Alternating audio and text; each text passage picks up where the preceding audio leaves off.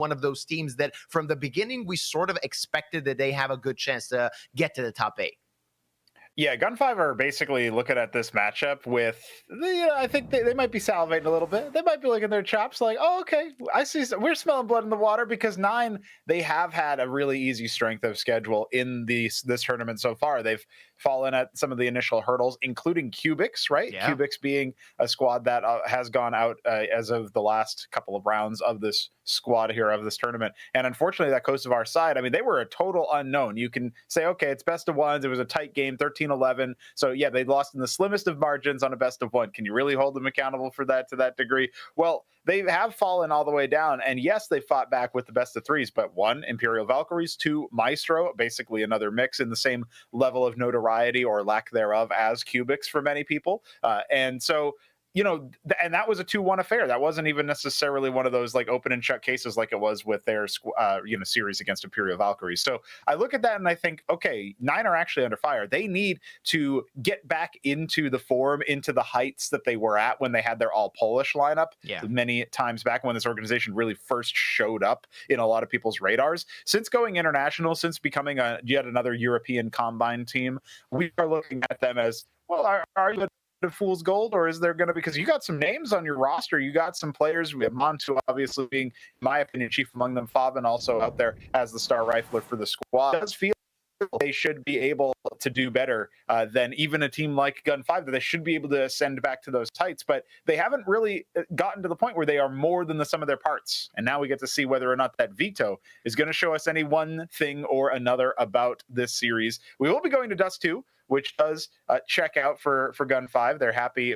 with their pick, as obviously they had to take Train out of the picture lest 9 enjoy that map. But puzzlingly enough, 9 actually going for Inferno instead of Nuke. We'll still get Nuke, but that was going to be the punish pick in my mind here. So Nuke being the decider here does at least make sense for 9. They'll breathe a sigh of relief that Gun5 didn't ban it. But what do you make of this veto? Oh, if I were 9, I'd be pretty happy with this veto. I mean, you're coming in as, I don't know who could be the favorite, but I would give a bigger chance, bigger margins to the side of Gun5, simply how they performed throughout this event. But then you look at the veto, you look at the numbers for the maps that will be played in this best of 3. Firstly, I see this going to all 3 maps, given the quality of both sides, given the, I mean, we can say to some degree, given the experience of both sides, especially, of course, on the side of 9. And then you look at the maps, you look at the statistics for the maps that will be played, and 9 seems to kind of have an edge on Gun5 on these maps, and that is something that Gun5 has to kind of fix very quickly if things kind of go worse for wear on some map, especially if on one of those maps that they're less strong on. They're going to have to count on individual prowess from their players. Luckily, last time we seen Gun5, they really had some great individual moments. We can see the Tipsport odds, and they're kind of agreeing with us. It is relatively 50-50 with Gun5 having that small edge over 9. Not only that, but, you know, if Nuke goes the decider, we could be in for such a long series, Zuba. In recent history, Gun5 have played Nuke in this tournament against Rush B in their opening best of 1. OT loss, 16-14, comeback on the other side. In recent history, not in this tournament, Gun5, the reason why they forfeited their match earlier in this tournament was because Gun5 themselves were locked in a quintuple overtime against Ecstatic. That was a loss. So they struggle to close out games on Nuke. And if that's going to be the third game, the last game of the series, that's going to be the decider. If 9 can force us their way there, they don't end up struggling or getting run over by the individuals on the side of Gun5, we could see some serious action there, right? That could be a real thing. And you can see, listen, 9 are a real team. They're in a boot camp right now. They're gunning for the victory. They're all set up together. It's a beautiful thing to watch, because this is like the closest you're going to get to land conditions in this online set of Counter-Strike matches. And if they can't make things happen, I mean, what's the atmosphere in the office going to be like? Obviously not going to be very good. So they look locked in, whereas Gun5, obviously, they're playing from their own individual places. They're, this is yet another match for all of them. This is going to be an interesting series. I do think you're right that 9 are advantaged based on the veto. I also think you're right that Gun 5 are advantaged based on the firepower and just the general heroics of the players. So this is going to be explosive. If we go to Nuke, it could go long. We might need to adjust our calendars here and realize, okay, wait a second, we might be on here for a couple OTs. Oh yeah, we got 3 best of 3s today. Don't forget that. So there's going to be a lot of energy spent on this cast. A long day of Counter-Strike, as we've previously mentioned. I like that you mentioned individual heroics on the side of Gun 5, and I would say especially in Tier 2, good individual rounds can completely turn the tide of any match. And we've seen that throughout this tournament. Like, we've seen matches being won and lost on the behalf of simply players showing up and not showing up for their sides. I mean, to some extent, we saw that in 9 in their first 2 opening matches. I mean, also, one thing to know, we heard that in the interview. I have to correct you on that. Sorry. Gun 5 is also playing in a boot camp in Moscow. So, they've gotten together. They've gotten Look at together. that. Yeah, It's a boot camp against a boot camp. It's going to be fun because we like that. All right. I'm into that. Okay, so at this point, we're getting to that. You know, this is what we call in the business. The professionals refer to this as squeaky bum time. Okay, this is where you are dealing with some of the most high pressure, high stakes matches you're going to play. Yeah, get together. You know, be shoulder to shoulder. Comms are going to flow a lot better. Everybody going to be fist bumping after every round. Your knuckles will get sore. It's okay. Just keep doing it. And definitely fist bump the camera guy on land too. Don't forget that. So this is training. This is audition. Which one of these teams is going to impress us enough to make it look like they can make it to land after they, of course, conquered the top 8? Wait, are we the judges in that case? Because I'm okay with that. Yeah, I think so. I think this is one of those WWE things where we basically, we basically seed the tournament ourselves. You know, we've taken over the broadcast and the tournament. It's all us now. Yeah, no problem. I mean, to start things out, I have to say, Saddam has a sick hairdo. I was just about to comment that he's fluffed his hair up just as he's putting the headphones on. I don't want to give him 10 out of 10 just yet. I want to see him play a full best of 3 and still that hairstyle to be intact. Yeah, it doesn't stick. Yeah, it does almost look like he's getting ready to, like, his hair. You know, you talk about helmet hair, right? Helmet head. You know, I think about like Shrek in that way. I have helmet hair or whatever. That's the kind of thing that, like, that looks like a good version of that. Like, when you say it, but you're not being pejorative about it, right? You're just, no, like, that's straight up, like, he's got it. He's going to defend himself with that hair. It's like, it's not just framing his face, but it's shielding him from the flack that's coming at him from the other side of the server. On the other side, of course, I mean, hey, that's not a bad hairdo if you're going for it, Rawls, right? That works out completely fine. It's more like pop punk, you know, like you know, I'm one of those guys that's just I just wake up like this, and in fact, he doesn't. He styles every individual spike individually, but like that's the look, right? I just woke up like this look, and that works out sometimes. It's a different look. It's completely fine. It's completely fine. Well, of course, what is the most important is how these boys will perform on the server. Faven. That's a name that's been in our mouths for a long time. Everybody that has followed Counter-Strike has seen his ups and downs, and he's also one of the players that I'm looking forward to see in this match. Now, it's a high-pressure situation to an extent for the side of 9 as they pulled themselves from a 0-2 result. Now they have a qualification match to play, and Faven is one of those players that needs to perform. I mean, if we check his career throughout, it has been interesting, to say the least. Completely destroying people when he was on Sprout. Then Big didn't really turn out so well. Then we know what happened at Bleed. Then you're at 9. Another chance to prove your worth. And I would say that he's proving himself quite nicely so far. But, I mean, one of these matches is actually when we separate the men from the boys, so to speak.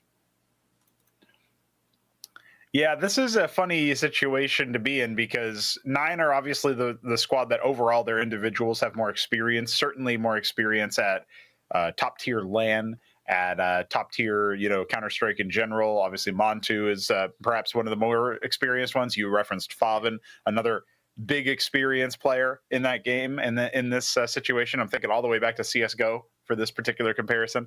So it does feel like, well, naturally that kind of edges them out, but Gun 5 are here and now, man. They are in some ways the new generation, and we have a different experience. I think it's helpful sometimes to contrast other esports where possible. in StarCraft 1 esports, you are considered new if it's still your like first 5 years of playing. Like you're still almost considered a rookie. It takes so long to become a top tier pro and really start hanging with the big dogs that like the idea of a royal road where the equivalent of say a new squad comes in and wins, the Grand Slam or something. That idea never happened. You never win your first tournament. You never win your first, like what Donk did on Spirit. That never happens in StarCraft 1, and it almost never happens even in Counter-Strike, right? So comparing it to that way, like in Counter-Strike, we are so biased to people who have the first 6 months. This is the first time they've shown up. We sometimes overlook how like actually 500, Gun 5. I'm thinking of all sorts of these other squads that have been around for a decent amount of time in terms of their tier 2 presence, of these rosters that have been formed and these players that have been playing for a while. In some ways, they are still so inexperienced at the top tier compared to players that are on 9 and compared to players that obviously other teams in this tournament, Fnatic, ENCE, some of these squads have been rocking at the tier 1 level for a long time, for years, and then they come down to this level and have to build their way back up. That's a different experience. That gives you a different set of ideas and expectations than a team that's never really made it yet, even if they've been playing for a long time. You know what I mean? I kind of hit the nail on the head in that regard. I mean, especially when we look at the Gun 5 lineup, like they are not players that many people have heard of before. Like people have heard of Lackey, people have maybe heard of Sadame given his time in Umco, or is it? Yeah, he also played for Sprout for a small or very short while. So you didn't really get to see a lot of these players so far, but then they come to a competition and play against some more experienced players, and they really play quite well. I mean, Hilo is one of those players that we need to mention. An unorthodox play style, especially when we've seen his auto shotty on Nuke and stuff like that. He is a player that can be an X factor for Gun 5, but putting all of your eggs in the basket of Hilo, a 19-year-old, can be, of course, a two-edged sword. We're stepping right into our first best of 3, and our first map is Dust 2. 9 on the CT side. We're going to see if Gun 5 have what it takes on the attacking side. Yeah, this will be an interesting opener here with Gun 5 taking to the offense. Remember, this is, of course, the first of 3 best of 3s we have. We are saying goodbye to 3 squads. Losers are eliminated. Winners move on. Such is the fate of 2-2 in the Swiss. Kragan is going to be aiming down sights. And, he finds a good pick for a little bit of damage. Yeah, definitely wounding some of these players. Rawls will take Lackey's head in the meanwhile, and that is pressure relief towards A. Oh, yeah, definitely. They got control of long now. They kind of know what's going on in a sense that they already have a player protecting that A bomb site from the site. They can have those adequate rotations, and it's Gun 5 that needs to maybe think things through and what they can do. Only 2 players left with Kevlar, those that don't, very low. A few body shots can take them out, and there's the attack coming towards B, but Kragan awaits. Montu can join him. Kragan whipping his shots, but there's Bob XT protecting the site, and it's going to be a cleanup on mid, as Selter was supposed to play the flank, but only 1 remaining, not going to have a chance, as 9 take the first round perfectly. Yeah, no kills on the other side of things, so certainly no force buy on the T side, you would say. But this is Gun 5, and sometimes they really like having 5 guns, even if they're just some dinky pistols that they run at you with. Yeah.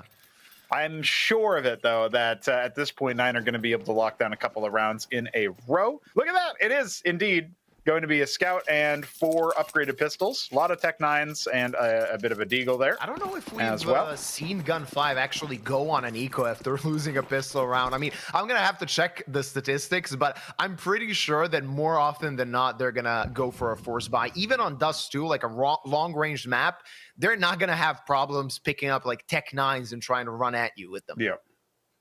Oh, for sure, yeah, and they've invested utility here as well. Obviously, head armor, Kevlar. If they drop this particular round, this is a total reset. Oh, yeah. They will be going down, 0-3 before they can really get anything else. Now, Feinstein has missed the tag onto Favin. 2 opportunities to do so. The Deagle will start peppering him. That's the combo that they wanted to levy out, but Feinstein not able to connect the dots there. Selter is up short and has a lot of presence. He's certainly drawing a little bit of attention, but now with the swing over, you can't really get down to the pit, and as a result, it's just a spray down for Favin and Rawls. They shouldn't have any difficulties here, especially as Selter gets pinched elsewhere. So that is a wrap Gun 5 are going to be going down 0-3. They have not enough money to continue this force buy antic that they've started in round number 2. Unless they really want to keep pushing the envelope, but they're not that crazy, I don't think. And we will see 9 have a comfortable start to Dust 2, which, remember, if Dust 2 gets taken by 9, and it's super early days, but just to entertain the idea, if Dust 2 gets taken by 9, we are going to be looking at Inferno, where they are favored, Nuke, where they are favored, if we even need it at that point. So Gun 5 can't really afford to play with their food too much. Oh yeah, Gun 5 really need to find an answer as soon as possible. And now, a few deagles picked up. This still can prove to be dangerous for the side of 9, as Montu might get taken out. Manages to find the first frag, and that flash is going to protect him. Krogan wants to play, and Krogan could die, but somehow not hitting their shots, at least not good enough, the side of Gun 5. Of course, the players that are low are going to have to be careful, and there you go. As Bob XD gets taken out, that AUG barely fired off a shot. Now 9 have to be careful, as they can't really afford to lose too many guns against just a deco buy on the side of Gun 5. Montu. Yeah, these builds, these buys have actually kind of fallen out of favor a little bit here. So it's cute to see them still in action. Yellow had no deagle, so he was trying to fish one out.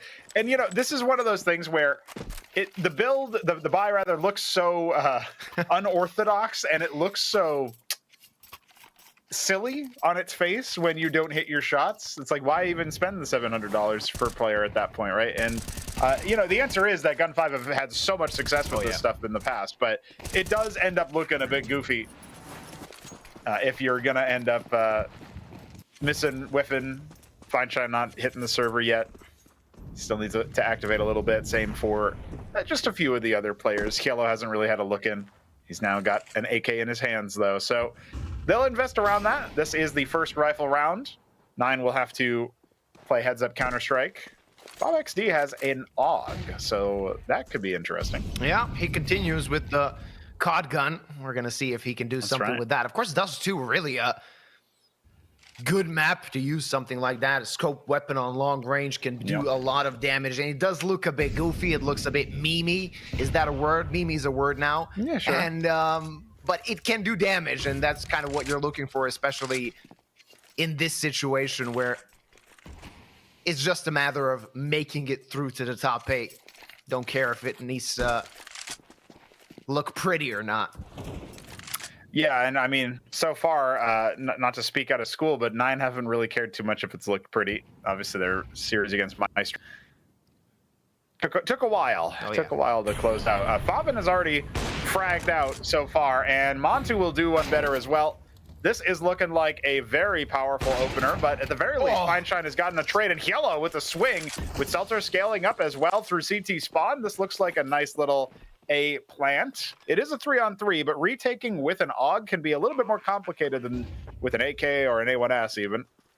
It is a lot complicated with an AUG.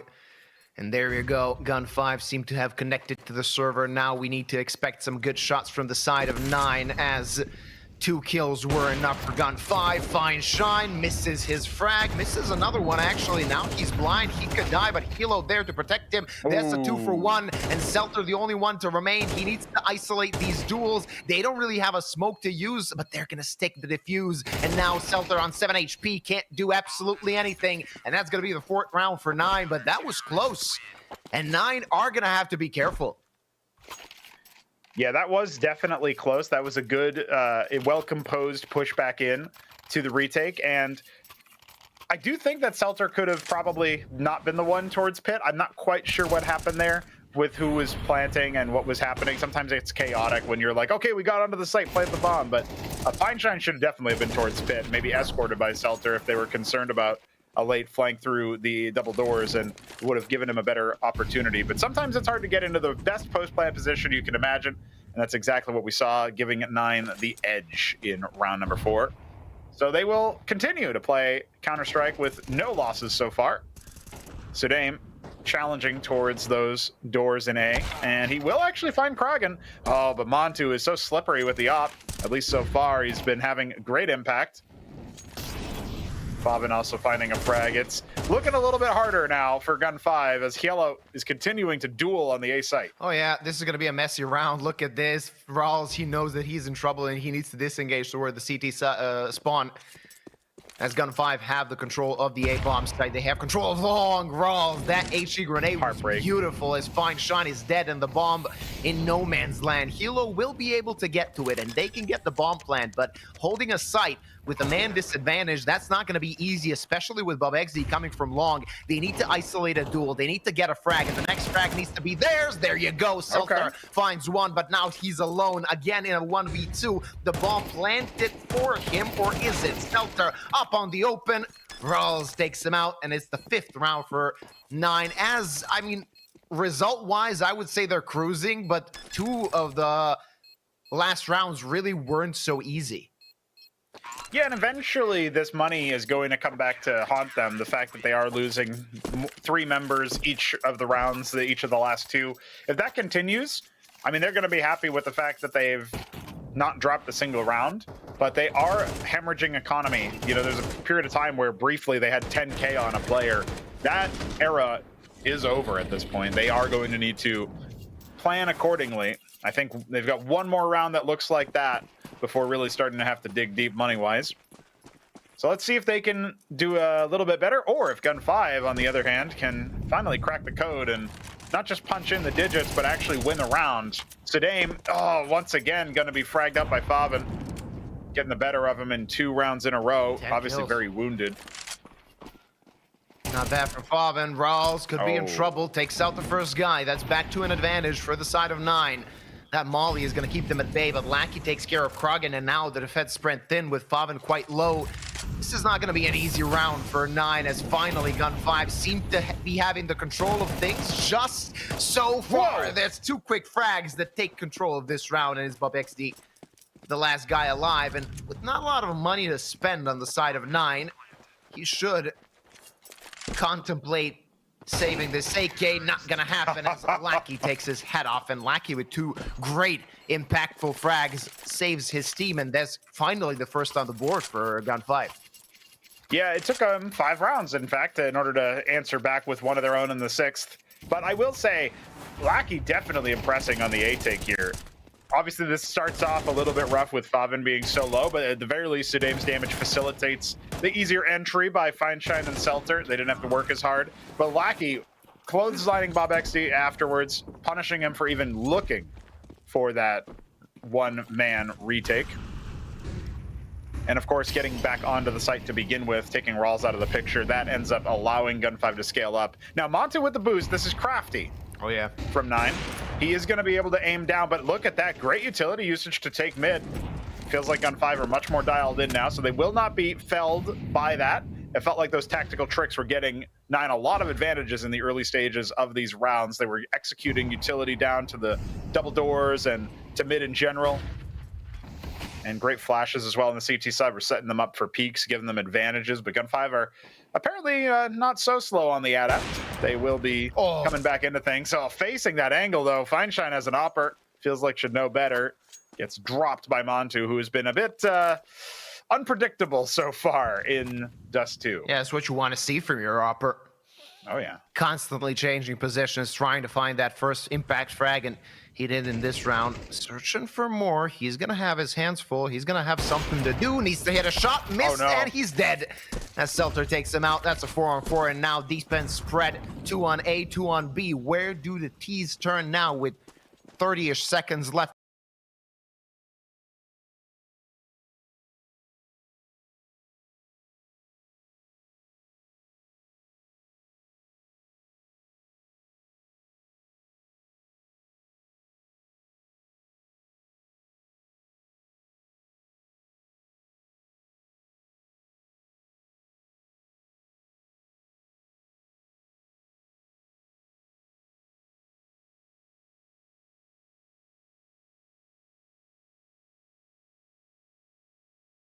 On the clock.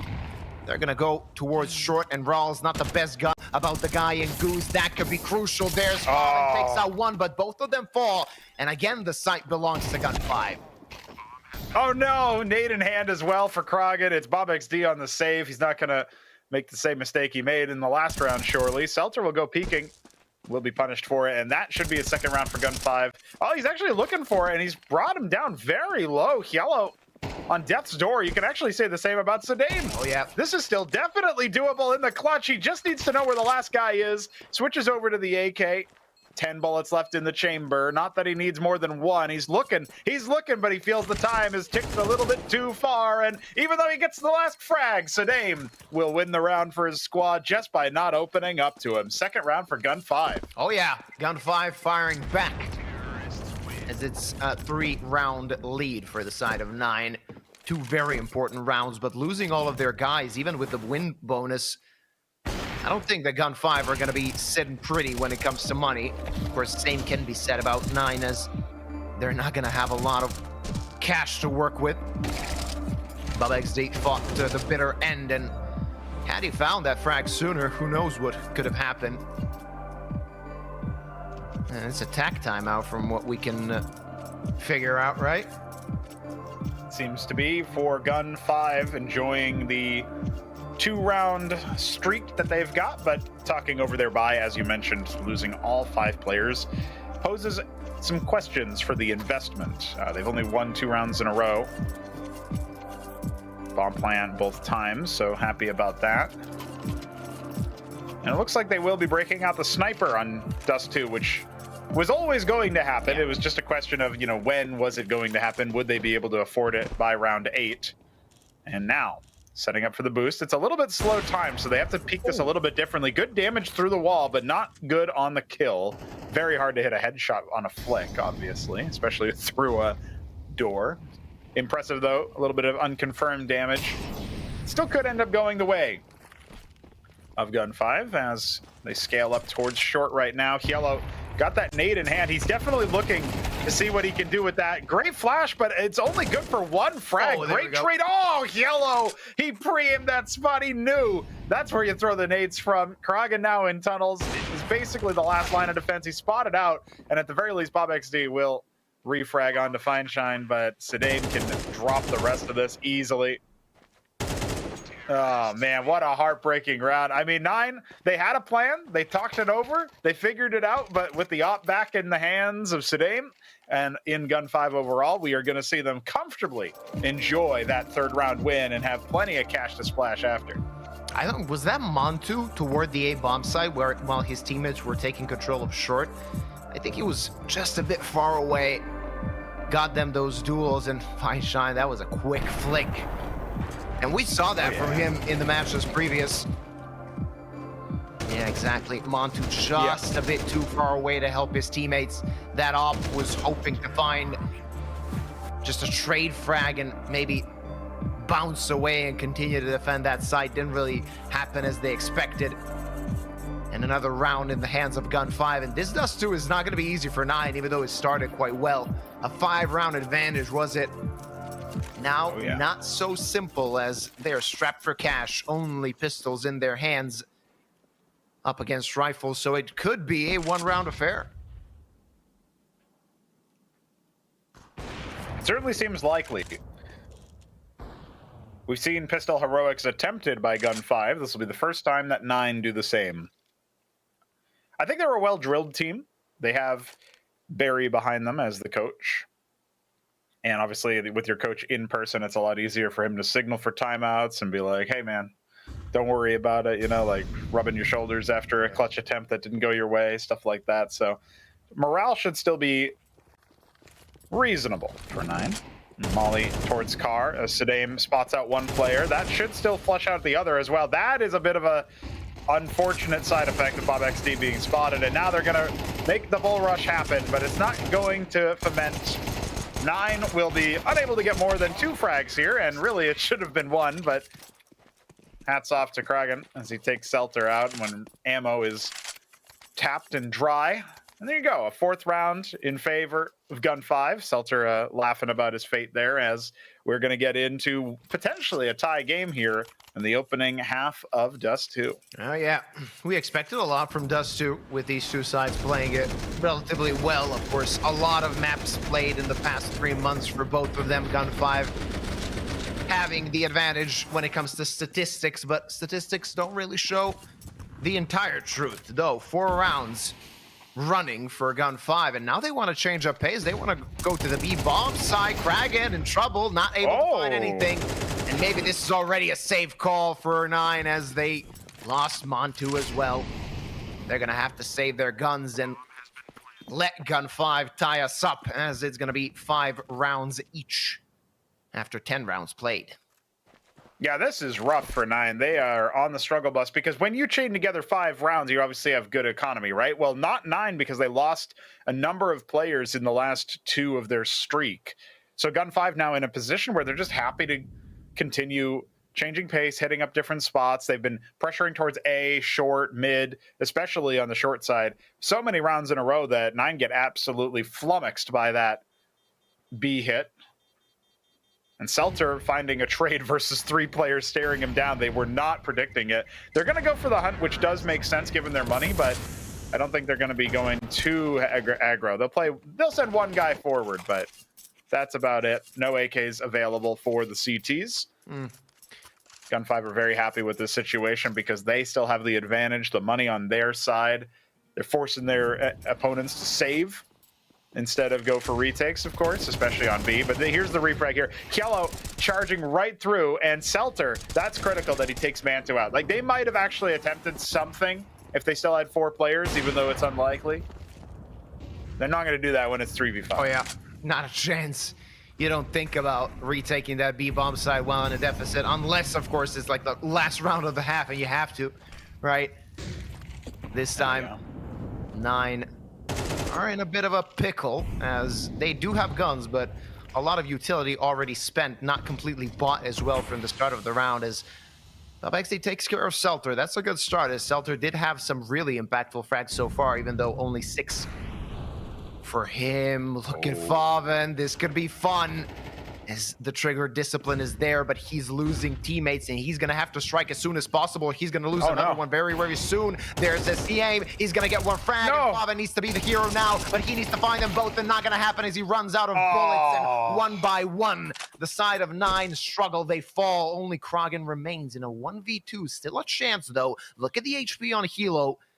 But if he puts himself in a headshot angle, that could be inconsequential. Important thing to note, there's a molly in Kragan's utility belt. Not going to spend it just yet, and he could be double peaked at any point. There's a flash. They peek him now, and now he can't do anything. 6 rounds for Gun 5. 6 rounds running.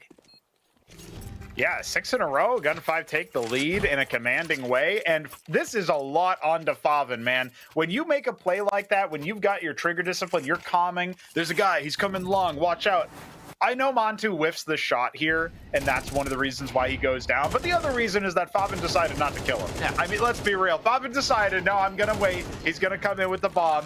And he does stop Feinstein with the bomb, but then he runs out of bullets for Saddam. He forgets he's using an A1S, only 20 bullets in the chamber, in the mag. So not working out there whatsoever. And Yellow just death matching down mid. Feinstein also looking for it. But as eclectic as this particular round is, it looks like we might end up normalizing a bit. Kragan very low on health, but Montu could be up for an option here. Saddam looking for him in short. Yeah, let's see how fast Saddam is. Montu, that's a quick flick. Selter next on the chopping block. There's one and there's the other. This is so dangerous when they start shooting. Gun 5 unchained, as Montu is the only one that remains. 1v2, again a clutch situation for 9, and they need individual heroics to stop this run from Gun 5. Bomb is gonna get planted on that B-bomb side, and due to that molly, Montu has to wait. He does have a smoke, but 2 bullets in the mag. That's all he needs. Let's see it, Montu. Okay, first found. Oh, but he's traded immediately. That will be the first half of Dust 2. Explosive. Gun 5 with a narrow lead. It is their map pick. They went down 0-5. How far can they go when we come back on the second half? Hej, šéfe, dostanu vás ven. Tady máte Red Bull. Co? Dávám křídla.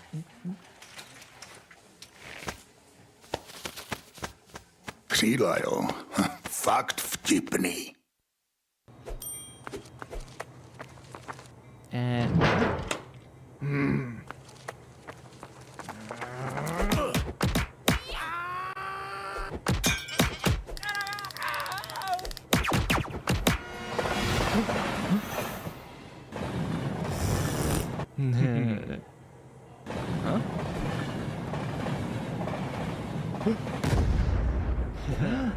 KFC patří ke hře.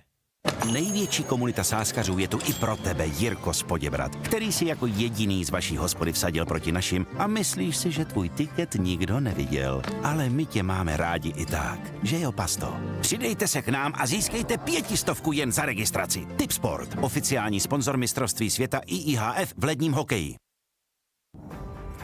All the momentum on the side of Gun 5 as they string 7 in a row to end the first half. Now we'll see how they look on their defensive side, but it's 9 that need to pick up the pace. It's 9 that need to find an answer, and the pistol round could be a statement if they want this to be a contested map. And they definitely do. They do not want to go quietly into Inferno, and quiet have they been in the last 7 rounds. A dominant statement comeback after the first 5 were 9s. Sudame watching for the egress out of those A main doors. It's Feinstein with the dualies in an unconventional position. He'll drop down towards spawn. Looks like it. He needs to play it close. There's the flash. There's a frag. Feinstein dinked, or gooshed rather. He's going to pull back, but still battle ready as though dualies far away. Hilo double kill, and they're completely stopped in their tracks. Gun 5, so dangerous when they start running at you. You can't really stop them, but still an active round in a sense, as Rawls is in a 1v2. Had he had a bomb on his back, it could have been a different story, but now they just need to watch for long, maybe take a look at short at some points, position yourselves quite well, and a few body shots are all that's enough to take care of the last guy on the side of 9. Should be an easy pistol for Gun 5. There you go. 8 rounds in a row for Gun 5 as they are running riot on Dust 2. Yeah, listen, no bomb plant. I don't think 9 are going to be a squad, no matter what the scoreline looks like, that are going to say, okay, yeah, we force. You know, maybe if it was a 11-0 start, right, something like that, and they got 1 round on the previous side, yeah, maybe then they would force after dropping the pistol. But at this point, I think 9 are definitely lacking in that momentum, lacking in that energy. Great play from Kello on that push. Feinstein obviously distracting everybody with his 3 health and juicy target with the deagle, or the dualies. And now we indeed do have a full save from the side of 9. At best, they can overwhelm a bomb site and go for a plant. That's essentially their best course of action. You're just not expecting to come in and Glock somebody, right? You're not going to Glock a team at this caliber when they're playing as they are. Never. So 9 are going to be going up against some tough opposition here. We knew it when we went into the series. We said it earlier. They have to come back to the heights of their past selves when the squad was represented by a Polish lineup, the organization having a little bit of a tough time getting back into the uppermost echelons of Counter-Strike ever since going Euro. All right. They got 1D. We're going to see what that can do, as BubXZ only makes the CT spend a few grenades in this round. Of course, every dollar could count, and they're kind of nickel and diming this situation. Hilo, good position. He also has the protection of his teammate, and that's going to be a cleanup, only losing 1 gun. And Gun 5 quite happy with this anti-eco. Yeah, listen, only losing 1 guy. There was an investment on the Deagle side, so 9 are going to be feeling like, okay, well, at least we got a frag. That being the only thing that they bothered purchasing. Sometimes you do get tempted too, right? You're like, well, what if I get 1 flashbang with flasher? So I was like, what if I buy a little bit of armor so I can stay alive longer? Those discount prices. What if I get a Tech 9? Yeah. Definitely a big deal. What if I buy a Nova? What about that? No, nobody thinks that. No. But, you know, it's an option. Blackie, a little ambitious. More than ambitious. In that situation, to just run towards tunnels, they're going to hear you. They're going to know. And Blackie was on the receiving end of that headshot as now his teammates need to reposition. There's Krogan, and there's your answer. Whoa! Finally, punch back and threat to steal away this round, and they're going to just swarm the side. There's nothing Gun 5 can do. 9 is going to get their 6th bar for some incredible heroics from his Sedame and Selter. Well, really, the heroic thing for Sedame will be finding a way to get out of here alive. He's going to get pinched through mid as well. I'm sure they're going to be clearing this position.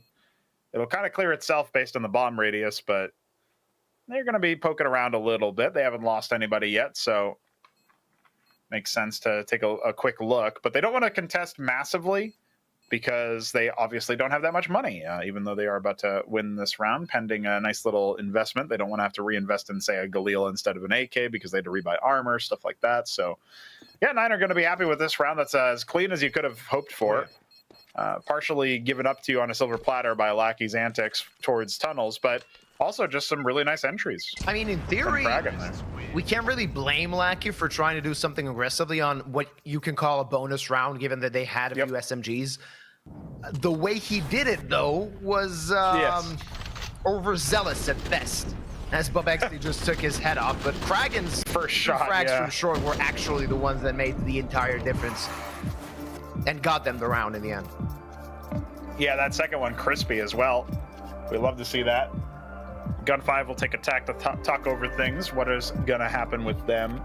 They've got 1 remaining in this first map. Unless it goes extra rounds, which has been known to happen on a Gun 5 squad. Oh, yeah. It's not Nuke, though. And, you know, yeah, it's not Nuke, so maybe we should discount that option. But, yeah, they're looking for double digits. They're looking for double digits. That's what Gun 5 are really after here, eventually going for the map win. It's their pick, so you'd say it's a foregone conclusion in series such as this that it's going to be a competitive set, but flashes, HEs kind of distributed by some of the players, and, well, 9 with their 5 AKs are going to continue to attempt to run roughshod over the defense of Gun 5. I don't think Kragen will have too many highlight rounds like that, but, hey, he could continue to impress, because that set of frags towards short, put that in a highlight reel. Oh, yeah.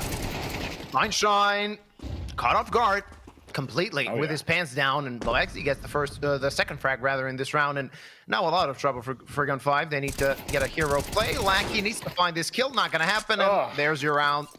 It's done, it's dusted. It's number 7 for 9. Yeah, well, okay, Gun 5 getting toppled. These last 2 rounds have not looked very competitive. Gun 5, in some ways, just not necessarily putting themselves in good positions to shoot back.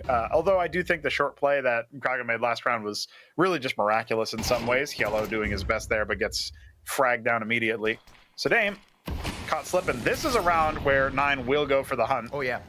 No question about it. They have a few dollars to spend, a few dollars to lose. And they're going to try and take these guns away from the Gun 5 cold dead hands, as Hilo might even get protected by that smoke. There's a chance, there's a flash, but through the flash he finds a frag. So does Sedame, and in the end, they are going to be able to take out one gun and the other, as well as Hilo has nowhere to run. Yeah, at that point, that's the no truer moment to think about how a smoke is not a wall than when 3 people are spamming it right in front of you and you've got no cover. Yellow will indeed bite the dust, too. And that looks to me like 9 are back into it. Full swing. I don't think they'll go on another tear of 5 rounds in a row, but it's possible. It is possible. And Gun 5, well, they got to think about how they're going to make things happen with USPs and a Deagle. I think they're just trying. What do you think? I mean, with the way that they are right now, I think maybe they just want this round to be over and done with nice and early. Rawls drops with the bomb. I'm not worried. There's so many T's. We're not worried. Bobbing on the cleanup. There you go. 8th for 9. Yeah. It's weird when you hear it like that, but yeah, round number 8 for 9. Listen, Gun 5, 9, can these teams please change their names? Oh my god, just at least we're not saying nut over and over again. Ecstatic have long since departed. See ya. That's a bit sad. I like nut. What? I mean... Sir, you heard it here first. All right, let's see what Gun 5 have now that they have a bye again, trying to bounce back after 9 are in a bit of a streak right now. Bobexley, he saw a guy, he wants to take them out. No, he takes out the other guy, and a lot of damage dealt towards Lackey. That's going to give a lot of room to his side, to his team. Now the defense spread thin as only one man protects the A-bomb side. He, of course, does have Sadame as cover from long, but it is a big difference what Kilo can do from the goose position, as now the T's swarm through. Good flash, Sadame blind. Kilo needs to find the multi-frag. Not gonna happen, 1-for-1. Not enough, as the T's have control of the site. There's Sadame, there's one more frag, but he's traded away at that exact moment. 2v2, bomb planted. Yeah, listen, I mean, BobXD did so much damage that it feels almost impossible here, but Montu on the op is not going to be able to benefit from that damage. As Faven drops, this is Feinstein and Lackey's turn to make things happen, and indeed, with that little whiff from Montu, there's not even going to be a further damage put down range. Gun 5 will get to 10. It was the most beleaguered method of getting to 10, but they did it. They definitely have done it. They are at double digits. Now they only need 3 rounds. In a row, doesn't matter. Just need 3 rounds under their belt, and then they can call themselves Dust 2 winners. Oh, yeah. They're on a pretty good streak right now, even though this round could have gone the opposite direction, as they've rather broken the streak of the opposing team. 2 rounds in the lead is Gun 5. Now, of course, a lot of money in the bank for 9, so that's not a problem for them. They need to find an answer ASAP. They need to find it right now. Break the economy of Gun 5 and make this a very interesting map, even though it was quite fun to begin with. This fine shine, good boost, flash, not gonna happen, just not right now. Oh, there you go. That was it. Spotted as well. BobXD knows what's going on here. Feinstein has had a struggle of a map, and if there's one map you want your opera to be online for, it's Dust 2. So this is boding ill. Inferno can be a bit more hit or miss for the sniper, given how cramped it is. BobXD going to push forward, and he will take Lackey's head off. Decapitated. Oh, there's still a 2-man setup here on short. Rawls might end up getting pushed. Oh, that could be interesting. Rawls, though, found a frag, and that was enough. Sadame takes care of BobXD, but still, the guys on long are proceeding toward that A-bomb site. It's not going to be easy for Gun 5 to protect it, especially with that cross smoke. It bloomed. Not before Sadame saw a cross. HE grenade, not going to hit its mark, but fine shine is. There's your up, there's your answer, as Gun 5 want to take care of this round, but they're going to have to do it from the retake. Not going to happen. Kukli style is missed. Faven takes care of fine shine, and he also sees a guy on short. If he wins that duel, that could be round over. Not yet, though, as it's a 1v1, but a good position for Montu. No smoke available for Sadame. He's going to have to go for this duel. Flash out. Not sticking. The defuse. Montu in trouble. 30 HP. Just spending time, though. Sadame fighting and winning the round for his team.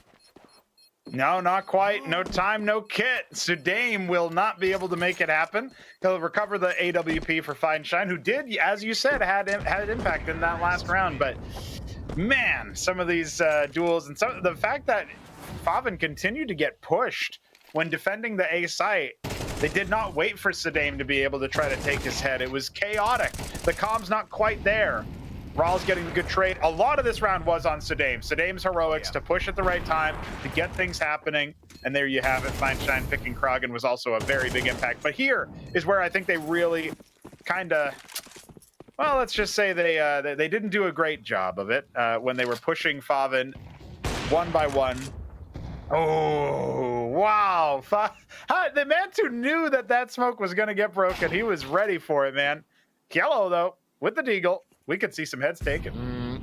Never underestimate the Deeg, as almost Faven falls to it on the repeat. Sadame is going to get his head blown off, and it's a back to a 1-man advantage for the side of 9, as they are doing quite well.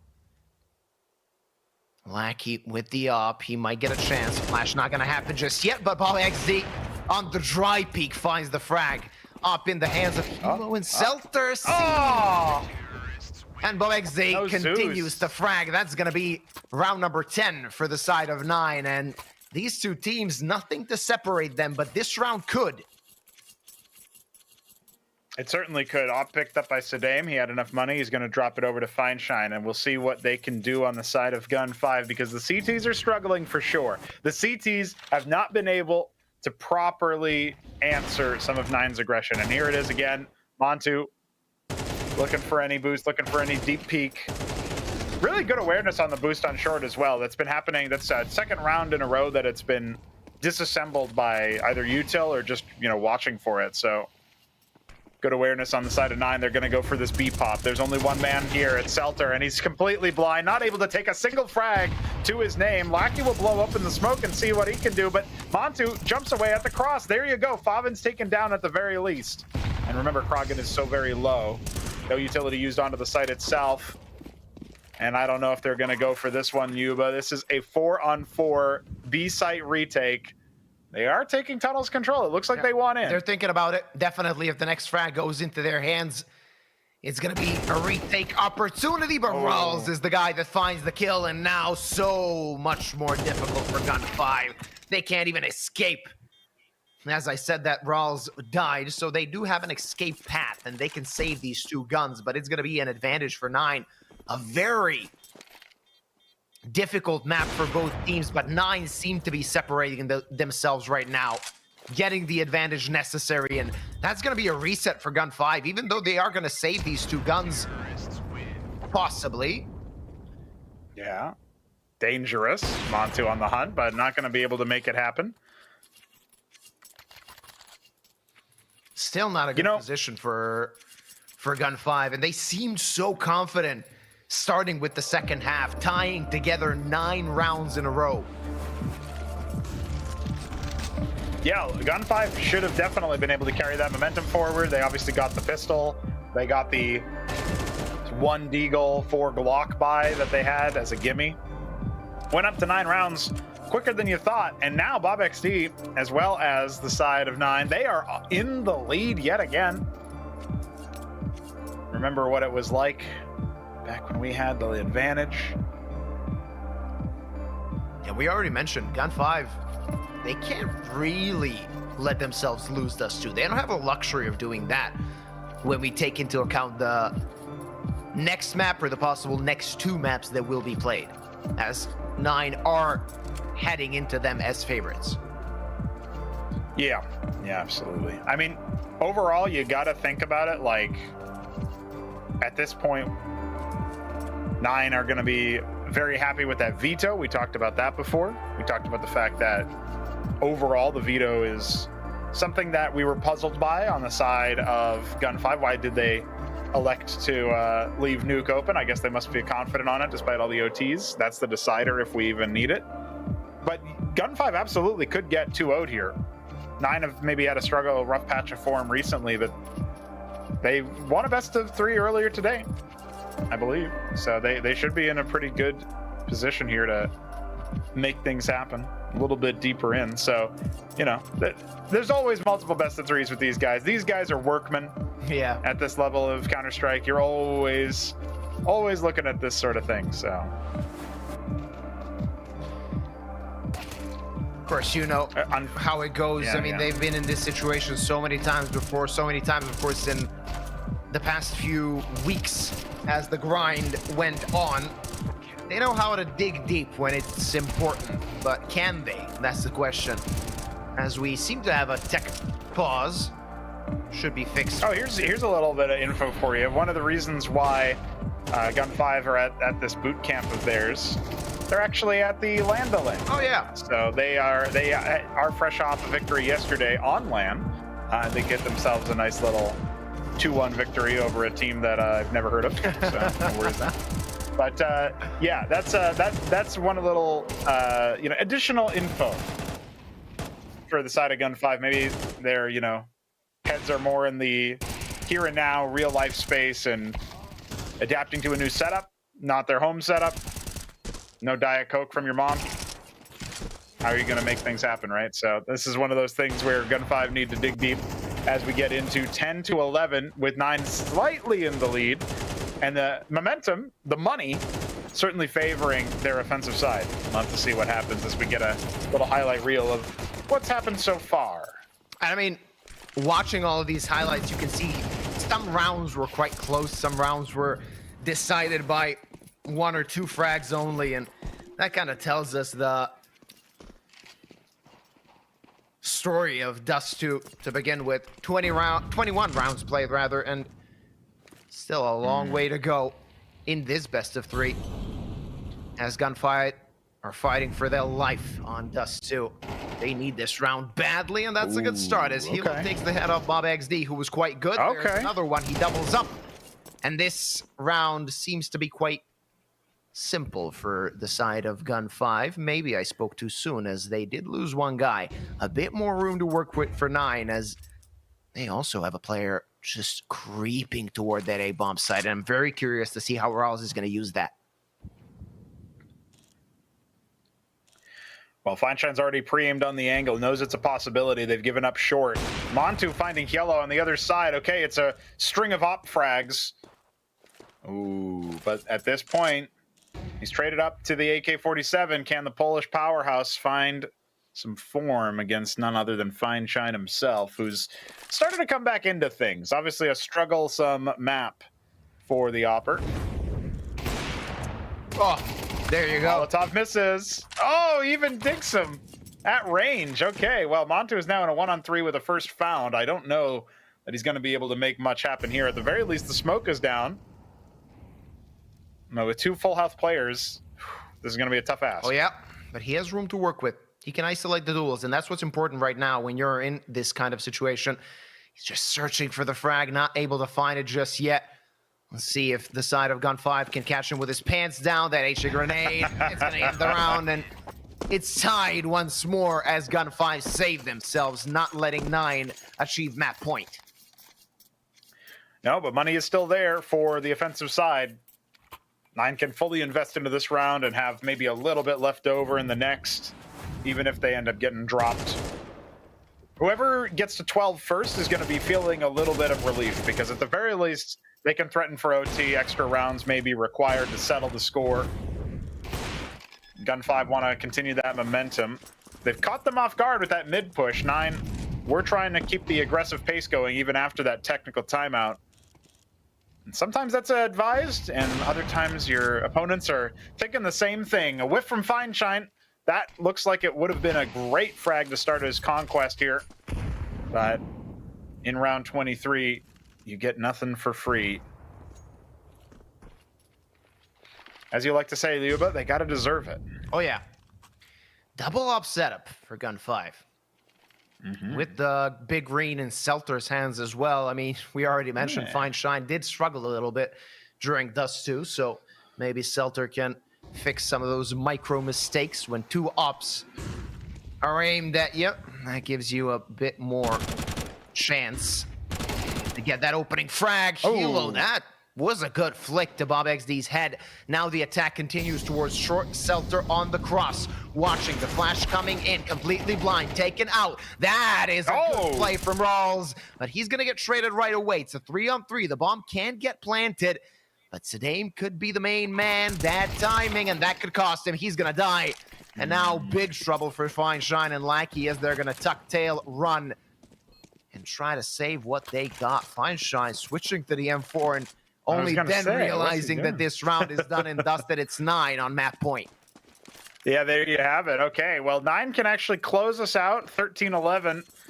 And they are definitely... Oh, it's a late take. It's a late attempt. I see what's going on here. At least they wanted to see if they could get a look in, because they both have kits. But it's not going to work out. Bomb too far ticked and no room given. No mistakes made. They will go up to 12 rounds. Montu's got to mind the bomb distance here. Can be surprising on Counter-Strike 2. You know, Counter-Strike 2 is a bit of a cursed name because it's not the second Counter-Strike game. I don't know if you guys know that. A lot of normies won't know that, and they'll be like, oh, this is only the second one? Oh, yeah. We started with Counter-Strike 1, of course, as people know it. Yeah. That's right. So... yeah. It's... I think, like, legitimately, they named it Counter-Strike 2 just because of the memes. With that Gaben interview from, what, 15 years back? Oh, when he says that he doesn't know how to count to 3, you mean? No, that interview, I don't know where it was. I know what you're talking about. It's just... When are you releasing Counter-Strike 2? There's your answer. There's Counter-Strike 2, and it's still a mess. So be careful what you wish for, kids. That's right. That's right. As we saw Feinshine just slightly missed that op shot. I mean, did he really miss it towards tunnels in the previous round? That's under debate. Maybe Skill issue. VAR Didn't know how to navigate subtick. And 9 want to end this right here and now. Gonna wait before they pounce toward B. They do have one guy on mid, but it's Gun 5 with aggression, as we can see Sadame in long doors on our mini-map, and he's gonna get some information for that, but a lot of information gathered so far is 9 are threatening to split towards B with 3 guys defending. This still could be anybody's round. Yeah, this is definitely looking like a good situation for Gun 5 as they have plenty of utility dumped into the site. Yellow first on the post. He is going to get traded, but he spots multiple members going. Information, but Seltzer collapsing in the tunnels. Lackey, it's all onto you, my man, and you're only good for one. The bomb plant coming down. Now in the 2 versus 3, Gun 5 looking to avoid being taken out. It's not going to work out. 9 take the first map, an upset victory on Dust 2, and they're going to go to where they are favored, their own map pick of Inferno. 13-11, ladies and gentlemen, and this qualification best of 3 is going to be quite fun. Don't forget, one team is going to be eliminated from the competition. One team is going to proceed to the top 8, and one step toward that is 9 as they struggled to begin with, losing both best of 1s. Now they're threatening to go to the quarterfinals and playing quite well, taking the opposing team's map pick. Now that's a pretty good way to start this important of a match. Yeah, this is one that will decide, will you go to top 8 or will you, proverbially speaking, go home because they're at a boot camp. But with that being in mind too, I mean, every match here matters. If you want to get to LAN, the way that obviously Gun 5 are enjoying a LAN right now, at least as far as the atmosphere is concerned, that's why they're in a boot camp to begin with. 9 obviously are hungry to prove themselves, get back to LAN, do all of the things that many of their members know how to do. They've been there before in one team or another. That's definitely a storyline coming into this, and I was a little bit doubting 9. I was definitely thinking that Gun 5 are the favorites. We saw those slim odds there in favor of them from Tipsport, so the bookies know what's up too. 9 impressing so far, and that was probably the bigger upset than them winning the whole series would be that the fact that they ended up taking it on Dust 2. That I was not necessarily expecting that. I could see a world where they take Nuke. I mean, everybody seems to be winning Nuke against Gun 5 in OT right now. I definitely could see them taking Inferno. It's not statistically favored for the side of Gun 5. I could also have seen, this is one of those weird series where it's like it could be 2-0 for either team or it could be 2-1 for either team. And really hard to compare even once you know the maps. But the fact that Gun 5 dropped Dust 2, that is a rough one. Oh yeah, that's going to cost them, and that can be costly for them in the remainder of this best of 3, is now they need to save themselves on Inferno. And I'm very curious to see how it's going to look. Of course, Inferno can always be a 50-50 map, even when a team struggles on it. We've seen that throughout this competition. Teams that, statistically speaking, play Inferno well, they're kind of struggling to finish it at times. So I can still see Gun 5 bouncing back, but it's 9 with the momentum. And even though it was a back and forth affair on Dust 2, a lot of momentum has been gathered by 9 simply due to the fact that they managed to take the opposing team's map pick, a map pick that Gun 5 were kind of ready to take from the start of this best of 3, and things spiraled weirdly in the second half for them. Yeah, the thing that really kind of boggles the mind on the side of Gun 5 is that obviously they had some choice things to do in this veto anyway, but the fact that they end up dropping that map and it is so tight, it starts to make you really recontextualize and re-examine those weird errors that they ended up making, where they were throwing themselves one for one on Favin on the A side and retakes on the CT side, and they were trying their best to almost like just outgun them, right? Really leverage the fact that they have some very star aimers on their squad, very storied riflers especially. Feinstein obviously sleeping for some of that didn't really help them, so he needs to wake up on Inferno, but Inferno's not going to be very kind to him, unlikely, especially on that T side. The sniper has to work even harder to find impact, especially on what's supposed to be an Opper's playground of Dust 2. So the fact that he wasn't able to post up, Montu didn't have a super impressive score line on the other side of things, but he was still able to find enough impact, and I think more consistently. Feinstein might even exited with like a higher kill count at the end of the day, but a lot of his frags just didn't feel like they had enough punch behind them. So as we get ready to take a look at the second map here, we can obviously see the scores on the doors. You're talking Favin obviously starring out as usual. Rawls, uncharacteristic but good map from him. And even Krogan with some of those entries, he was obviously traded a lot on the T side.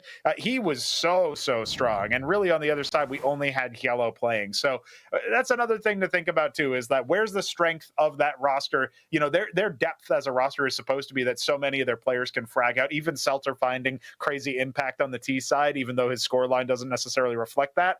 Where are the rest of the fighters, right? Where are the rest of the riflers? And also, you know, Feinstein also needs to answer, you know, where's that little milk carton that says missing? You know, like we need to find them. So let's see if we can on Inferno. Yeah, hopefully Inferno is going to be better for the side of Gun 5, and this best of 3 could still take us to 3 maps. We're going to go on a short break, and we'll be back with Inferno.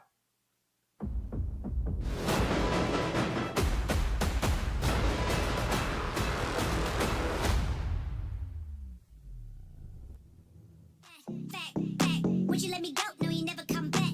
I'ma kick back when you fake like that. Head out of the game, I don't play that fact. Would you let me go? No, you never come back. I'ma be the best that you never had. Yes, I don't flex, I'm success. Effortless, yeah. I'ma kick back when you come. Would you let me come back.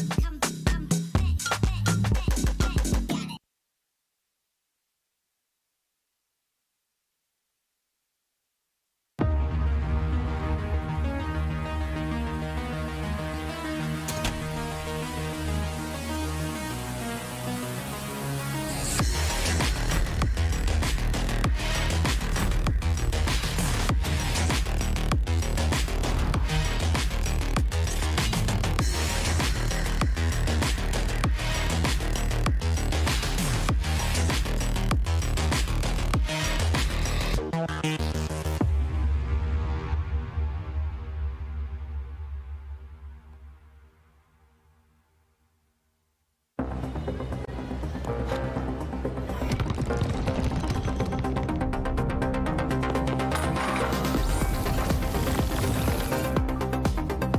Hraj svoji hru. S neomezenými tarify pro mladé je to v tobě od Vodafonu.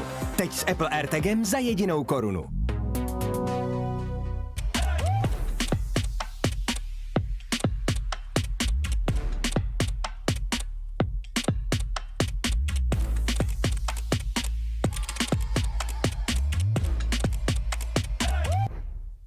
Největší komunita sázkařů je tu i pro tebe, Jirko z Poděbrad, který si jako jediný z vaší hospody vsadil proti našim a myslíš si, že tvůj tiket nikdo neviděl. Ale my tě máme rádi i tak, že jo, pasto? Přidejte se k nám a získejte 500 jen za registraci. Tipsport, oficiální sponzor mistrovství světa IIHF v ledním hokeji.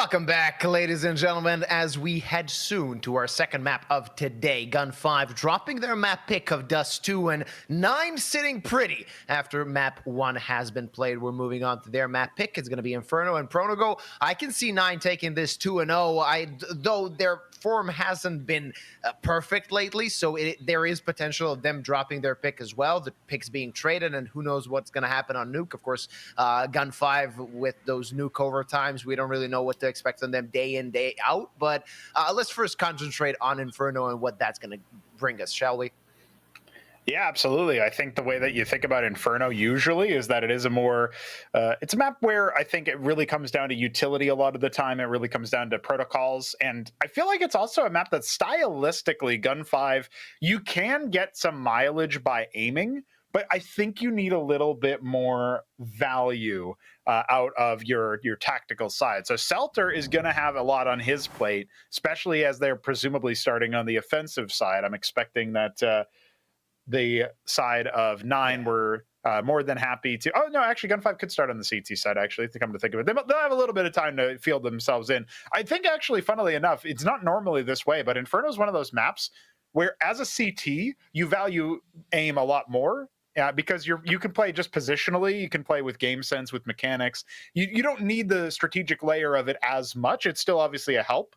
But on the T side is where I think a lot of teams really fall down. So even if Gun 5 get off to a good start on the CT side, I am expecting 9 to punch back once they take to the defense themselves. I think that 9 kind of have to play really well on their CT side, on their rather T side, given how Hilo has been playing, and of course his impactful kills. More often than not, even though he's one of those main riflers of the team, you can see him taking those first duels and actually winning them. So it could be a danger that he possesses that 9 have to be careful of, especially on a map like Inferno, where one T kill can actually completely tilt the favor of one side. So I'm very curious to see, of course, is 9 gonna start to run away with Inferno on their T side? And then, of course, when they get to the CT side, can they shut down the aimers on the side of Gun 5? Yeah, absolutely. And on the CT side, your utility is mostly used to shut down the aimers, to make the Ts uncomfortable. And a lot of set protocols can do just fine to start you off that way.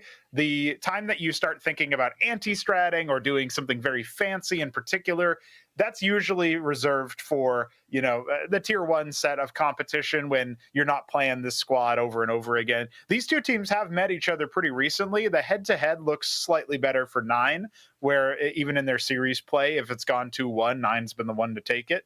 Of the series that they have played, 9 have won 2 out of the 3.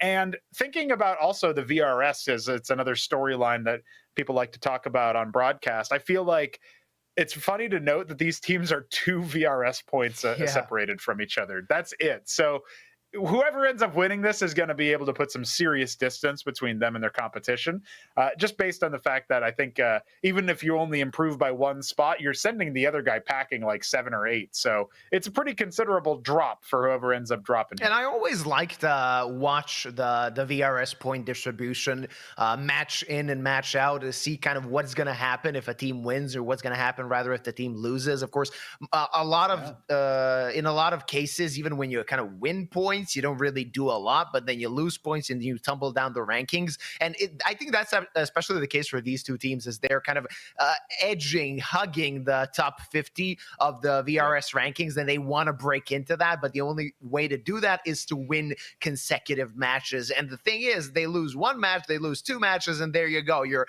not even close to top 50, which could be the case for the loser of this match. Not only will they get eliminated from the competition, they won't be able to win any future points in this competition, and that's something to take into account, especially that we're, of course, on the start of the new major cycle. Even though the first major of 2025 hasn't started yet, we are already, or teams rather, are already collecting points for that second major of 2025. And come to think of it, we still don't know what's going to happen with that, as Valve is kind of trolling us with that second major. Valve keeping their cards so close to the chest. You got to announce years in advance unless you're Valve. That's how it works. Yeah. We might just be about to get ready to start our proceedings on map number 2, Inferno, though I could definitely podcast with you all day about Valve and their silly ranking. But I will also just throw out as a little bit of a side thing is that, yes, consistency is key. Consistency is king, and 9, they need to be able to take that crown. They will be starting on the offense on Inferno, their own map pick. Let's see how much they've got this map boiled down, dialed in. Are they able to chain together their winnings from Dust 2, their upset victory against Gun 5? Can they now deliver where it matters, their own map pick? Yeah, it's going to be important for 9 to start off well. Gun 5 starting on the CT side, and 9 definitely thinking about this B side take as 2 players are holding banana, and there's also Selter there with a flash. This could be dangerous as those dualies are going to fire away. Lackey takes one head, and now things are starting to crumble for the D side as they are all hitting the ground. Only Montu on his feet, and he can't do anything in this position. It's going to be a cleanup of banana and a perfect pistol round to start things out for Gun 5. Well, just like on Dust 2, the CTs defend the attackers and don't lose a single player and just annihilate the attackers. The thing is, of course, Dust 2, it was a CT start for 9. So a bit different on the sides. They have reversed, but funny that it ends up being the same complexion here. And this definitely feels like Gun 5 sniffed out this play really fast. Feinstein was obviously playing ahead of the mid-smoke and just seeing what's going on there. He had a decent amount of info that there was no pressure coming in second mid or mid. And now he's gonna go hunting. You know, this is a little bit dangerous. They don't realize 9's actually gone for a force buy. Yeah, and 9, a team, especially on some maps like we seen it on Dust 2, they can decide to go out for a full eco, and with these Tech 9s, it could be a big threat for the side of Gun 5, though now they know that it's Tech 9s in hand, and that's crucial information. Fine shine, takes down 2. Kragan trades. Fabian brings us back to a 3-on-3, and Selter just lurks on the site, but they're gonna swarm him. There's 2 kills. How did that happen? That was unfortunate. That was unlucky, and Fabian, the only guy on his feet, not gonna stay there for long. Gun 5 doubling up, but this round was crazy. Surely that's a miscom. Kragan with knife out, running at the back of the guy. You're not thinking about a knife kill at this era. No, not at this time. That must have been them not noting the presence of another player on the site. Surely Feinstein, after getting this 2K, didn't just what? Yeah. What? Why is he done that? Kragan, you've totally bungled it. The only thing That's I a tilter. think of is maybe he ran out of bullets in the Tech 9, because he did find the first frag toward pit, so it was a mess. So I would think that maybe he ran out of bullets in the Tech 9. He needed to switch toward the knife, but that was very fortunate for Selter actually to get those 2 frags. Yeah, that's wild. That is so wild. Selter is going to take that one any day of the week. I don't know. That's something that you watch back in the demo later, and you're like, hey, bro, what happened? And bro doesn't want to talk. Bro doesn't want to talk about it. So there you go. We'll see if that happens here as we get into round number 3. Hopefully that's the last of the antics, as we do indeed have some upgraded pistols, but nothing else for the side of 9. And Feinstein will stick it out on the Tech 9. He's saving up for that sniper. This is a bonus round in many respects, but they shouldn't be that heavily threatened. Maki gonna survive. Sudame, a shooting gallery for him on the bridge. Oh, yeah. And look at that, he's good for 3 already. Nice and easy, 3-0 start for Gun 5 is on the table. And you don't want Sudame to start firing away like that. That is dangerous when the individuals on the side of Gun 5 get warmed up, and it seems like they really hit the ground running on Inferno. I mean, think about the pistol round. It was quite simple for them continuing on and converting, though they did lose a few guys in the process. Not that consequential just yet. 9 will have a bye finally on Inferno. We'll see if they can punch back on their map pick. Should be able to, as they've got 5 rifles and plenty of utility to pressure B site, A site. I do favor 9's tactical side more than Gun 5's on this map, and as previously mentioned, I expect that if even if 9 end up getting drubbed on this T side, Gun 5 are going to have to prove a little thing or two when they switch to the offense. Their firepower be damned. Faven going to be our apartments lurk. They had a heads-up game on Dust 2, 1.5 rating, something like that. As 4 members are going to push up towards B. It's Yellow and Lackey with no utility on Lackey. And Sadame is looking for any action he can get. A little bit of presence here as Bob XD is rotated over. Ooh, okay. Fine Shine getting impact nice and early. Yeah, there's your up. Had a struggler map on Dust 2, starting things off quite well with that opening kill in the first gun round of Inferno. 9 seemed to be halted in their tracks. Going back, Old Faithful. A B site take. Let's see what that's going to bring them as 2 players are defending it. Hilo needs to be careful. He has utility to work with, and he can slow this push quite well with that molly. Gonna throw it deep, it would seem. Not gonna do it just yet, and that rotation from Selter could be crucial. He also has a nade to work with. This could be horrible for 9 as they pounce toward the site, but not a lot of time left on the clock as Lackey takes the first kill, and now they're just stopped. Even though they found the frag, they can't do anything in this round. They need to take care of Selter, but that's not gonna happen. And there's your cleanup, only losing 1 guy in this round in Gun 5. Even though they lost their map pick, completely destroying 9 so far on Inferno. Yeah, this is nuts and bolts Counter-Strike that the CT side of Gun 5 are showing us here. Selter flashing Sadame into apartments to clear that. Nobody there. Okay, let's go rotate over because maybe that's what we need. Saving utility for so long. The pressure not successful on the side of 9 to really drain the nades from the defensive side. They're already on attack pause. They already have to talk things over as they've dropped 4 rounds in a row. The first rifle not going their way. And it looks to me like this European Combine is going to be needing to right the ship after disastrous 4-round opener. Listen, 9 went up to 5-0 and almost dropped the map after that. So it's not to say that Gun 5 are going to have smooth sailing the whole way through. Oh, yeah. CT side economy is much more brittle than it looks.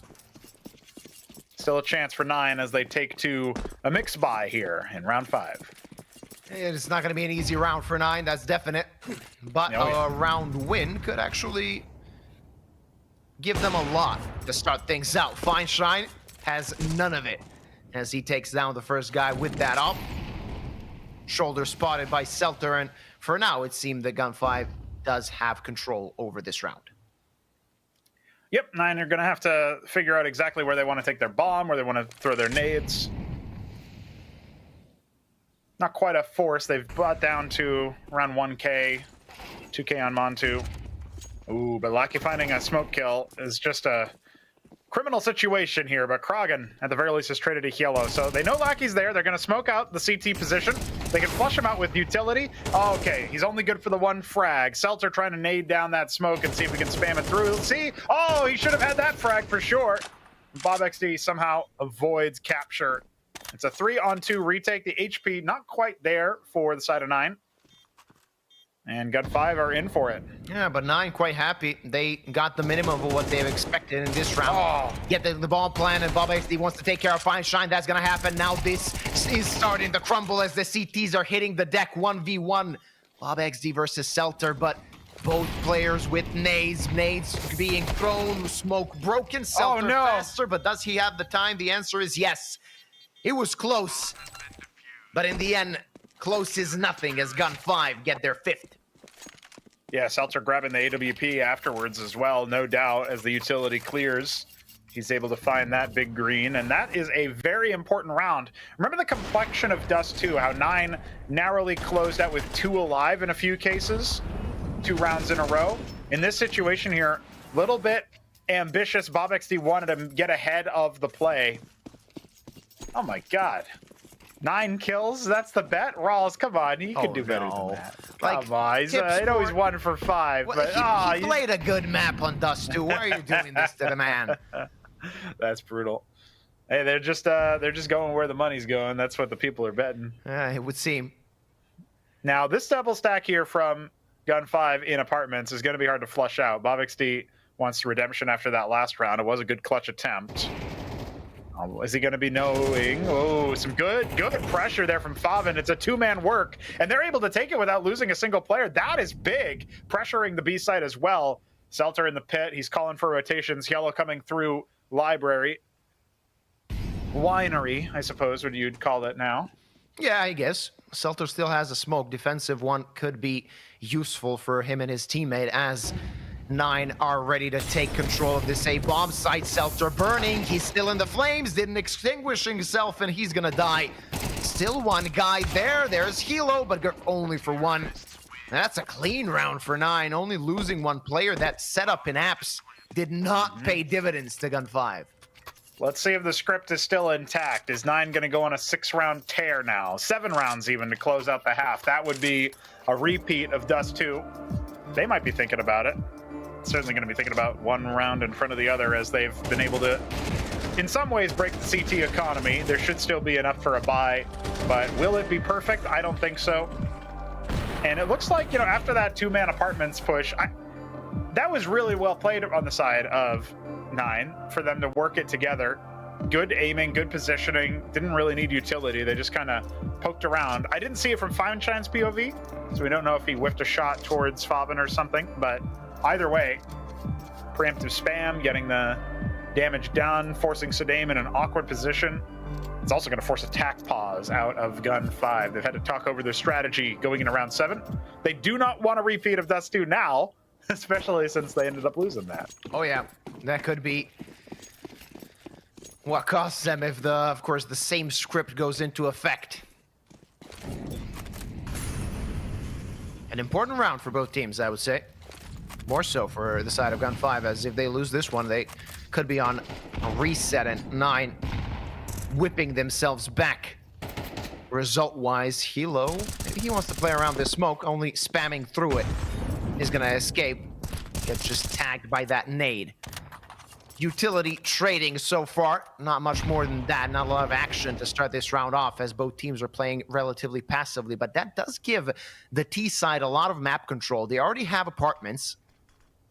Oh, yeah. To the most degree. They took control of Banana, and now the CTs don't really know what's going on. They need to gamble and allocate some players, and that kill could be important. That's not going to force a rotation, but that's going to force an info play from Gun 5.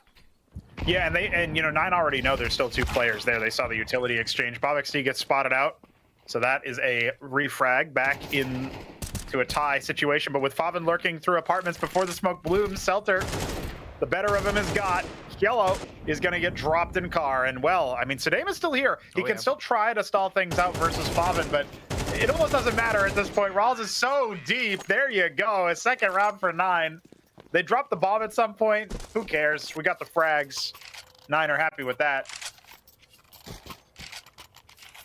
A little interesting note there from the early game is that Rawls was set up as the artillery man. He had 2 HEs that he could lob, one back-to-back, towards Banana if need be. So I'm looking for that play in the future. It's not uncommon on Inferno to have those kinds of lineups to get the smokes broken and the players damaged, especially if you're reactively setting up for that. We'll see if Gun 5 have the same kind of protocol once they switch over to the T side, as 9 are now looking at a broken CT opponent. Good nade to damage Lackey. And it looks to me like this will be an easy layup for them on the B-bomb site. And as you said it, a layup awaits them, as not much these pistols can do. Hilo, there's going to be a long range for those dualies to hit something.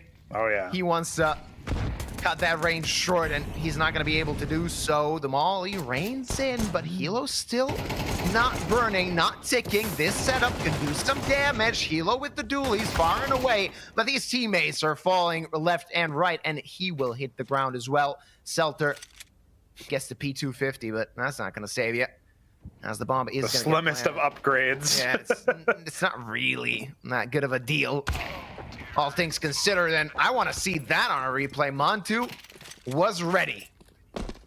Yeah, plucked out of the air. All right, for the 3rd round of 9. They just need to cube their score line, and they'll match. 9 for 9. Quick math for you. A bit of a mess up. And they say broadcast maths are difficult, you know? Nice. There's the production delivers. As always. Onto getting a nice little pick there. Okay, it's been revised. Rawls 12.5 kills. Okay, they heard us. They listened to us. Oh, yeah. I mean, Plus, he's got 4 frags, so he's already a third of the way there. he's doing quite well for himself so far. Again, on a vine. Almost dead already. Look at that. Whoa. Okay. That was He's been taken out of idle. I don't know about that one. Try to catch Opening somebody frag on on the side of 9. This is, you know what, Yuba, this is a really rough situation for 9 because, or for Gun 5 because like they've given up the opening frag so many times against 9. 9 are so comfy in this situation. They can slow things down. They can make things difficult. And Fine Shine's already been dropped, as you mentioned. So, oof, Favin's been taking heads, man. What a murderer. 8 frags so far for Favin. And he's doing quite well. I think all of those 8 frags were quite impactful for his team. Quite important. They were the difference makers. Don't forget that double kill in Apartments. Oh, yeah. It was the first round they took, and Rawls, he's just there to take info, and he's going to take the head off of Seltzer, and now he's looking for more. He wants to prove Tipsport wrong. Not going to happen. Not going to double up in this round, though. Bomb will get planted, and Lackey is not going to escape from this. So many players hunting him. He's going to be perfect. He was to take down Bob, but Favin is ready. And another round for 9. You think Bob XD has a trouble when he opens up the CS2 Twitter account and he sees everybody asking, "Where Bob? Add Bob." He's like, "I'm right here." Yeah, he was quite confused when CS2 released. Seltzer was actually blinded by Lackey's flash there. A little bit unfortunate, as both players ended up getting blinded by that. And the correction was just a little bit better for Rawls. Looking nice there as he goes up to 5 frags.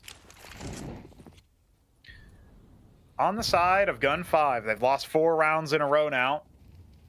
Money totally broken. They're going to need to win a miraculous buy to avoid the Dust 2 scripts continuing to come into fruition. Rawls will at the very least be taken out here. Oh, but Yellow burns, and Bob XD is able to take Lackey out through the smoke on CT.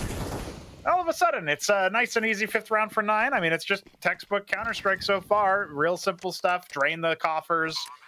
Threaten the site that you know is potentially easier to punish. And on Inferno, B is pretty straightforward. Only one path in. Only one path needed for 9 so far. Oh, yeah. They're going to tie the scoreline. And we can see, of course, the side of Gun 5 only searching for those exits, but not going to happen as Bob takes another brace. Actually, a triple kill in this round in total, and they kind of know where the pressure was. They kind of know where the threat is, so they can proceed towards that CT spawn and save their guns. After 10 rounds, nothing to separate these two sides, and Gun 5 again losing an important advantage.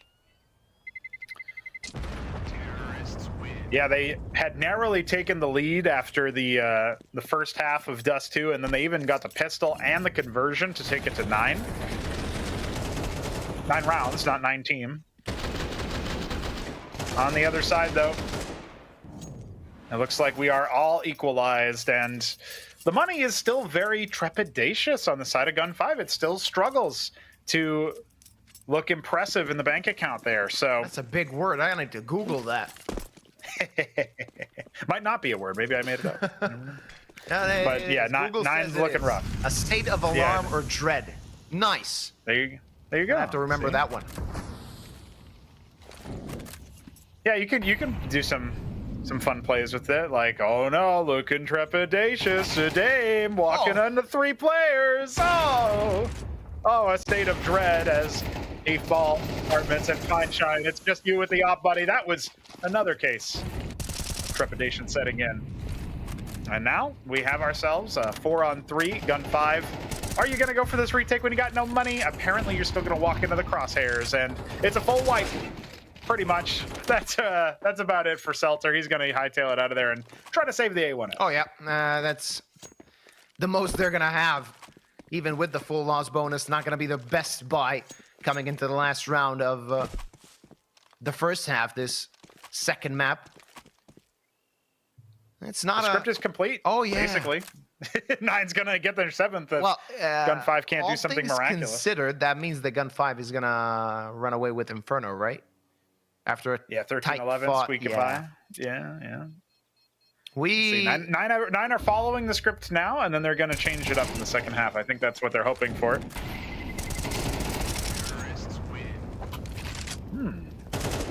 Spicy from Selter. Oh, even gets Favin at the end. That must feel good. Yeah. It gives them a little bit extra cash as well. That's $900 extra. 300 per frag. Happy about that if you're the IGL. Not so happy about the score line, and especially how they got here. You can say, okay, 5-6, it's a competitive half. Well, it was 5 rounds in a row, and now it's 6 rounds in a row for the side of 9. So you're not happy with that. You're not happy with that whatsoever. And this is what I was talking about in the pregame, right? 9 needed to play well on their T side, and they did just that. Even if they lose this round, they can still be quite happy with the T half. Because Gun 5, I don't care how they play Inferno, with their individuals, they can still be quite dangerous. Even though, like, the 2 main riflers in Kilo and Sedame have been really quiet so far. Yeah, especially Sedame has just been getting lurked on by Favin, Bob XD towards apartments. They've been pressuring B instead, so they've mostly been going towards the side of Yellow and Lackey, and occasionally Selter on the rotate, who spammed through with his AK.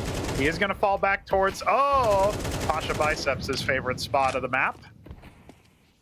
Okay, well, Arch is the domain of Gun 5 for now, but it has been smoked off, and it's going to be a pincer onto this 2-man hold here. Or is it 3? Is there a 3rd one lingering? Not yet, at least.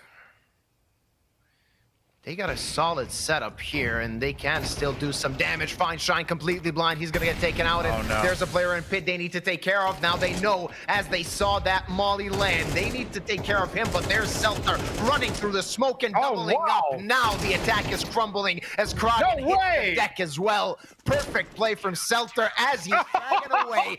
18 frags at the half. I know some of them were exit kills, but he's fragging off. He's popping off, and he's going to pose a threat in the second half.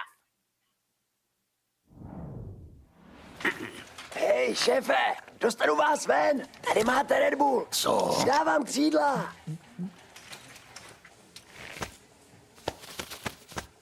Křídla, jo.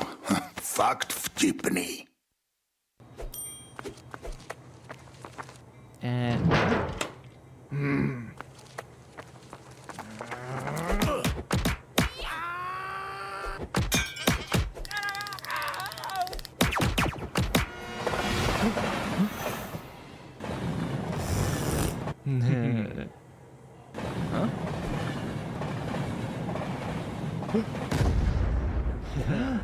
KFC patří ke hře. Největší komunita sáskařů je tu i pro tebe, Jirko z Poděbrad, který si jako jediný z vaší hospody vsadil proti našim a myslíš si, že tvůj tiket nikdo neviděl. Ale my tě máme rádi i tak, že jo, pasto? Přidejte se k nám a získejte 500 jen za registraci. Tipsport, oficiální sponzor mistrovství světa i IHF v ledním hokeji. 6 rounds each after the first half of Inferno. Gun 5 fighting, but 9 were the ones on a tear in the tail end of the first 12 rounds. Selter saving them in the last round to get us to a tied result, but 9 now on the favorable side of this map. We'll see what Gun 5 can actually do while they're attacking. Yeah, remember they won the first pistol, and they closed it as well. Selter taking that script and tearing it in half, eating it like a rabid dog eats your homework. Speaking from experience, Yellow is going to be leading the charge here. Walaxy will get flashed in potentially, but just for the info peak. They see a number of bodies downrange. They got double dualies set up over here. That's 5 guns with between 3 members, but ooh, the better of them could give you God as Kragan ends up getting dropped. Traded. Selter once again fragging. They fear this in-game leader. Not going to be able to find the timing through the smoke to spam him either, so it will be a 3-on-3 retake with Rawls being so very low. Not going to be easy for 9 as they need to find their way to the site. And look at the mini-map. Sedame is going to pose a threat coming from behind. The backstab could prove to be fruitful for their team. We'll see if he can arrive on time as all 3 players are going through church. They're praying to get to this bomb site, but so passively. are the players on the Gun 5 side playing. They really can't get to any duels, and they need to start defusing this bomb. They're going to have to stick it. Raul sticking it, but very low. Montu gets the frag, but his teammate's dead. It's going to be the pistol for Gun 5. A 4K for Seltzer in the pistol round. They win both pistols on Inferno. Their opponent's map pick not looking like a stronghold for the small guns. All of the success that 9 found ended up being rifles, if you remember. So they did some pressure with some pistols in one particular round. That was it. So let's see what they've got for the CT4 spy. Gun 5 going to be happy with their investment. Double Mac 10. Yellow and Lackey going to be leading charges as they seem to be barreling towards the middle of the map. It is a stack, or at least a lean, towards the A-bomb site with only Rawls here try to hold things down. Good nade to start things off, but he will need to expend his utility rather early. Oh, yeah. He's not going to have a lot of nades to work with soon, as they're just trying to find a way and steal those nades away before, of course, the clock strikes midnight as they're grouping up towards B. Gun 5 ready to take it, and that Soul P250 is the only thing that separates them from the site. A rotation will have to be made for the side of 9 if they hope to hold B. For now, only a risk play towards A, and Rawls, he's going to need to throw a meaty, chunky HE grenade if he wants to have any hope of finding a frag and ruining the plans of Gun 5. Well, 9 are starting to get curious. Rawls will send the nade down, sailing right into Lackey's gullet. 5 health left on the veteran. But it looks like it will be a full 5 versus 5 bomb plant. And 9 have some decisions to make as they wait for their players to move through. There's no more utility for them to lob in, which makes this retake very unlikely. So it looks like they'll just be setting up for some exits. Got 3 members pushing out towards the bottom of Banana, but they're getting there so slowly, paranoid about potential lurks. We see that there's nothing of the sort from Gun 5, but at the very least, they'll be making 0 noise the entire way through. So this little wagon train of defenders turned into the attackers. They will be gunned down by the Galeals, and Fine Shine going to be more than happy about that. Montu has an opportunity. Oh, he's going to get 2 men. Oh, a third as well. We love that. That's good for the coffers. I wish he had stayed alive, but great opportunity there. He wanted to keep going. And that is, at the very least, a glimmer of hope on the side of 9 as they are now 2 rounds separated from their opponents. I mean, that's a lot of money gathered from Montu. He had, what, maybe $4,500 to work with, and he's going to take out the big green in that first buy round as they have decided to go for an eco as expected. But with a few pistols, a few pieces of armor, a few grenades to work with, still, this could be an interesting round from 9. Yeah, you kind of need to, on Inferno, give yourself a chance somewhere. And you can do that with the full save by just kind of sticking in the same spot. Everybody stacks and just hopes that they go to you. And otherwise, you look for exits. The pistol's resounding. Yellow did make some noise, but it's not too surprising to 9 that we've got Gun 5 pushing out towards the top of Banana when they know that their opponent's eco is not quite there. It's also good to see that Montu didn't go for a hero buy with that. He is going to invest in the AWP in the next round. And 9 are no strangers to the comeback. They made 6 rounds in a row after Gun 5 did, of course, their trademark 5 rounds in a row as the opening. So no worries on the side of the defenders right now. They're not feeling too much under the pump. It's just Kragan here. No armor, P250. Best he can do is get a frag. He's not going to be able to escape, that's for sure. And, you know, they're sending Yellow in. This makes sense. He's got the Mac 10. He can be taken out. And by God, Weeb's out. Thank God Favin just decapitated him. Look at that skin. Just don't look at that skin, actually. Not the prettiest skin ever. And let's see what Kragan can do. I mean, if he finds a frag here, that could be the difference maker. But as the words are leaving my mouth, so is Kragan's soul leaving his body. It's going to be a 4-on-4, though. Favin did gather a Mac 10. They can throw this towards the attackers and try to steal a few guns away. Yeah, they should go for, you know, exits again. This is something that 9 are pretty competent at. So definitely want to see a little bit more from there. So Dame's going to get caught off guard. He's not even going to be able to trade himself. So Bob XD will be happy about the AK-47 recovered. And Seltzer's actually, of course, he's charging. He's the one charging out, looking for some value. Mac-10 not going to find fine shine, especially with that helmet. Going to be a lot harder. And, well, 1 AK, scarpered away. Stolen. Rats. Seltzer is definitely trying to be the exterminator here, but he's going to have to lay some mouse traps first. Maybe some cheese, put some peanut butter on him. Not going to be able to find him when he's just charging through the house like an enemy in Repo. Quite well done from the side of Gun 5 as they got the pistol. And the conversions are theirs. 3-round lead now. 9. They need to search for an answer, and they are going to have at least the equipment necessary to find that answer. An AWP in the hands of Montu is a given. They're going to have an AK that they saved from the previous round. I mean, for a CT buy, they're going to have everything necessary to take the control they need. Every single thing that they would want. Sniper, utility, rifles, including an AK. And somebody's going to still have an upgraded sidearm. Maybe 2 players, actually.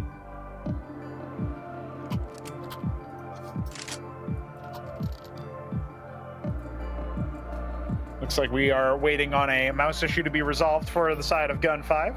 You know, it's what we talked about earlier, man. That setup is different than what you have at home. Got to get those LAN and boot camp jitters out. Get the equipment sorted. Seltzer putting in requests. It's always a different situation when you're playing on in a boot camp. Like, it's neither a situation like on LAN where you have somebody like an admin or a tech guy to help you, and it's not a situation like when you're at home when you're kind of familiar with the equipment you're using. Oh, I think Lackey's saying something to us. Oh, is he? Nah. What's up, Blackie? How you doing, buddy? Long time no see, legend. You know who I haven't seen actually in a very long time? Ooh. Do you remember the old school Virtus Pro lineup? Sanji. Where's he at? Is he still buying a Deagle and dropping it off somewhere? I think he retired a while ago. Might be a coach. I think so. I'm gonna have to check that out. I mean, I didn't see him. Nah, yeah, he's coaching, yeah. Yeah, let's see. He's coaching. Good on him. I mean, individually, he kind of always struggled as a player, but I think he has the chops to make it as a coach. I think he could do it, yeah. I mean, for a while, he was the only representative of Uzbek Counter-Strike at the top level, really. And I'm sure some people will have scare quotes around top level for him specifically, but listen. The guy was on a pretty legit lineup, so. I mean, major finalists, not bad. Yeah, we'll take those.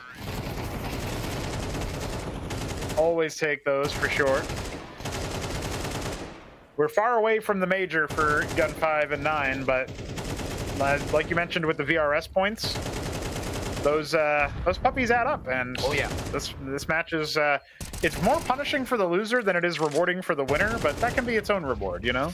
Drinking the tears of your opponent. The thing is, not only that, from you. like if you win this best of 3, you're going to the deciders. If you go to LAN, just going to LAN, I don't know how many points it gives you as is, but it does contribute because you're going to get a cut of the prize pool as well, and that does contribute to VRS. Yep. Yeah, good point. It's a struggle to keep track of all the rules of Valve's VRS, but I do think that the de facto method that they have used for inviting teams, seeding teams, etc., yeah, it could use some work. Oh yeah. It's not necessarily ideal. But one thing that I do think is kind of interesting about it is that the VRS, it distributes the pressure. Everybody remembers the RMRs. They're so high pressure, right? Everything matters so deeply about that tournament because it's the difference between your organization having enough money to potentially continue funding you with the sticker money and having to be dropped, right? And so that's happened to more than a few teams. Rops on FaZe once had an interview where he mentioned that it's way more high pressure to be in the RMR Yeah. and than it is to be in the actual major. And so if players are feeling the players are feeling the pump that way, I mean, that kind of goes to show you it's a very high pressure situation. You compare that to the way that the other teams are, the way that the other squads are looking. And to me, it feels like, okay, now every match matters. Not quite as much as those RMR matches, but it's like the pressure was distributed across every match you ever play. And that is a very different, more pervasive, slow, dull ache of a pressure, as opposed to being the, oh my God, heart rate up. We got to go. We got to win every match now. It's a bit different, but that's kind of my observation so far. That's what I'm noticing. Oh, yeah. Out of some of these squads is that when they end up in a losing streak, they just feel like, oh, they're descending into the abyss, never to be seen again. I've definitely seen that particular storyline start to crop up. And when you start getting the victories in a streak, it really feels good. And that momentum can lead you to even more and more good play actually gets you to even better results. I mean, just look at Navi Jr. They're blazing through tier 2 at the moment, simply due to the fact that like they're actually doing quite well. It seems that the mouse issue still persists and that we're gonna have to go for a short break, hopefully a pretty short break. We can see that the players on the side of 9 have left their boot camp room knowing that the chair react. It's gonna take a bit of a while. So we're gonna go on a short break. We'll hopefully be back after a few minutes and continue with Inferno. You stay with us, guys.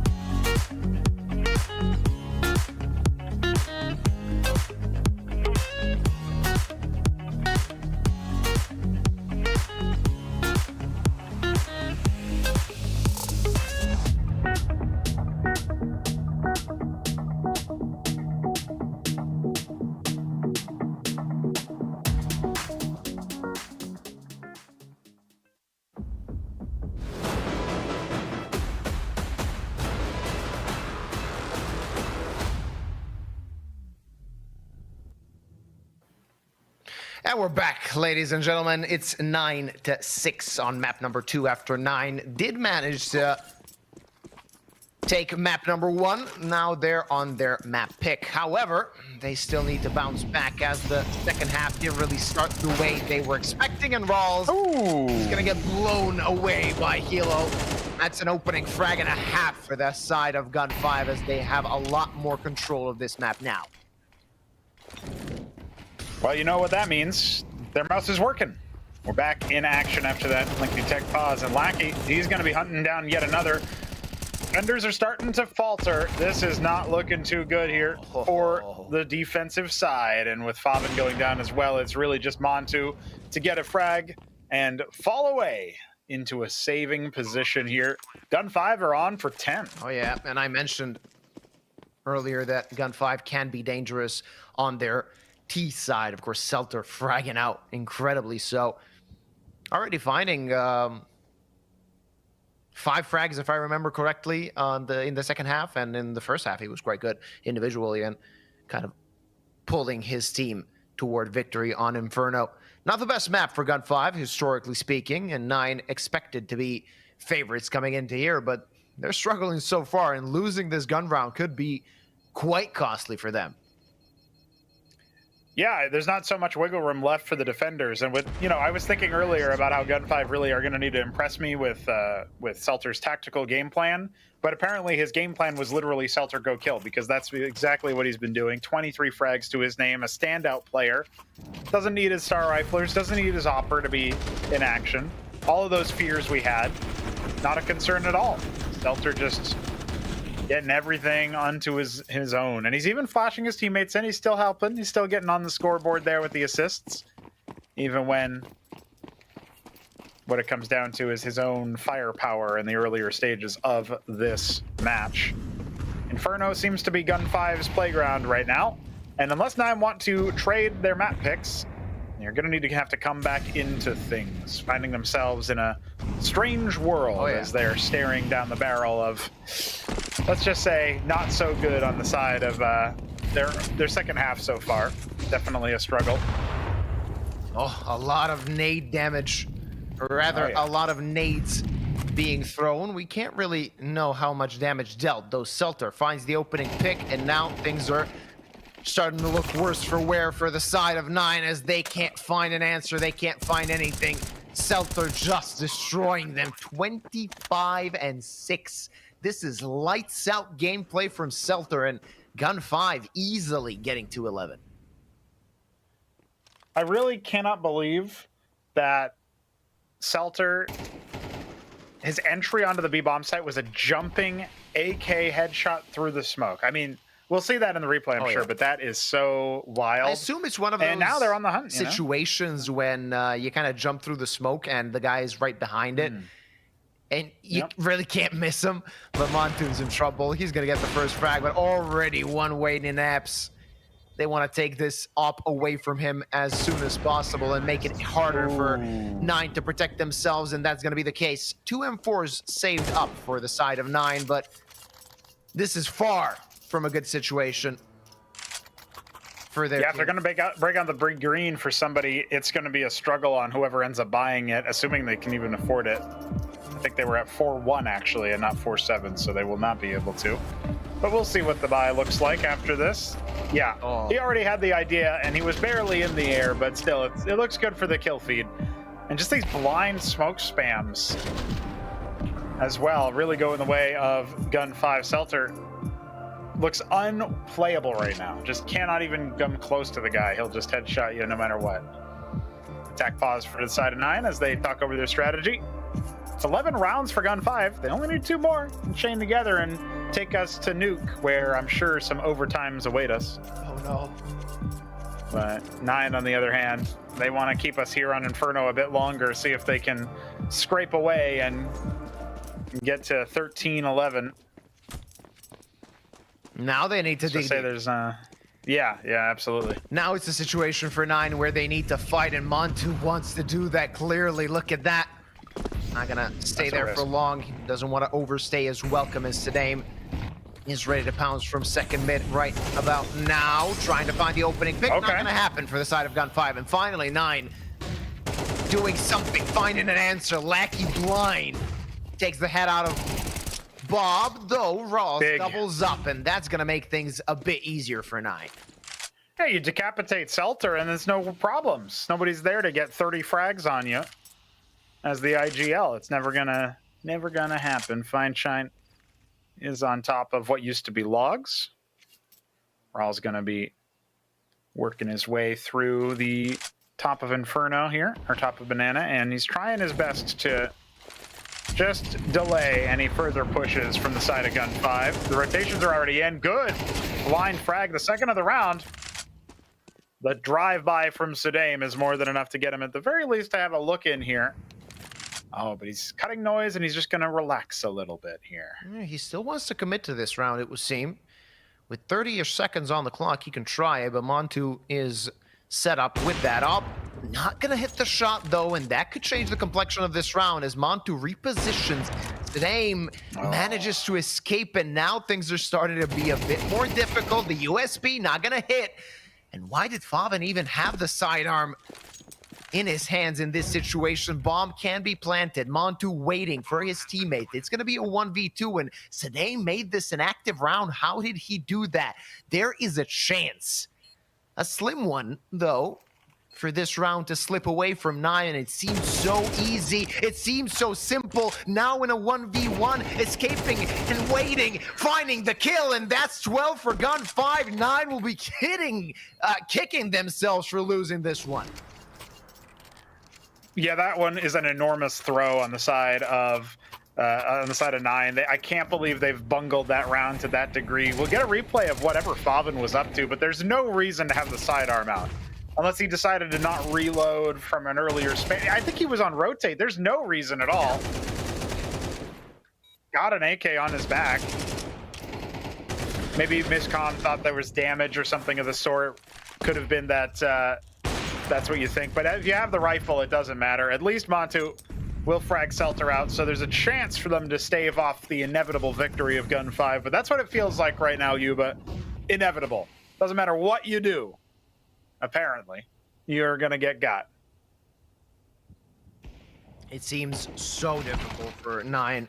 Had they won the previous round, it was doable. Now, with 6 consecutive needed to tie up the game and lead us to overtime, it seems they're hitting dire straits, and they're still yet to post a round. On the CT side of Inferno, it should be a relatively easy job to find your first round on the defensive half on your own map pick. But 9 are struggling, and if the momentum continues heading into Nuke, Gun 5 will be having definitely a mental advantage, an edge. Gun 5 are very calmly and orderly forming up a queue to enter the B-bomb site. There's 3 players on the side of 9 to see them, to reveal them, to receive them. Bob XD is going to go ahead and smoke himself off. Montu has fallen elsewhere, though. Faven, at the very least, has taken Lackey out, so this looks, again, very, very difficult for Gun 5 to scrape together, but I would have called that last round impossible, and yet here we are. Oh, Faven. Oh, good ups on Faven, though. He's going to clear the deck, and all right, a 7th round, finally a CT round. Many rounds too late for 9 to feel like they're competitive, but let's see if they can come back to it. So many needed to string together, and I'm just looking at the Twitch chat for that previous round. 9 bungled. It hit the chat, and they are having a party. Yeah, I mean, that's what you call a clown fiesta. Like, Faven with a sidearm, the 2 people handing Sudaim 1v1s. Every layer of that loss made no sense. And if it's still in our minds, it's probably hard for 9 to forget about it as well. Oh, yeah. You can see the expression on players' faces, you know, Faven and Montu looking totally fed up after that, even though they contributed towards it. See if Montu can open up again. He opened up in the last round onto Selter. Sudaim will face Faven, and okay, a little bit of redemption so far for the German player. Selter still lurking in apartments, and they know there's at least one more there. This is going to be an A hit for sure. Only Yellow is lurking towards B. They could maybe try to threaten a wrap of some kind, but Rawls is ready. Yeah, quite a slow round for Gun 5 so far, as they're trying to find an opening, not hitting anything so far. Quite passive from 9. They're just playing off the info they have, and not a lot. Though with a man advantage and a good setup on the A-bomb side, this does seem like a doable position for the defending players. There's Faven. He's going to try and go into a duel. There's a kill for him, and now they're striking toward the site. Montu strikes with the op. Kragan good for 1. And it's only Lackey that remains. Bomb is going to get planted, though he's going to burn in that molly. Left on 33 HP, and Sharks are approaching. Those CT players want to take him out as soon as possible. Not like this. There's no way that Gun 5 can get another clutch. It does seem quite improbable for Lackey to clutch this out. It would be an ace if he can get it, but he needs to isolate the duels as soon as possible, get those 1v1s. Does seem manageable, but he's going to miss his shots, and Montu will punish him. 8 for 9, but still a long way to go if they want to go to overtime. Yes, 4 more required, but they've at least gotten 2 together. So Gun 5 with that bomb plant are once again going to have a buy of sorts. I think Sudame and maybe one other player will be a bit low on utility. Perhaps they'll take a lesser weapon. Sometimes that can play to your advantage. It narrows the aperture, makes it so that all you can do is go for something a little bit on the faster side or a more explosive waterfall out of apartments maybe. They've been pressuring towards B a lot. It makes sense that they would just keep going down that particular trajectory, having broken the economy of their opponents multiple times. You know, you think about this in the same way that you think about strategies that you employ across an entire series. If you want a map doing a certain set of things, maybe you take to the second map doing the same set of things, playing to the same strengths. It's up to your opponent to counter it. Well, the same thing happens on a round-by-round basis. Gun 5 did not really need to pressure A nearly as much because B pressure was working out so easily. And after Seltzer gets picked 2 rounds ago, okay, they feel the need to change up their strat. They're going to head towards A instead. Now, this time, they're back on their usual turf of Banana. And Bob XD is set up for a spray down. If they try to boost up, he's going to be seen. Lackey gets dropped by Rawls beforehand. The spray through the smoke is good for damage, but the trade is there. It's a 4-on-4 now. Yeah, and Gun 5 getting that 1-for-1 trade, that is important. Not losing players in the process and actually getting an AK for their troubles. Now with 3 rifles available and a few pieces of utility still, this is a round that could be manageable with the utility they have. They can strike the site, and 2 guys are waiting. Rawls just peeking, but losing his teammate. He's going to lose his head as well, and Sudame wants to end Inferno and send us to Nuke, and it seems probable that is going to happen from this round. 4v2. 2 guys advantage for Gun 5, and not a lot of room to work with for 9. They do have a few nades, they have kits, but they're going to have to work fast and clear these angles. That's not an easy job to do, though all the players on the side of Gun 5 are tagged, but 9 left with 1 alive, and that's going to be the end of that. 13-8, we're going to Nuke. We are going to Nuke. It's the domain of Gun 5. They have, at the very least, made it to OT every single time. And 9, they bungle that 1 round in such a memorable way that I think that will haunt them for the remainder of this whole damn week. Fabian gonna be asked about his USP. You want to take it out? You want to take a look at it while you're coming up? See if you can maybe drop that inspect key.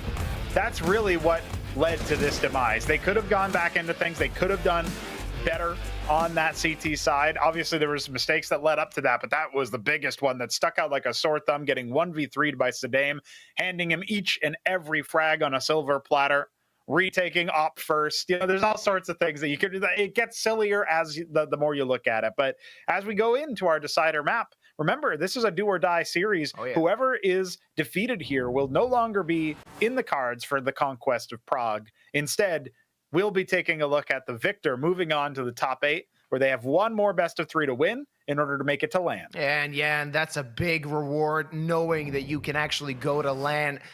Of course, they need to win the next map, and whoever wins it will be heading towards the top 8. Not an easy best of 3, a very messy map number 2. We can say that about Dust 2 as well. So I'm very curious to see what these 2 teams are going to bring on Nuke, because, of course, from what we've seen from Gun 5, we can expect overtime unless 9 can kind of figure a way to bounce back. But after the CT side they've shown on Inferno, I am struggling to believe that they can actually pop up and do the job necessary, because this Inferno CT side was not enough. It was far from it, and they need to find a way to forget about it before they actually get to nuke. We're going to see what happens, ladies and gentlemen. One more map left to go in this best of three. We'll be back after a short break.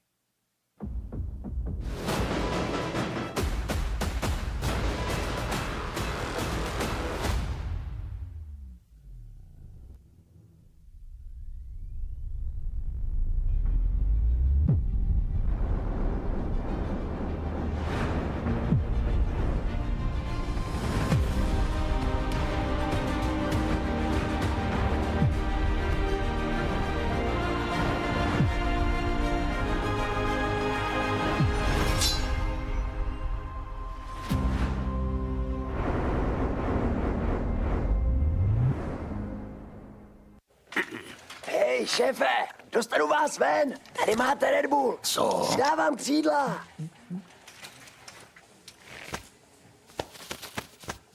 Křídla, jo. Fakt vtipný. Seš ready na další level? Hackni realitu. Urči si vlastní pravidla a staň se tím, kým chceš. Game. Nová vůně od Straight.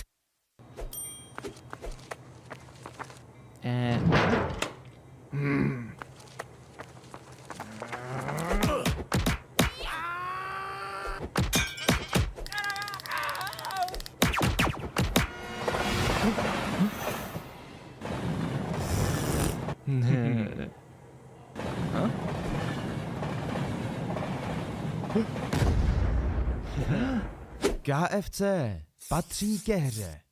Největší komunita sáskařů je tu i pro tebe, Jirko z Poděbrad, který si jako jediný z vaší hospody vsadil proti našim a myslíš si, že tvůj tiket nikdo neviděl. Ale my tě máme rádi i tak, že jo, pasto? Přidejte se k nám a získejte 500 jen za registraci. Tipsport, oficiální sponzor mistrovství světa IIHF v ledním hokeji.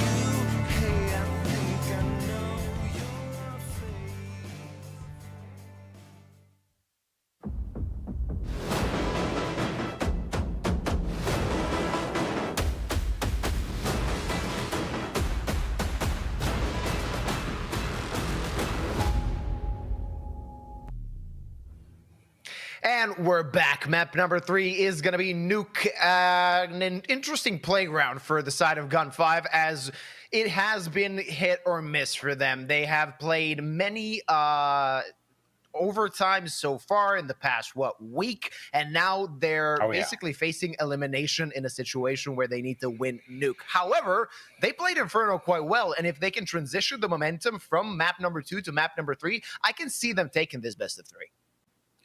Yeah, I think honestly at this point you might start to favor Gun 5 just because of what a mess that CT half was for the side of 9. We do need to see them correct for those errors and look like a refreshed team going into the decider, and that can be difficult. I mean, this is Gun 5's first series of the day, maybe their only one of the day actually, whereas if you look to 9, they've already played a series. So if their series is going to go to the decider as it is here, we're talking about them maybe being a little bit beleaguered. Of course, we have to get the knife round underway to see which player, which team will end up picking the favored CT side.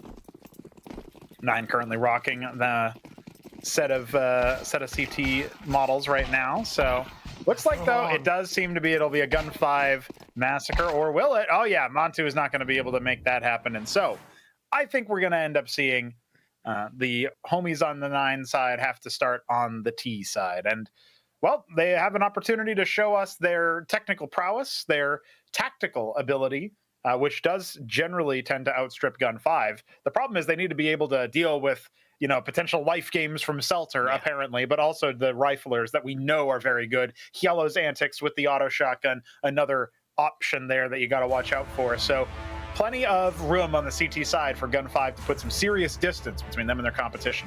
There's a chance, and a good one at that, if they can continue how they played, how they performed on map number 2.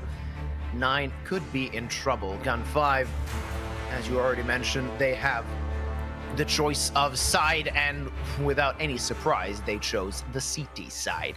They're going to start with 2 pairs of dual Berettas and 4 players with Kevlar. Very little utility, only that one flash they can use, though no utility on the side of 9, as they've all decided to go for the armor, and they're going to pounce toward the A-bomb side, but Lackey starts quite well. We still don't have any noise from the game, but these dualies actually doing work.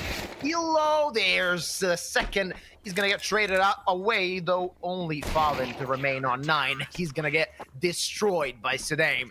That's another pistol for Gun 5. Yeah, the only pistol that 9 won was the T pistol on Dust 2. That was it. I mean, this is looking real rough there. Or the CT pistol on Dust 2 on their side. That's rough for them. You know, that's very rough for them. The fact that they are on the struggle bus on the pistol rounds just makes the rest of the series that much harder. And these closer score lines and maybe some of the situations on, for example, Inferno, where the pistols would have gone a long way. With this being max rounds 13, you know, first 13 wins, that's a very tough situation to be in if you're already conceding the pistol. So there will be that very important CT rebuy. We only have a deagle on Faven for an investment on the T's. They're going to hope for maybe a quick cheeky plant towards B, maybe a couple of cheeky frags as well. And the bottom line is 9 need to be in the zone, dialed in, see if they can get a little bit of damage in round 2 so that they can set themselves up for a good buy in round number 3. Yeah, absolutely. This Deagle, they need to find a way to cancel it, not let it do any damage, and Hilo almost did just that. Still Deagle in play in the hands of Faven, and there it is. There's the first kill. It could still be dangerous for the side of Gun 5, and they're aware of it. Lackey on 8 HP, but Hilo is going to take care of business as he takes care of that dig. Only Montu and Krogan with those Glocks. That should be an easy cleanup for Gun 5 and their second round on map number 3. Also, I mean, the big question for Gun 5 is, can they close out Nuke easily? Can they do it cleanly? Because the last 2 nukes they played were dumpster fires in terms of how many missed opportunities they had and really convert the things they needed, the rounds that were necessary. So that is the big question for them. On the side of 9, of course, they're pretty confident in their Nuke. When we look at the statistics, I mean, they've played a lot of Nuke in the past 3 months, and they've won the vast majority of them. Absolutely. And Gun 5 are going to need to be looking for that consistency. We talked about consistency, how it pertains to the VRS, how it pertains to your ability to climb the rankings, get invites to tournaments, eventually to the victor go the spoils in that front. As we wait for Gun 5 to reconnect to the server here, we'll be looking at them. Well, let's just say they are having a tough time on Nuke historically. They do end up coming in here with the first 2 round wins, and they are pretty comfortable. That's kind of how we always see Gun 5. Earlier in this tournament against Rush B. Oh, yeah. Getting upset after a comeback from their opponents in overtime, of course. Yeah, obviously, the aforementioned quintuple OT against Ecstatic in another tournament. This is the kind of stuff that Gun 5 constantly end up showing, is they lead from the front, and then they get bopped on the comeback. I mean, to talk about this event, they played Nuke twice, and twice they went to overtime, narrowly beating Nexus, a team that was eliminated quite early in this event. So they have to show their best gameplay, and hopefully they have fixed some issues they've had in the past. About a month ago, or a month and a half rather, they lost to Rush B 13-1, though they did afterwards play them and lost in overtime. So it seems like it is an upwards trajectory from that regard, but still, you gotta count your chickens. Gotta use your chances. That's right. And just for everybody's awareness here, the boot camp, the PC cafe that we have here for the side of Gun 5, when their PC resets, they need to reset all of their settings, exec, etc. So it takes a little bit more time than usual to get back into things. But back into things we are. And 9 looking for a round win with 5 rifles. Rawls has the Galil, everybody else on an AK. Gun 5 are just watching around here. It's a little bit of a bonus. They've got a FAMAS, they've got an MP9, but they did have full util, more or less, to start things off. Yellow being maybe an exception there, as he's already thrown anything that he's had brought into the round. But Selter doesn't need util. He says fi to your smokes. Montu, at the very least, will trade yellow, but that is a 3-on-4 situation now with about half HP for the Polish Opper. Currently rocking the gold-plated rifle, because why not have some bling in your life, apparently? You always need a bit of that. Makes you feel better when you play. A lot of presence on the outside positions for 9 so far, but seem undecided as to where they want to go. Fine Shine sees a guy in garage, and he's just gonna disengage, reposition. They're gonna double up this position, and timing could be crucial in these duels as Saddam takes care of Montu, and this slow play from 9 is not paying dividends, is not doing anything, as they find only 1 frag in this round, and 9 still, they seem deflated after Inferno. Yeah, I mean, it's always a dangerous game to read people's faces, especially if you're not as familiar with what they look like when things are good and versus what they look like when things are not so good.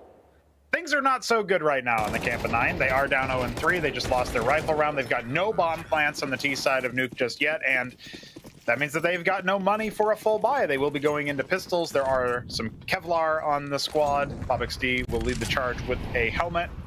But it doesn't matter if he's going up against Saddam with that recovered AK-47, and, well, in fact, there's recovered AKs on 3 players right now.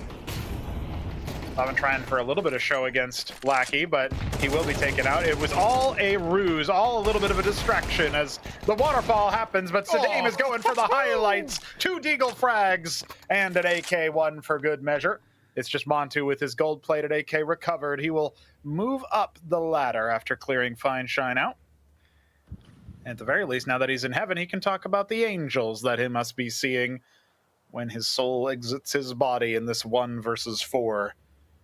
I'll look for some damage. That's the best he can hope for right now. Yeah, not a winnable round from what we can tell, as 2 players are with presence on the A-bomb side towards B, and wherever he goes, he's going to get double-teamed. Maybe even considering just holding on to this, given that he has some money in the bank. He's going to have enough for Kevlar, utility, and still be left with some cash. And the fact that he does not have Kevlar currently is simply putting him in a position where fighting is not really a realistic option. As Hilo is going to see him just a moment.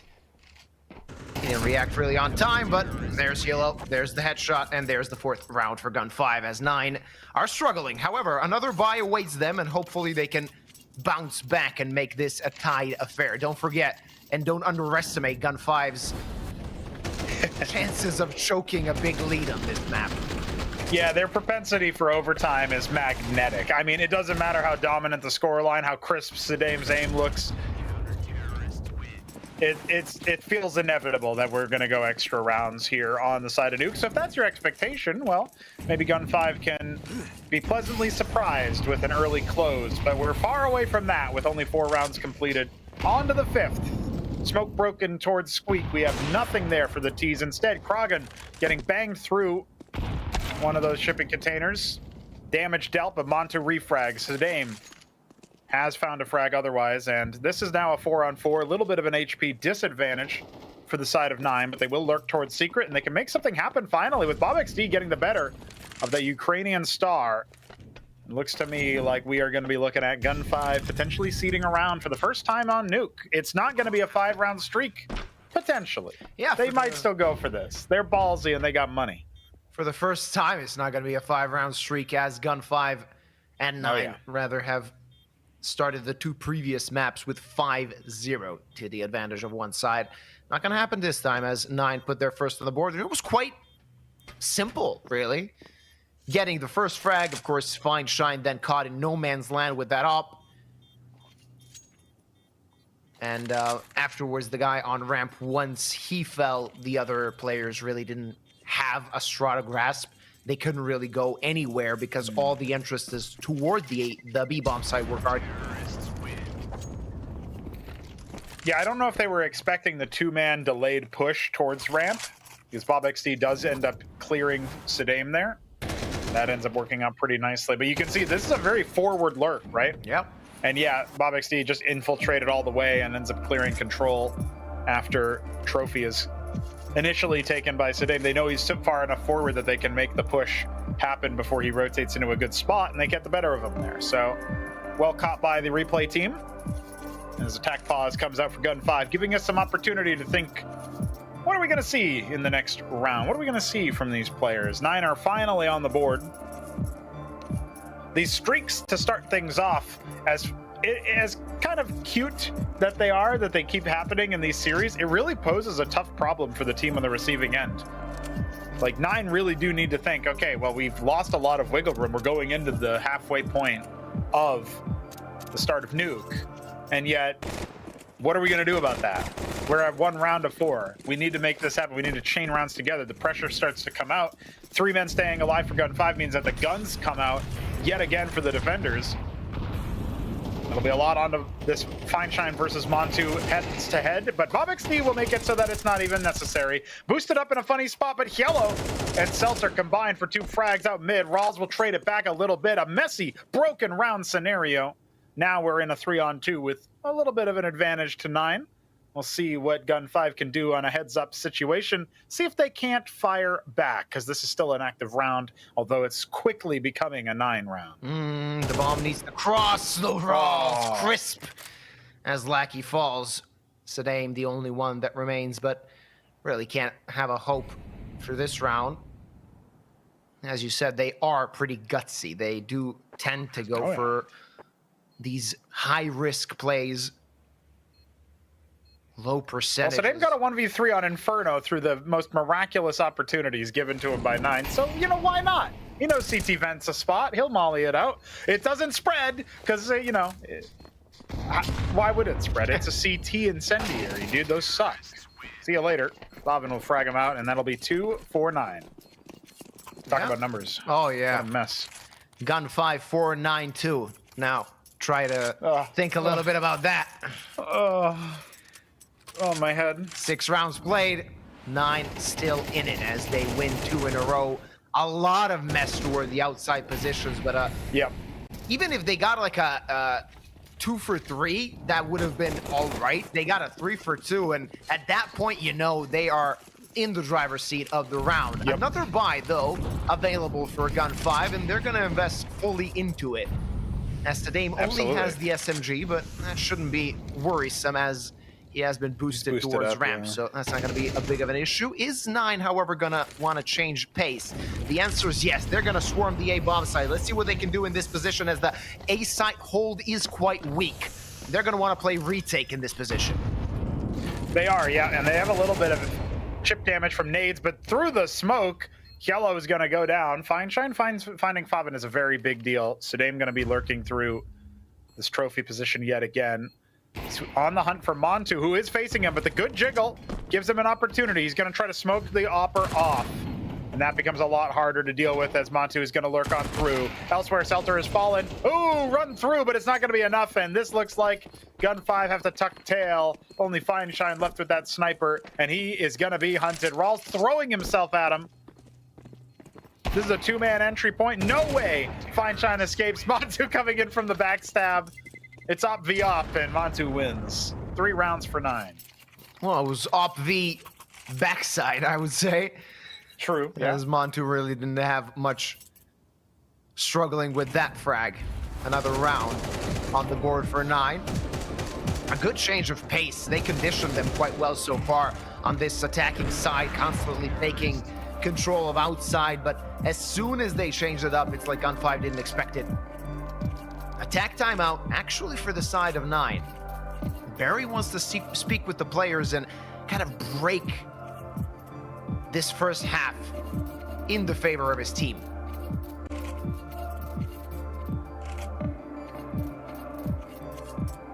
Big man Barry.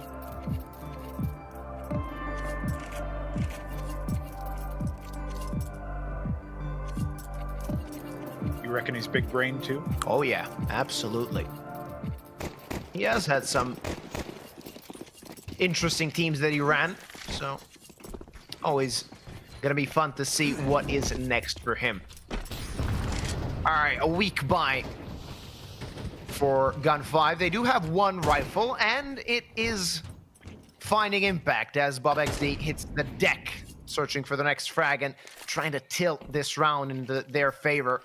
And with these few pistols and that rifle still at 100 HP, they have a hope to try and take this round. I mean, we are due for a BS pistol round here. Whack 4 spy. Seltzer's finally gunned it down, but he's not the real threat. Not when it's Gun 5's turn to rock out with the pistols, with the sidearms. No. Yeah, you don't care This round will go the way of Gun 5 by way of these trusty sidearms. They're gonna have to prove it. They're gonna hit the shots. Rather have to hit the shots. As Feinstein will be the next point of contact for 9. And the side of 9 taking control of outside. Kragan 1 for 1. There's Rawls and Hilo! That could have been a heroic play with the dualies, but of course the dualies can be a foul mistress as 9 strike Gun 5 and get round number 4 on the board. Yeah, they are kind of fickle, aren't they? You know, you try to start spamming with them, and even if you're up close, you might whiff, just like a shotgun.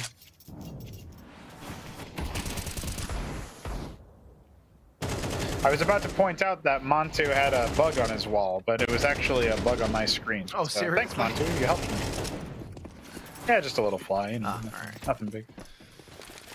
Back on a buy is Gun 5. Not the greatest of buys, but definitely something you can work with, as Selter needs to satisfy himself only with an SMG. Hilo could be in trouble. Blind, and Bob XD takes his head. That's a good start for 9. A man advantage in a situation that Gun 5 need to find an answer. They need to find a solution and take back control of some part of the map as Feinstein tries to do so from heaven. That's No way. happening. He didn't see Bob XD. Another Gun 5 player gunned down. Sudame dead. He's gonna get the posthumous kill onto Kragan. But will that do anything? With Selter's frag, it might as well. Oh, recovers the AK. I mean, what did we say earlier about Gun 5 and their propensity for extra rounds? Everything's now tied up, and they don't look like they're good for this. Oh, especially when Selter gets fragged. Lackey is the last remaining CT, and he is nowhere to be found. Burrowed in deep on B, and that is not where 9 are particularly concerned about. We've got Montu holding outside. The bomb will be deployed. Rawls offering that up, leaving Bob to plant it. Well, maybe Lackey will get the better of Montu upstairs, but right now it's looking like a very tough call. What are Gun 5 going to do to stop the bleeding, stem the tide, prevent 9 from running away with their T side of Nuke? Because this could be an 8-4. Like this doesn't, it's not there yet. We're only at 5-4, but this could seriously turn into something foul for Gun 5 when you consider their money. It's spiraling away from them, that's definite. And we didn't see the 5-0 start from any team like that was the case in the first 2 maps, but we do see a 5-round streak for 9, which they did on both maps, actually. Lackey, he wants to get an exit frag, and Montu's waiting with that up. Bob is actually going to take him down. That's a 4K for the 9. Yeah, we like that from Bob. You know, I don't know why Lackey goes for that, knowing that he might end up dying. I recognize that it's valuable to maybe grab an AK, deny more money on the other side, but 9 are on a 5-round streak, man. It doesn't really matter what the complexion of that is. You got money on the T side. You're not endangering them. Even if you take the op away, that's, I guess, the best thing that you can hope for, but, well, Feinstein will have to wait a little bit longer before he's given that big green. Pistols and an SMG on the side of the CTs. This is looking pretty dire for Gun 5. I won't lie to you. I won't sugarcoat it.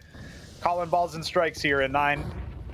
They seem to be bowling. Oh, there's an attack toward the A-bomb side. This could get messy. This could get hairy, though. Kragan destroys the A-side defenders, and there's Bob to chip in. Lackey running for his life. Oh, but not for long as Rawls takes him down. And it's a simple round for 9 once more. Is fine shot with that 5-7 and 15 points of health. Can't really hope to do anything here. 6 in a row on the T side of Nuke, even with the percentages being what they are, not being what they were like 10 years ago on this map, still is impressive to take 6 T rounds in a row. I'll stay thy hand. We're going for more after this, as the money's still not quite there for a proper investment here. We're going to see some concessions on the side of the CTs. No easy rounds for Gun 5. 0 layups. 9 will have full buy after full buy. They could run 5 op and still have money left over. It's just ridiculous, the kind of antics they can get up to with the buy that they have. Not that they will, but Montu will continue to rock the big green. They got over 10K on 3 players. And Bob is not that far behind. So Bob needs to level up his investment game, I guess. Montu gets the first frag. We could be looking at 7 in a row here for 9, and it seems like that might be exactly what the doctor ordered. Nice decisive first half in favor of the T's. Bob will get traded at the very least. Not looking good for Gun 5. Selter making it slightly bit easier, though. Will he expect Bob in that angle? Nope. Nade in hand. Dead is Selter. And now the attack can proceed towards A. That is a bad molly, though Sadeh might have a chance to find an easy frag. That's a start. That's the beginning of something. Maybe this A-side hold can still do some damage. No, only for 1 was Sadeh good, and fine shine. Hoping just to save the op for the last round of the first half, as 9 have secured themselves at least a minimal lead at the half. It's not the first time he's had it this whole half, but it certainly feels like it, and it's been taken away from him in the sense that he can't even do anything in the round. So he'll at least get Rawls out of the server, but that will expose him, and Montu is on the hunt. If he crosses over here, he's a dead man. Oh, well, not if Montu lets his guard down, but that will definitely convince Feinstein to burrow into secret and wait. Wait and wait and wait, because that bomb is ticking down to a 7th round for 9, which means that 8-4 prediction could be true after all. Kragan whiffing, choking, buckling. It doesn't matter. His team is winning. This op will be saved after all, but Gun 5, I don't even know if they're going to be able to post 5 rounds in the first half. They might have to wait until they're on the T side to get another chance to do that, as we are 1 round away from 9 finishing up their 1 T half. And of course, we need to give credit to 9 for how they played on the T side, but you and I, we watched Gun 5 play Nuke, and their CT side does not look like this. it's far from perfect, let's be completely honest, but it is a lot more gutsy, and they do go for those aggressive picks usually. In this situation, once those aggressive picks were stopped, it's like they had no idea how to react to what 9 is doing. Yeah, they really don't have a second layer to their game plan, it seems, which is one of the reasons why Nuke is considered such a punish pick. A double stack on top of Hut, I mean, that was an audacious play, and it does net them some opening frags, but 9 are too good with those mid frags, and now it's only Sadame. It's not even Sadame. 8-4. 9 are looking for their namesake in the pistol round of their CT side, and we'll find out who is really taking this series and whether we're really avoiding overtime after we come back from this short break. Hej, šéfe, dostanu vás ven. Tady máte Red Bull. Co? Dávám křídla.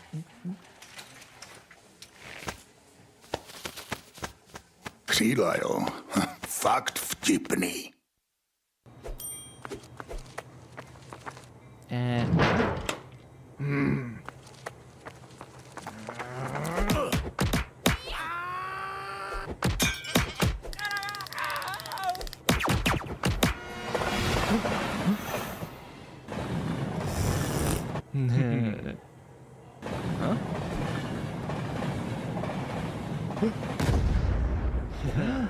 KFC patří ke hře. Největší komunita sáskařů je tu i pro tebe, Jirko z Poděbrad, který si jako jediný z vaší hospody vsadil proti našim a myslíš si, že tvůj tiket nikdo neviděl. Ale my tě máme rádi i tak, že jo, pasto? Přidejte se k nám a získejte 500 jen za registraci. Tipsport, oficiální sponzor mistrovství světa i IHF v ledním hokeji.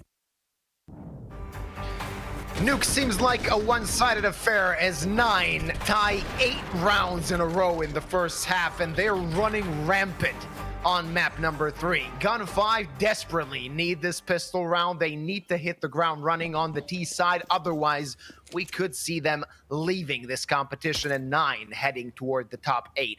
Now, of course, the side of 9 on the favorable side of Nuke, we'll see what that brings them, because don't forget, Inferno CT side was not even close to what they were hoping to get, winning only a few rounds in that second half. Now they want to do something better. Good control from Gun 5 at the beginning of this pistol round. Let's see what the play is. Yeah, still a couple of defenders towards Hell, so there's not an easy option here for Gun 5. Rawls up in heaven, might meet the Angels sooner than he would like. He's certainly going to meet a couple of those Eastern Euros as they charge on through. That's 2 frags to the A-bomb site. Kragan looking for a little bit of a backstab play. Will he be caught? Will he be managed? Oh, Yellow yeah. says hello and goodbye. Montu finally getting a little bit of a look in here, but it's all down to Favin with the dualies and the armor. He was supposed to be the raid boss, and they beat him by not even looking at him. Exactly. Gun 5 will get their 5th. And that's both pistols on Nuke. It's incredible. Like, they won the vast majority of pistols, and still this series is so close. This map still seems to favor 9 from what we see in the first half. Of course, they did lose the pistol, and that's going to bring Gun 5 at least to an arm's length of tying up the scoreline. And Favin hitting a shot with the dualies so far away, that is quite impressive. Doesn't seem manageable to get the second one, though. He's going to get some money, and he's going to have... Oh, sorry. Yeah, I apologize for jinxing it. I was going to say he's going to have Kevlar in that second round. Not going to happen, though. He was like, no, I won't. I refuse. Charges forward to die. But listen, they're still in the lead by 3 rounds. They can force into this next. And we'll see if they can maybe answer back and reset the T economy. Problem is, it was a win and a bomb plant, right? So, oh, yeah. Gun 5 have lots of cash. Investing into this one with Fine Shine Scout, Seltzer's Mac 10, Lackey's Galil, but there's 2 AKs on the field and enough utility to really make it work onto the upper site yet again. Outside might be a little bit more tricksy, but they are going to go ahead and lob those smokes. Usually on Nuke these days, you just have a little bit of a cheeky stack, apparently, on the side of 9. But it's not going to end up finding too much impact here. Montu might push the smoke. It looks like indeed he is going to. Oh, he has an opportunity. Oh, look at that. He combines with Faben through the smoke to get rid of Saddam. That was the bomb. They at least know what's up, but yeah, Fine Shine needs to pull that sidearm out, and that's not going to help him. So yeah, weapons recovered. We'll see if they can do anything with those or if they just want to hightail it out of there and call it a save. They are chasing. They're pursuing. Oh, there's Hilo. We know his aim is good, and Seltzer is going to help him out. Faven is going to be happy with that AK, and he's going to try and save it for the next round, as they're going to have a buy, and saving a rifle is useful. Not going to save anything. Not in the pistol, not in the second, as he's going to get taken care of, and Gun 5 are going to pick that AK off the floor. Another round for Gun 5. Let's see what 9 can do now that they have a buy. Yep. This is a rare thing. You don't usually see a team go for the save on CT side. They almost always, especially if they're already front running, they'll go for that CT force buy. So I did mention earlier, you need something on the CT side in order to feel like you've got a way into the round. It could be a stack or it could be a force. And well, saving the economy by throwing bodies at the problem, especially on a map like Nuke, where you might have figured out what your opponent's tactics are by anti-stratting. Well, Rawls opens up onto Saddam, and it's with the rifle. It's with the fact that they have that buy, that legit set of investment. So 9 definitely doing well tactically to get themselves into a nice little spot here. Ooh, Kragan just missed the time, and Hilo heard it. He knows what's going on. Kragan might die, but he's going to be quick, as Hilo is dead. +2 for the side of 9, and this round seems to be quite under their control. Faven under threat. Does he peek? Does he wait? He's going to choose the former. He manages to find the first frag. Onto the second, not going to get it as Seltzer takes his head. But still, 4-on-2. The side of 9 just have to rotate adequately, and they can still be in the driver's seat in this round. Yeah, absolutely. I mean, there's nobody on the outside position, so they could still end up flanking towards heaven and hitting A, which would be very bewildering for the side of 9. Seltzer doing his best to call around that as he pushes forward. 11 frags to his name. It's no Inferno performance, but he's still doing pretty well. Only Saddam is ahead of him in the fragging department. And, well, spotted out, though. So the information is there, thanks to Montu's info. He's going to wait for his team to come back around. Still technically possible to rotate down to the lower site, but as Seltzer continues to commit with the bomb, we know that's not the case. 20 seconds on the clock, and this will be a 4-on-2 attempt here for the side of Gun 5. Rawls, that's the backstab. If he finds the correct timing, Fine Shine could be a dead man and just baiting it out, trying to make a diversion for Rawls to come from behind. There's Kragan and there's Fine Shine. Manages to find the trade, but a 3v1 or a 1v3 rather is going to be difficult. There, another kill, not going to get anything else as Bob takes his head off. And 9 on the board in the second half. It's a little bit rough that they lose the third player, but 9 are still going to be happy to at least get their namesake for round count. And Gun 5, well, they are back to the drawing board, but they got the bomb plant, they got some frags. This is shoring up to be their opportunity to come back into things. And again, you ignore the scoreline. OT loops. This is Gun 5 we're talking about. They're not going to let go of Nuke. I need to see it to believe it.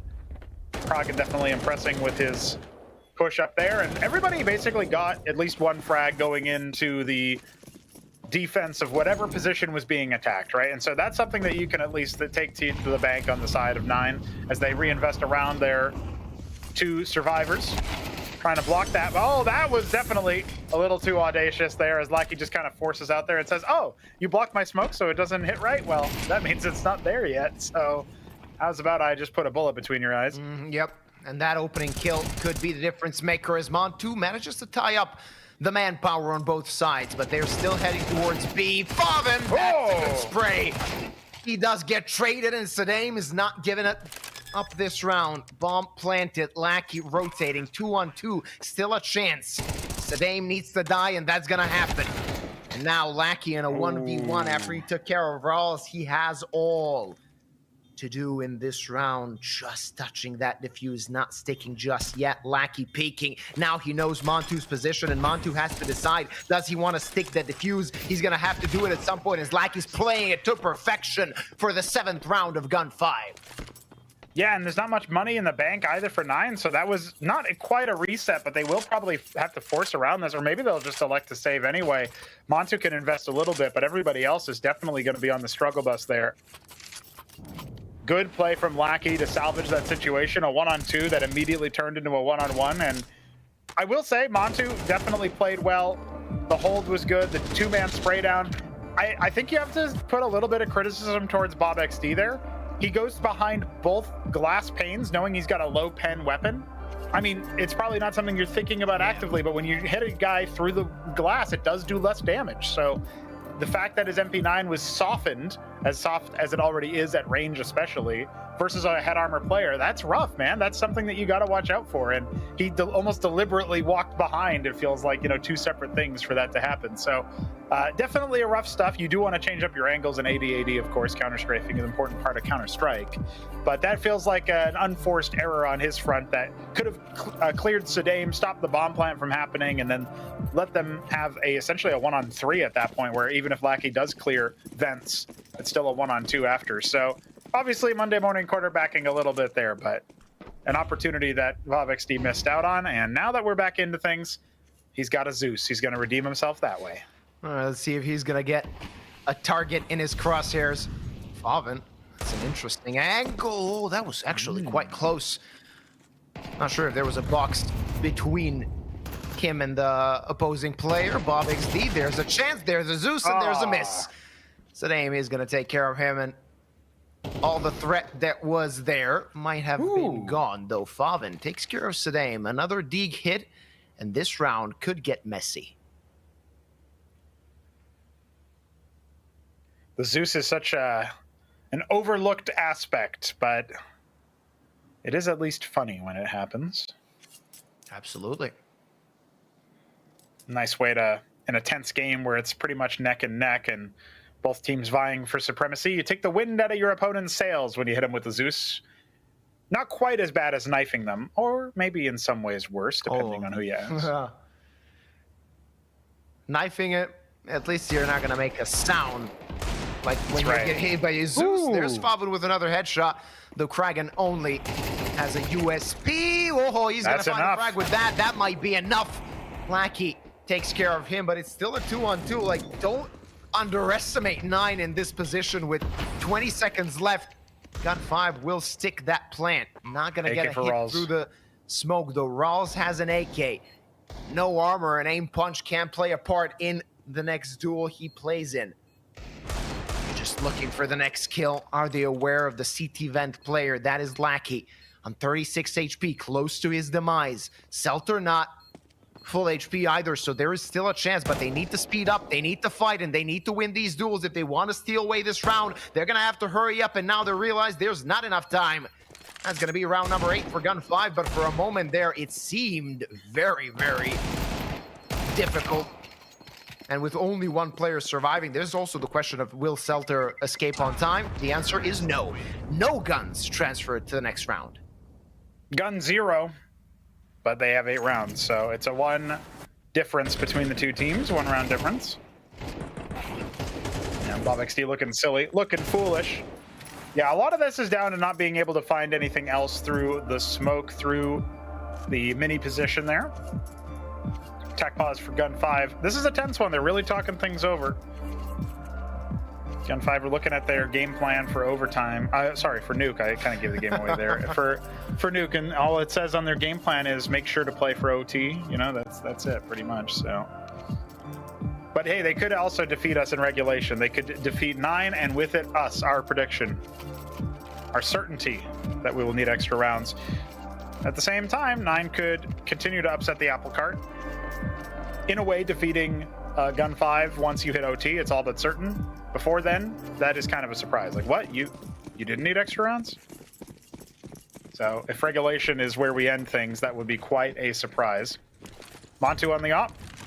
Rifles galore for the CT side, and now towards ramp. He gets the first pick onto Lackey. Excellent for the Polish opper. Some interesting acrobatics from Montu to get that first kill of the round. Hilo, he must have heard the tick from the molly, but with the smoke, the CT player can escape.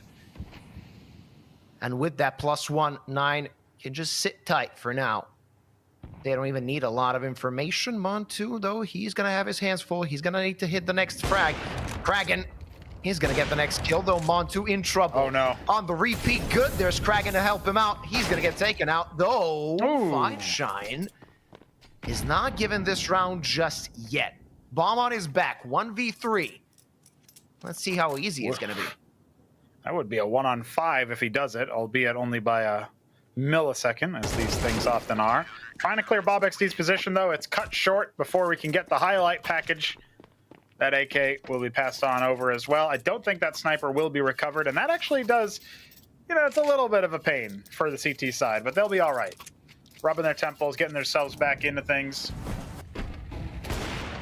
Double digits for 9. They finally eclipsed their trademark number. So we will be able to see them threaten that important score line of 13. That's what we're after right now as Gun 5 trail. And with pistols, they're probably going to have to hit with pace. Not a whole lot of utility points to that as well. Upper sight could be the target. Maybe they barrel on through Secret as they're all outside right now. Montu misses the first shot. Deagle on the top of Marshmallow. Selter not able to capitalize just yet on the opportunity. But again, there's no smoke blocking vision. Yellow is eventually going to get dropped. There's only one bullet left in the chamber. Now he's going to have to reload while he's getting run down on. Yeah, Montu in trouble. He's probably going to die unless his teammates save him. And it seems that that will be the case. Finally, oh, actually, Sadame found 2 frags in a situation you don't expect him to find 1. A bit of a confidence booster, but 9 are getting themselves in a pretty good situation, a good lead. And Gun 5 need to find something. They need to get an answer because this next buy could be the last full buy they're going to have in this tournament. Very well could be. As Gun 5 have not been able to plant the bomb on their ecos or their... You can't really say a Gun 5 eco. That's not a thing. But you know, Gun 5 half buy, yeah. Gun 5 force buy. Not going to work out for them as we have Sudame on your screen. Another tech pause. The last left in perhaps the whole tournament for Gun 5 if they can't get it over the line here. I don't know if your internet is dying. I hope that it's not going through to the broadcast as it is for me over the platform that we're communicating on. But it sounded like I'm casting with a robot. Sometimes you are. Oh, it is. I didn't know that. Robo no-go. Nice. I mean, then at least, given that we're doing 3 best of 3s today, you're not going to be getting tired, as you know, maybe an oil change necessary. Beep, boop, Montu, kill. Should be a quick and easy cleanup for the side of 9 as they get themselves toward match point. And 4, in fact, chances to go toward the top 8 after struggling in their best of 1s. Best of 3s seem to be suiting them quite well. Yeah, no kidding. This would be 3 in a row for them if they're able to make it all the way in. And so far, it seems definitive. But 9 getting to 12 just increases my confidence that Gun 5 will take us to overtime. They've done it before. I say they'll do it again. But will it be here? Will it be today? Right here, right now? 9 want to finish this off in some kind of style, in some strong fashion. We did finally get an eco out of Gun 5. It took several series, but eventually we got there. And now, backs against the wall. 4 rounds in a row required to stave off 9's victory in the best of 3. As they will look to enter the top 8. Montu holding ramp yet again. Worked out very well when that change came in with that sniper. As outside seems to be being held just fine by all the rifles. Kraken going to rotate back over once again to pressure Secret as Rawls continues to look through. It's a very slow round for Gun 5, taking their time. Yeah, quite slow. They know that they need to make sure that 9 expend their utility, though Kraken finds the first frag, and now this may be a struggle, or this may be the end of Gun 5, as they will rue their missed opportunities, and one of the matches they needed to forfeit. It's a 5v3 and 2 players low. 9 seem to be taking control of things. Faven Falls may be a lifeline for Gun 5, but they need to do a lot more work if they want to have a hope of winning this round and extending map number 3. The rotates seem to be doing well for the side of 9. They're taking control of lobby, though Montu dead. Now this gives Gun 5 a chance. Will they use it, and do they know about any of the CT positions at the moment? Well, ramp is being held by Bob, so they can't really continue the pressure as they have been. That's going to be Seltzer going down. Bomb on Fine Shine's back. Sedame and Fine Shine are combining for about 70 health right now, so not ideal whatsoever. Not good at all. Look Oh, at wait. HP on the It's side 69 health. Never mind. It's nice. All right.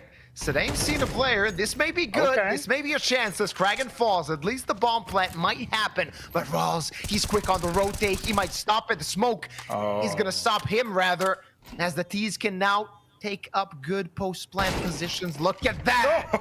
The duel goes to the favor of Bob, and it's only Fine Shine that remains. His position known. 2 players approaching. He needs the clutch. Finds the first. Looks for the second. Not gonna find it. That's it for Gun 5 as 9 proceed to the top 8.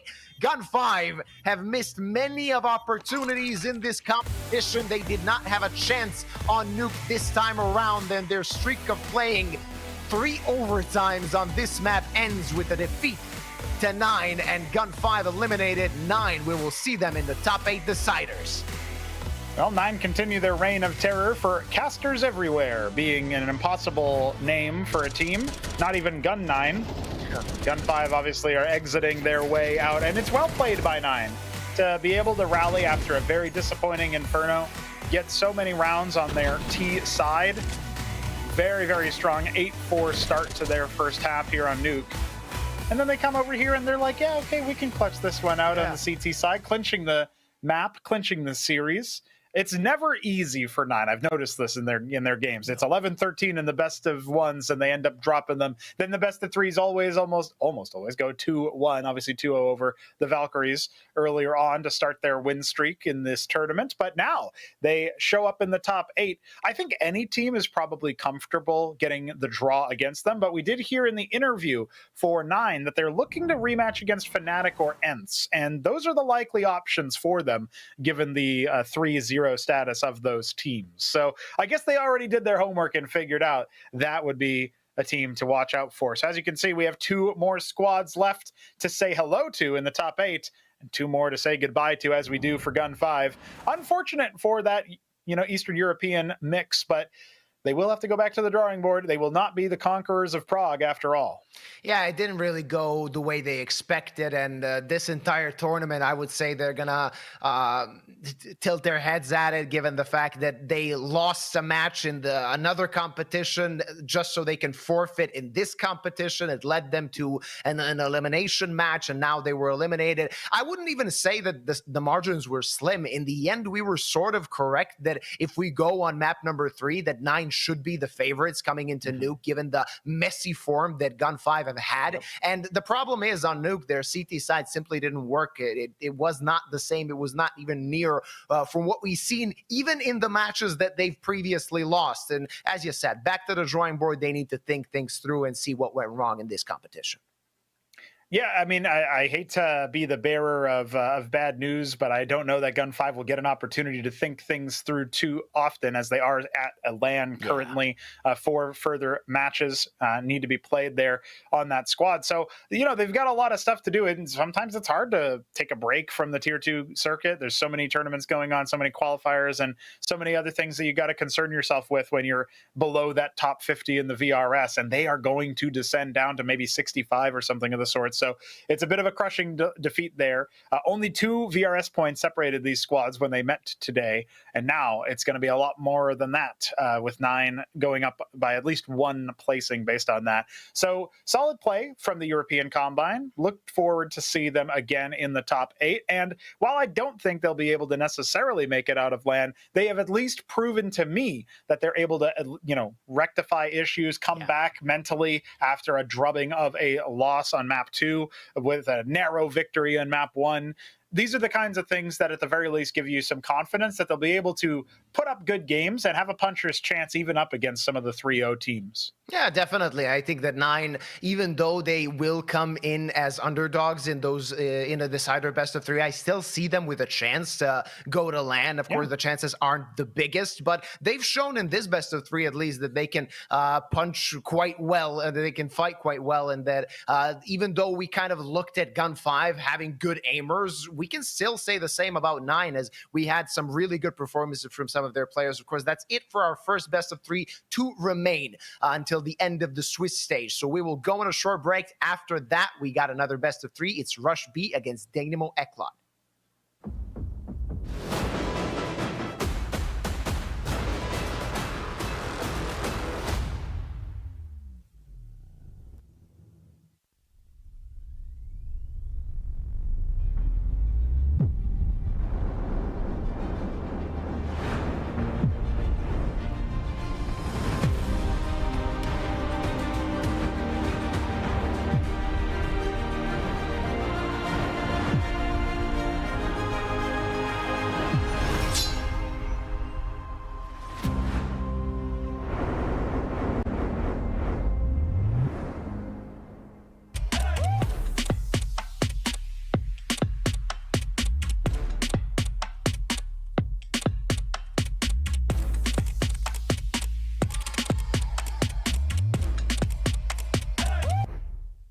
Největší komunita sázkařů je tu i pro tebe, Jirko z Poděbrad, který si jako jediný z vaší hospody vsadil proti našim a myslíš si, že tvůj tiket nikdo neviděl. Ale my tě máme rádi i tak, že jo, Pasto? Přidejte se k nám a získejte 500 jen za registraci. Tipsport, oficiální sponzor mistrovství světa i IHF v ledním hokeji. Na portále Playzone.cz jsme společně s Vodafonem spustili podporu komunitních turnajů ve hrách League of Legends, Wild Rift a Counter-Strike. Můžete si tak užít spoustu zábavy a zahrát si turnaje o peněžní výhry. Tak na co čekáš? Dojdi na portál playzone.cz a vyhrávej parádní ceny.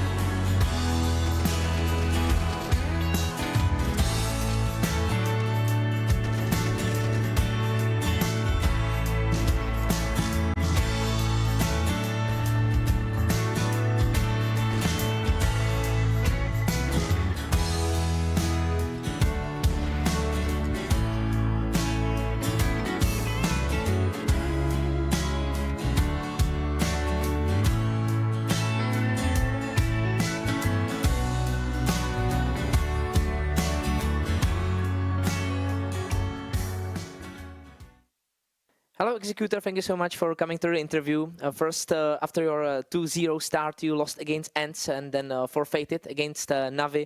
Are you maybe a bit sad that you are in this do-or-die situation right now?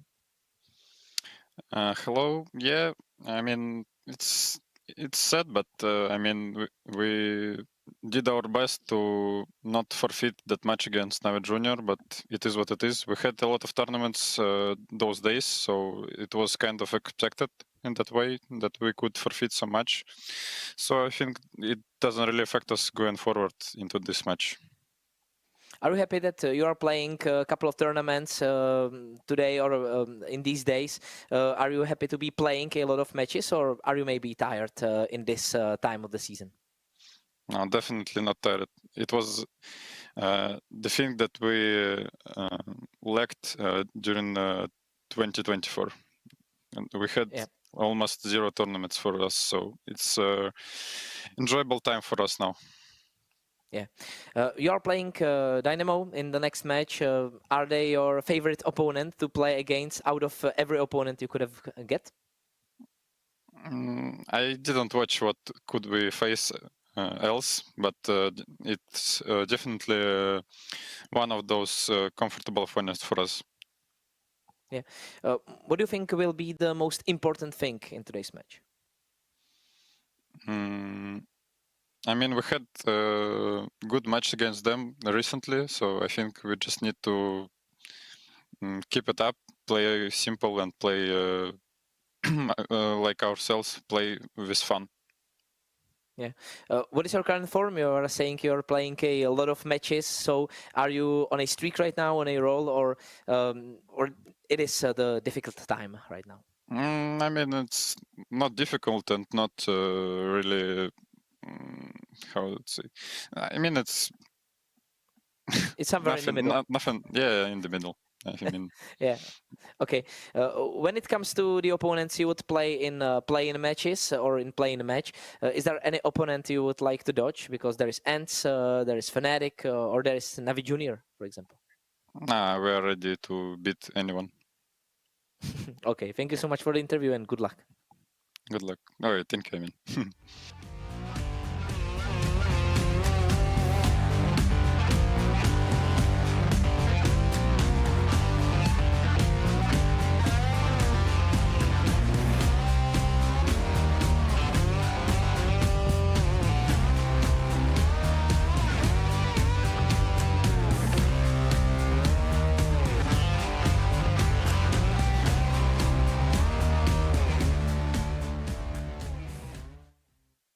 Hello, Eli. Thank you so much for coming to the interview. Great, but tough match for you against Passion UA. What do you think was the key factor that was the main reason you lost? I think second round on the Ancient, we lost against Deagle and 4 Glocks, so I think that was the crucial round, but overall it was close game, so we lost based on situations. Yeah. Did you feel the pressure in the match because you are still home favorites? Everyone wants you in the Prague LAN. So do you feel the pressure? Did you feel the pressure in the match, and do you feel the pressure now? I like actually pressure, so I feel it, but I know how to work with it and be more focused in the game. So I was pretty not like nervous, but we wanted to win, and unfortunately we were not able to end it. So. Yeah. So far you are playing even matches against almost everyone in this tournament. So is this a tough tournament for you when you compare it with maybe other tournaments? Yeah, I think we have a more tough opponent in here, so it's more of a challenge for us to like get into LAN and be in front of our crowd. Against Rush B, do you feel like a favorite? Maybe in this match, because odds are pretty even, but do you personally feel like you can be favorites? I think it depends if we are going to win against some force buys, and then we are, but otherwise it will be a close game. But if we, as I said, we manage to win against force buys, we will clean them up. Okay. Is there any opponent you would love to dodge in the play-in round? Because there are Ants, there are Fnatic, Navi Junior, for example. Yeah, I would like to dodge Fnatic because I would like to play against them in LAN tournament. So I'm cheering for them also to win and qualify. And also, I don't want to play against Navi Junior. That's my nemesis. Out of 3 interviews today, you are the third one who says that. Thank you so much for the interview and for it. Thank you. Bye bye.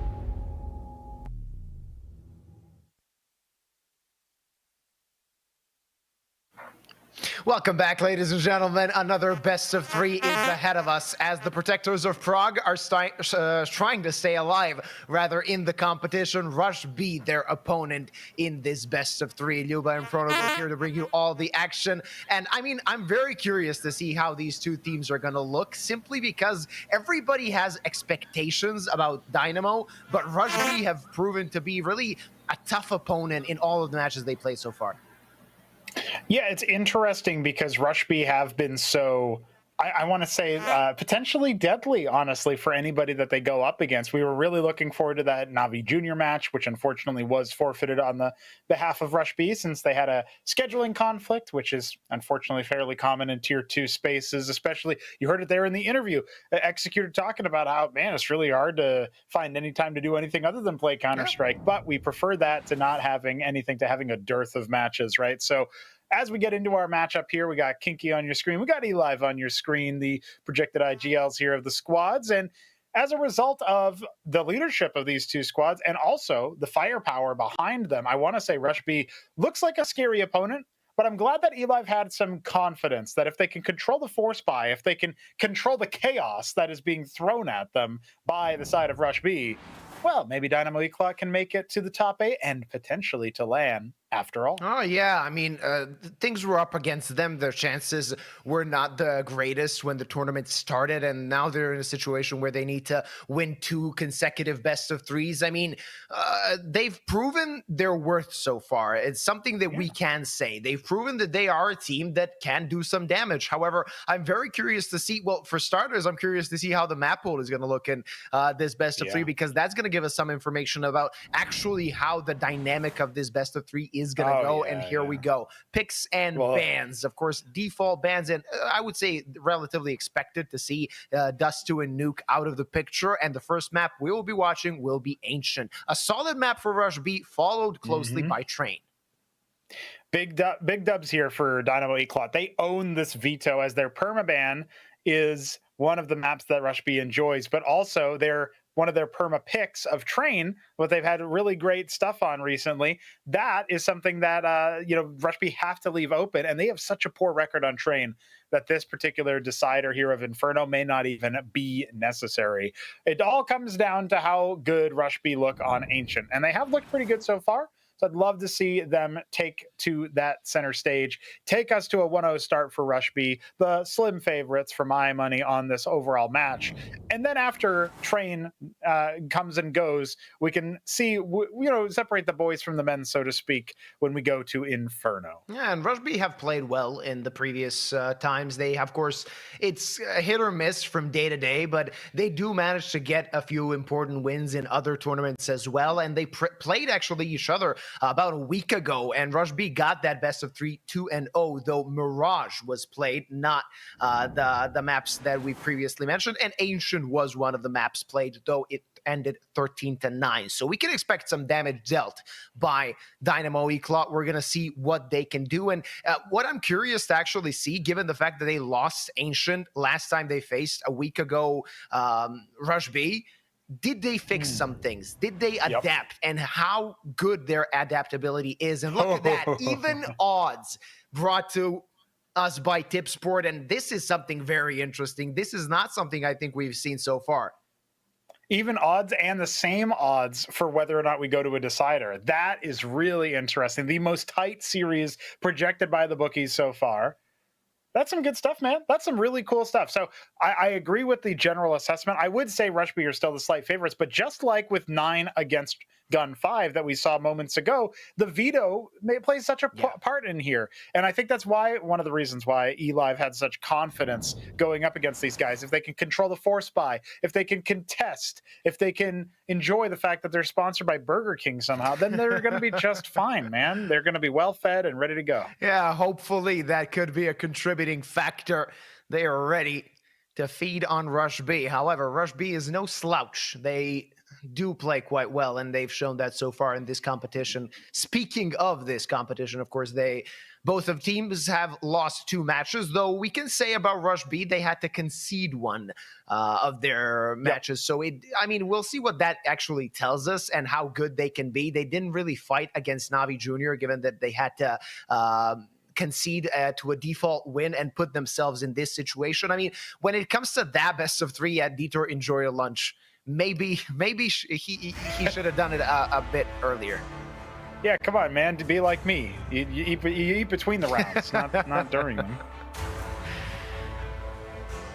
That makes sense. You know, that doesn't look like Burger King to me, but we'll give it a pass. It'll be fine. Can't really. No, in all seriousness, I really love Detour's setup because we still see all of those beautiful little supplements and you know, he's got the got the gym setup. He's got it going on in that respect. Looking very good in that particular respect. So yeah, we'll see. We'll see really, because Detour has been like a sleeper impact player. He's not rated typically as like a really good looking guy as far as the stats go, but here he is in this tournament, at least, rocking out. Like, you can tell the passion is there for some of these players. I mean, it's so important to them, right? I think that no other team in this competition finds it that impactful to actually go to LAN in Prague. Of course, everybody wants to go to LAN, everybody wants to collect the VRS points and get a chance to get a bit of that prize pool, but for Dynamo Eklat, it's completely different how the story goes and how much it's important to them and also their fans that they actually get the victory here. They get to the deciders and have a chance to go to Prague. And we've mentioned that previously. If they go to LAN, it's a big buff for them. So many fans will be rooting for them. And not only that, they've played in the Vodafone Play Zone arena before. They know the equipment and they will get their bearings much earlier than the other teams that go to LAN will. Well, we'll have to see what comes of it as we get our players situated. Elive trying to fix some performance troubles. Counter-Strike 2? Performance troubles? Yeah. No way. It's never relatively common, we can say that. On another note entirely, while we're on the topic of what the players are up to, okay, yeah, Zinni vapes, that kind of makes sense, but it was Executor with the Zins. That's a total wrong branding. Come on, dude. Figure it out.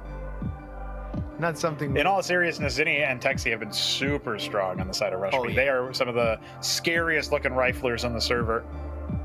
It'll have to be a surprising performance from, say, not just Detour, but you know, I've seen a little bit of I've seen some good stuff out of Mikey before. It would be pretty cool to see what happens there. I think another thing that's worth pointing out too, in a lot of these cases with the squads, is that the op of Forzy versus the op of Kiro.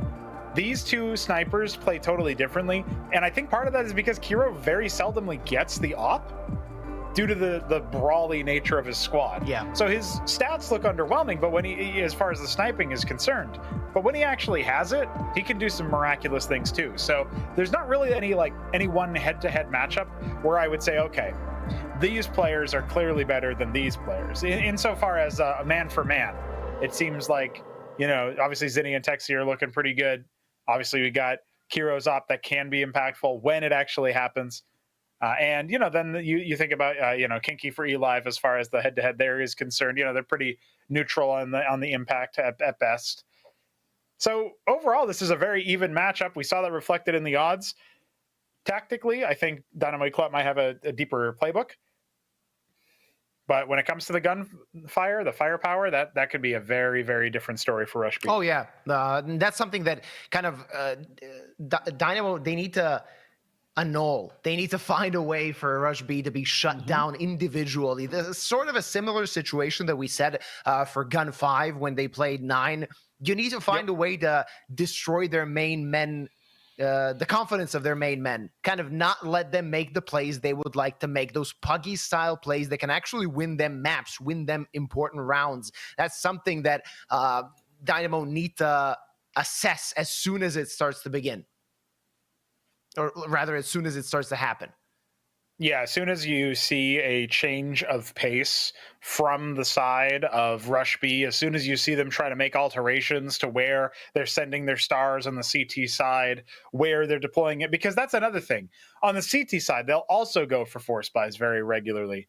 And the reason why it hasn't come back to bite them yet is because they are almost always so very good at securing the dub with them. Yeah. That's something that you don't normally see in these squads. I mean, you'll see force buys on T side, left, right, and center because they plant the bomb.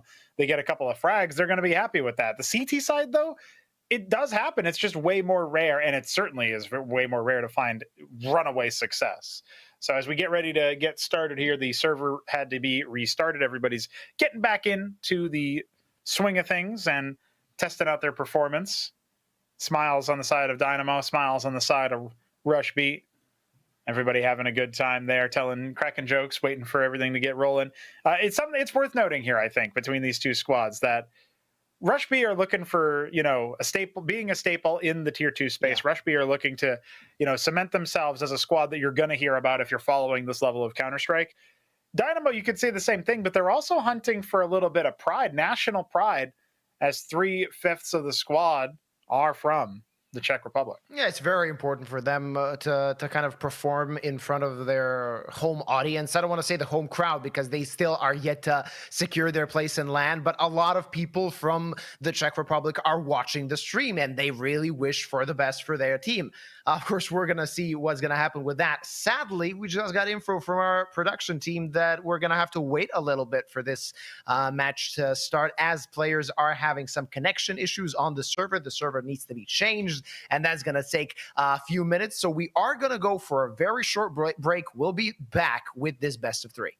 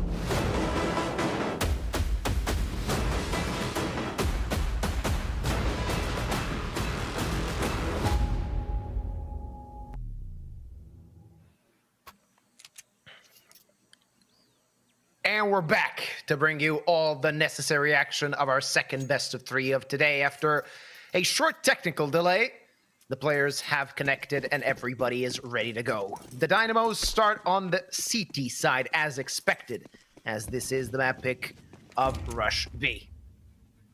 Yeah, very nice that Rush B are on the T side. That's where they can do some of their absolutely best work. And now they are pushing out towards a double stack as 4 guns in cave, while Detour will frag twice, and Mikey will pick up where he left off.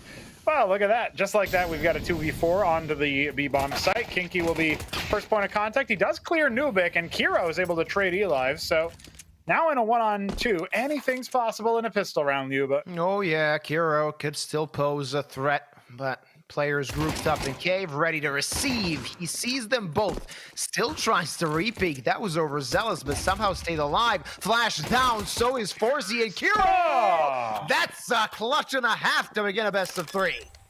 Yeah, okay, he's on the board nice and early. 3 frags, every one of them required to close out the pistol round, and in first to 13, as Counter-Strike 2 is, well, every round matters. And so much, too. It's a ridiculous amount of impact to win pistols in this particular game. Outsized compared to what it was in Counter-Strike Global Offensive. So, well, the Dynamos were happy with their turn of events until Hero decided to take destiny into his own hands. And now, pushing forward, we got more. Executor, well, he's going to be executed. This is a force buy. Forzy already up to 2 frags. That's dangerous. Zinni needs to pop heads, and he finds 2, searching for Mikey. Kiro, in the meantime, takes care of Nubik, and now starting to gain some control over this round is the side of Rush B, but that control short-lived as the Dynamo Ekbot players are still swarming. Oh, just runs out of bullets, and it's a 1v1. Kinky versus Detour, and do they want to fight? Of course, Kinky does. He needs to get to the bomb, and Detour ready to receive, but not ready to get the kill as Rush B double up, but only just 7 HP in the end, enough for Kinky. God, wow. Okay, well, yeah, we're gonna need to take a moment here to consider the options at this point, because wow, what a series of events here. So a lot of this is gonna be down to Ziddy's miraculous 2K there in the short position, and the fact that Mikey ran out of bullets and Kinky was able to control the spray better than Detour. These are some very explosive rounds right out the gate on Ancient, and Rush B is favored on this map, but the other 2 are a little bit more so on the side of Dynamo. So even if we see a bulldozing, it's hard to say anything negative about Dynamo's odds. However, they still want to look into their opponent's map pick. Rush B will take attack, try to calm things down. Even for the men who dwell in chaos, it's apparently a little bit too much for them. Losing all but 1 player, no bomb plant, they talk over their buy. And of course, another force from Dynamo Eclot. Of course, they decided to force buy after dealing so much damage in the previous round, hoping to reset their opponent in this one. And they're gonna have a solid buy as force buys go, with 3 SMGs and an M4 in the hands of Forzy. Elive can do some damage as well with that 5-7, of course, chunked up to 23 HP. Nubik needs to find the frag, and there we go. He doubles up in the cave position, and now this T-side round might start to crumble for Rush B unless they can pounce on these tagged opponents on the side of the Dynamos as Kinky sneaks towards cave, but so many angles he needs to check, still might get caught off guard. Playing it slowly because they have no other option, waiting for Dynamo to make a mistake, but a mistake they won't make. A good double peek towards mid causes Zinni's death. An Executor and Kinky in a very uncomfortable 2v5. Elive with 1 health, and Nubik with 4. Some Pyrrhic players right now on the side of Dynamo. A stiff breeze will blow them over, those false idols. Executor and Kinky struggling to make ends meet here on the 3rd round as they try their best to leverage the limited map control they have towards this B-bomb site. They're going to entry on. The peaks will come in. At the very least, they're safe to get a plant. This is an economic victory for Rush B. Can it be more? only economic in a sense. They couldn't have let this happen, and now Kinky's position is known. He had to plant the bomb because his teammate was so far away. He's just gonna get swarmed. That's a big victory and a big round for Dynamo Eclot as Rush B, even though they got the plant, they're still not gonna have a lot of money in the next round, and rifles galore for the Czech boys. Yeah, there's so many of them now. They only have to buy one gun into the next round. A Galil, the only shortcoming, and even then, I think as a CT, you're pretty happy with the Galil. Oh, yeah. You're really happy with the Galil on the CT side. Close angles, great for spamming through smokes, many bullets available. I think it does a much better job actually on the CT side than it does on the T side. Yeah. It's not a turbo slouch on the T side, but you're absolutely right that the CTs are happy with that one. They can use it in a very tactical sense. Hard to drill that, since the chances of you getting it on the recovery are, might happen once or twice a map. Now Mikey gonna self-flash, and he's looking for those mid frags. He knows there's another, but he's only good for the one. Executor trades him out. That's Texi falling. That's one of the star riflers. So limiting their impact early on speaks to exactly the game plan that Dynamo Eclot need to be developing.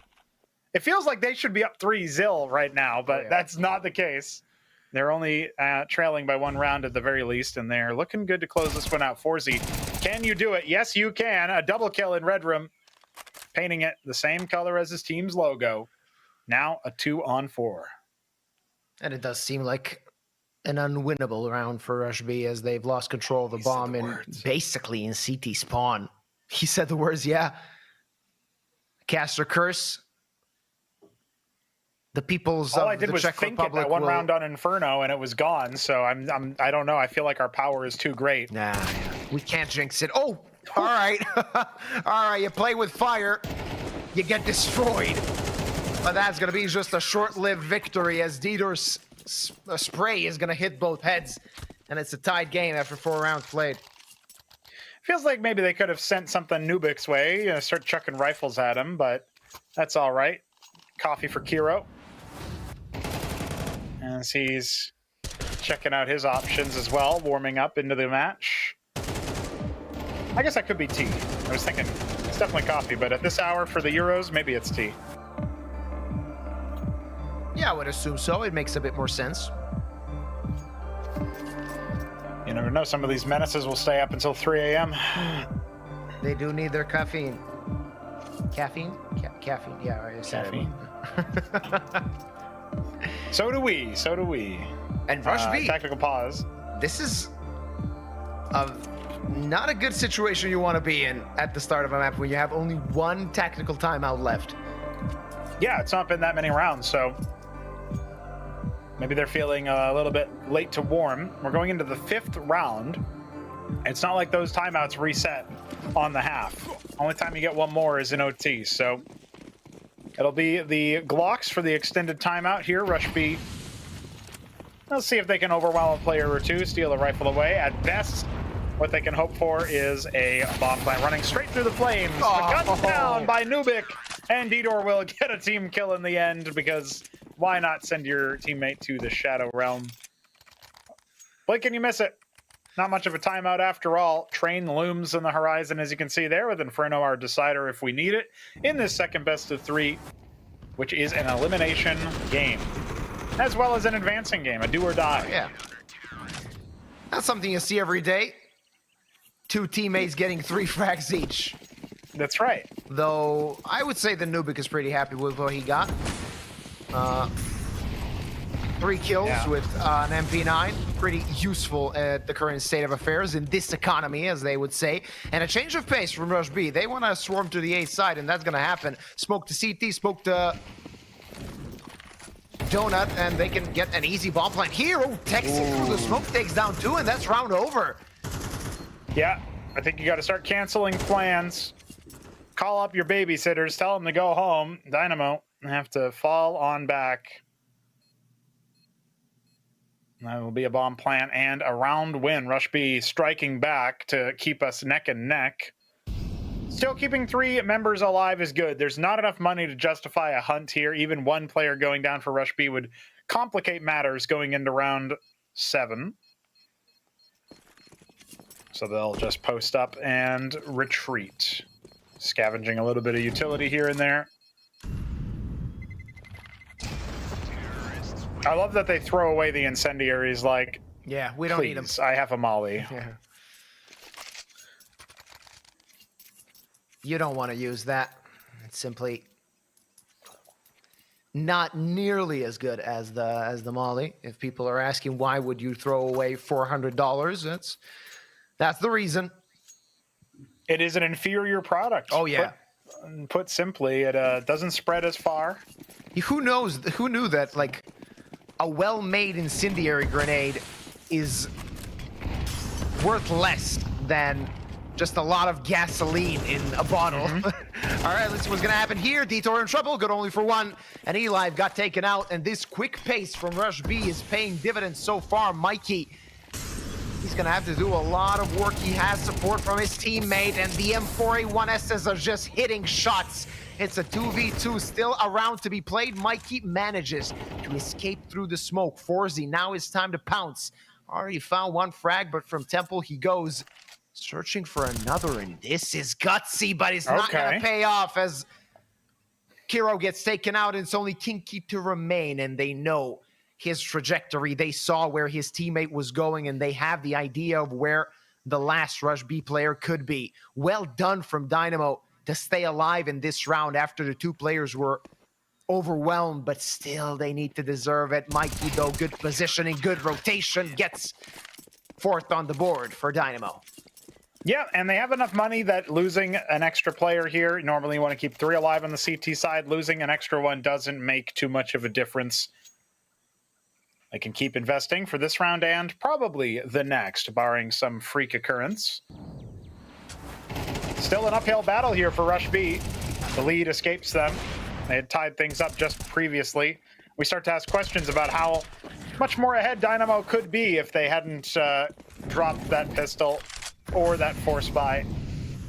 They were able to equalize things immediately following. Forzy with a forward angle with that up. B his domain. Got a deep angle, and Mikey has found Executor elsewhere, so that's the secondary caller of Rush B silenced. Kinky will be able to deal with Detour somehow, and with the off dropped as well, this is going to get very hairy. Nubik, it's all down to you, my friend. Oh yeah, not a lot of room to work with, burning in the flames, and Texi takes him down.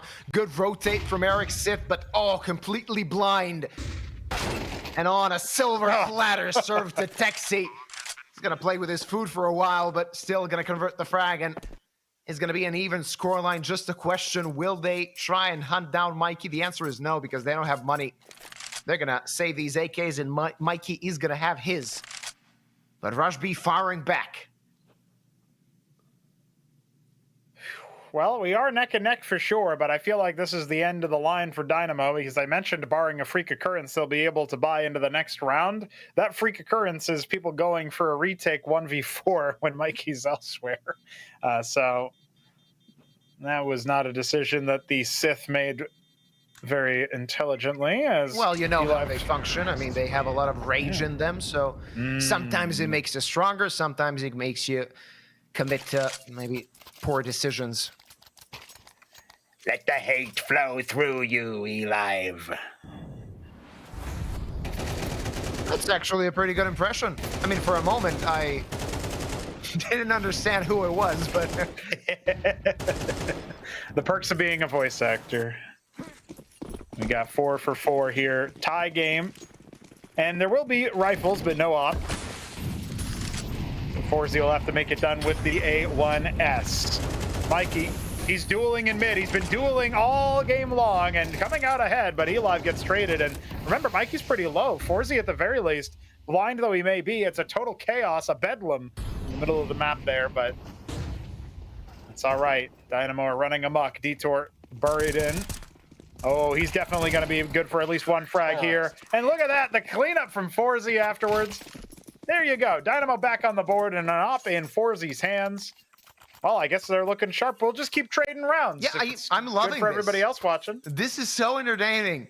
Fast-paced Counter-Strike after, like, I'm sorry to the other teams, but mostly we see sleepers as teams just wait for the mistake of their opponents. Not the case in this match. They all want to fight. They all want to chip in.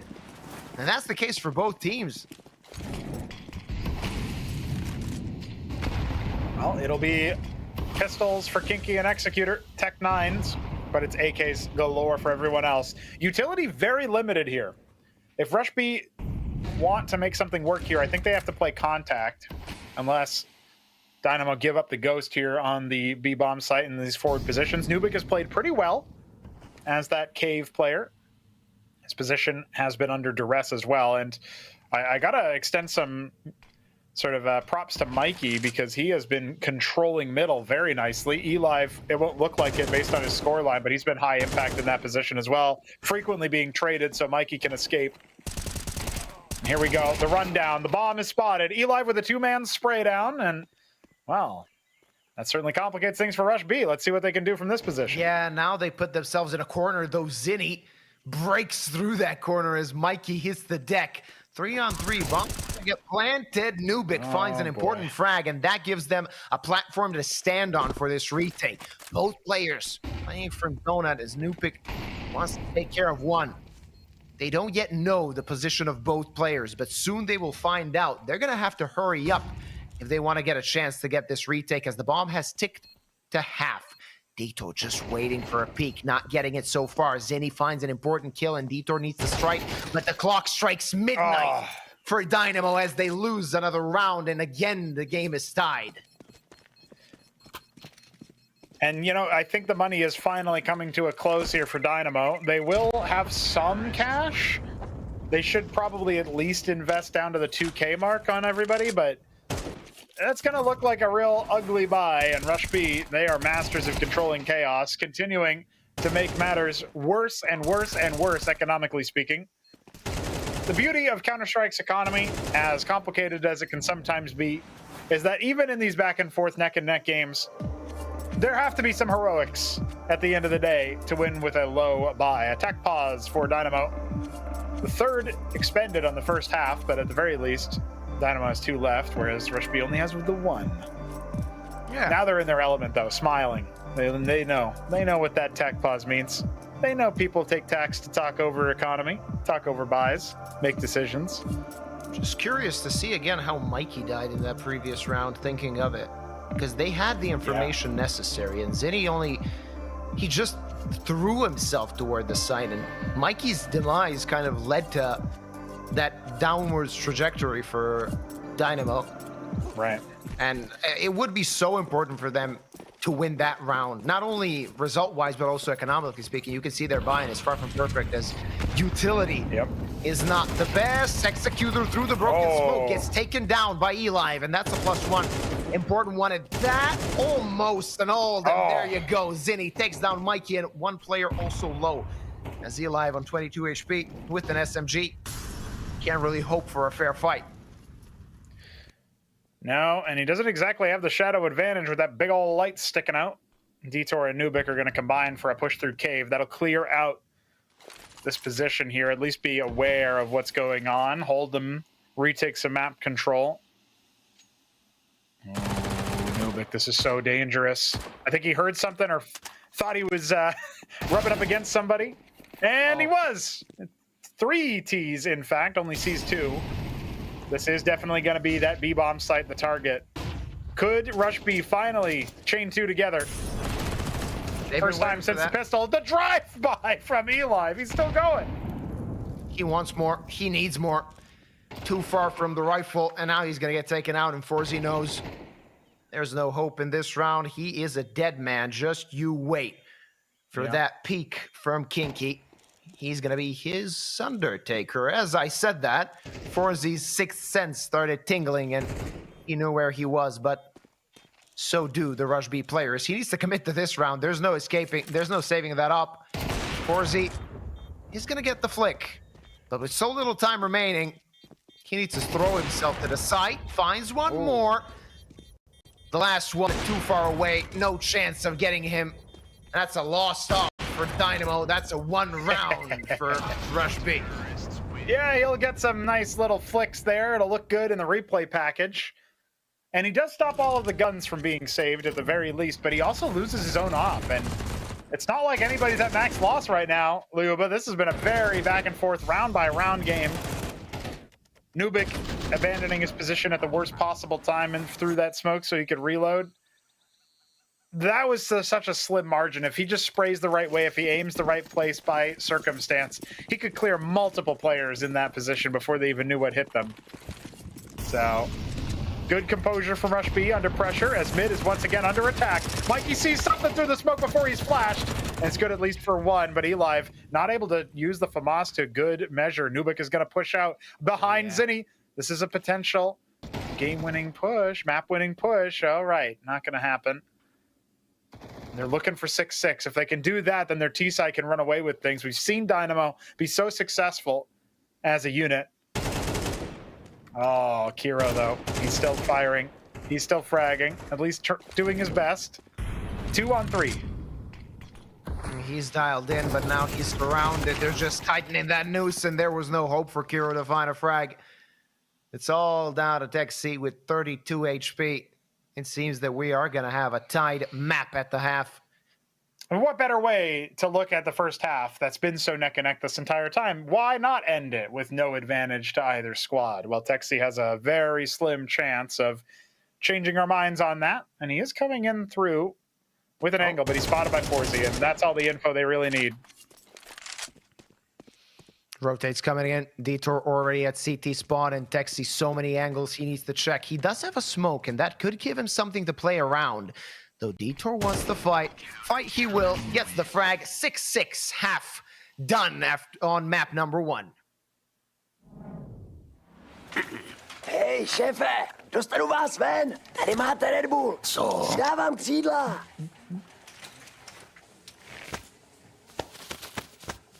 Křídla, jo. Fakt vtipný.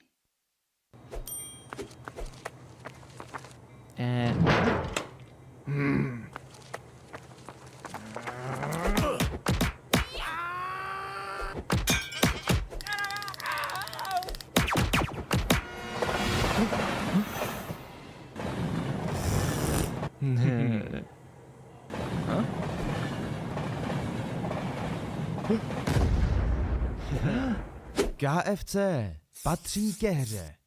Největší komunita sáskařů je tu i pro tebe, Jirko z Poděbrad, který si jako jediný z vaší hospody vsadil proti našim a myslíš si, že tvůj tiket nikdo neviděl. Ale my tě máme rádi i tak, že jo, pasto? Přidejte se k nám a získejte 500 jen za registraci. Tipsport, oficiální sponzor mistrovství světa IIHF v ledním hokeji. And we're back, ladies and gentlemen. A neck-and-neck affair after an entertaining first half on Ancient. The sides of Rush B and Dynamo both want to go to the top 8. Only one team will be able to, and nothing to separate them on map number 1, as no team could tie up more than, what, 2 rounds, Pronogo? Oh, yeah. Yeah, and it was Rush B both times did 2 consecutive up until that final hurdle where Dynamo were able to answer back. And now on the T-Pistol, be looking for their own success. Rush B already clutched out thanks to Kiro's heroics on the pistol to get themselves that pistol round. And so Dynamo are going to be looking to redeem themselves from that. But it is a shooting gallery in the red room. Red indeed. Well, Nubik is the last alive. He'll escape. He'll escape with a little bit of health. But with Zinni so low, he's the only real weakness here. Everybody else has Kevlar. It's going to have to be headshots abound. And I just don't see it happening. Nubik in a 1-on-3, not able to even start that particular meal.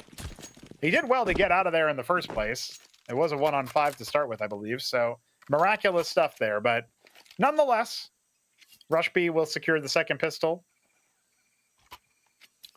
And you could see Kinky smiling. He was like, no way they tried to do this against us. Yeah. We've seen Rush B do that on their T side multiple times. And of course, you can expect that whatever they do, they know how to counter. And that was case in point. Oh, yeah. Dynamo didn't stand a chance in Red Room. Murdered. Only, though, 1 deagle now. We'll see what Nubik can do with that. Yeah, listen, he has been fragging. He's got the hot hand. Not normally the top fragger for his squad. That would be Detour, sometimes Mikey. Sometimes Forzy. Now, Dynamo Equad have won the most recent best of 3 they played before this tournament on this very day. So they are fresh off a victory. That means that they'll be looking pretty solid if they can tie this one up as well. There'll be a very good day indeed for the boys from the Czech Republic. And Slovakia too. Why not? Get everybody in there. Why not? Looks like it'll be an A push from all of these pistols. And there's still some backup here. Kinky can pretty easily rotate. Same for Texi. So very unlikely this gets much of anything done, but they'll at least boost the Deagle and see if they can get any pressure had down here onto the B-bomb site.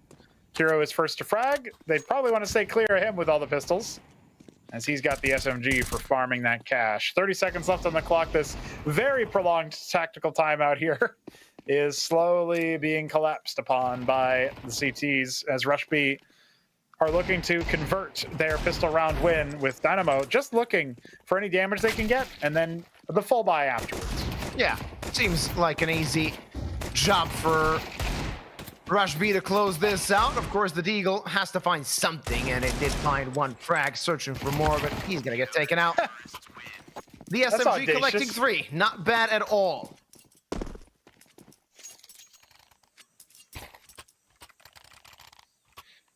That is audacious. We'll have to see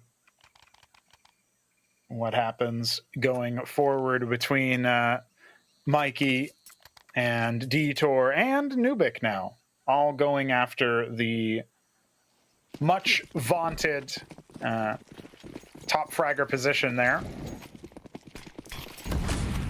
High impact from the riflers of Dynamo, and Forzy also did pretty well himself, but Kiro, oh, damage down so low.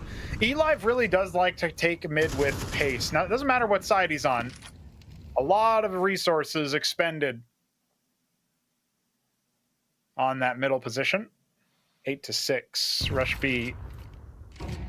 Giving a lot of control over to the B bomb site. Cave not contested. Zinni is alone right now. Quick rotate out from Kiro. Remember, he's low as the hit's about to come in.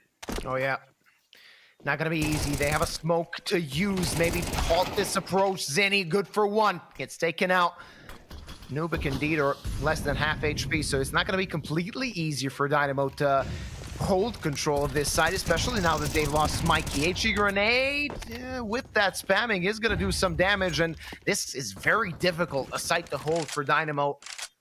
They're going to have to fight. They're going to have to find the next frag if they want to hold off the CT approach, and the retake is coming in. Forzy just waiting on the boost for somebody to approach him. Diter spamming through the smoke, but not finding anything so far, and the CTs already have swarmed the site. Now, Dynamo need to fight. They need to stop this defuse. Executor, he takes care of Nubik. Diter falls, and it's only Forzy to remain. He knows this round is over. He knows he can't do anything. He's trying to stop the defuse, but that's not going to happen. And lucky to be alive with 11 HP and keeping that AK for the next round, but an important one goes into the hands of Rush B. It is important, and they keep enough players alive that it's not like they have to reinvest a heavy amount either. So they're gunning for their 9th round, and they get it on the retake. With Forzy staying alive with the bomb plant, we're going to be seeing Dynamo with a buy, with a chance in. And really, I think we've seen everything that we needed to see from Dynamo already on that first half, where they are neck and neck, they are controlling the pace, they're sending a message to Rush B that they need to dig deep in order to win their own map pick, which may not be the same for Dynamo, where they're just so natural on Train, and Rush B are so not. But we'll have to find out, because we're guaranteed Train, we're not guaranteed Inferno for the decider. Not just yet. A lot of Counter-Strike to be played until the probability is there for us to get to Inferno. For now, it seems quite good for the side of Rush B. With the bomb plant, with the loss bonus, Dynamo have a buy, but a scrappy one with 3 Galils and already the little utility they had. I don't know if they had a lot of it, but they spent a lot of it so far. Again, grouping themselves toward that B-bomb site. Still a lot of time left on the clock for them to change their opinion of which site they like better.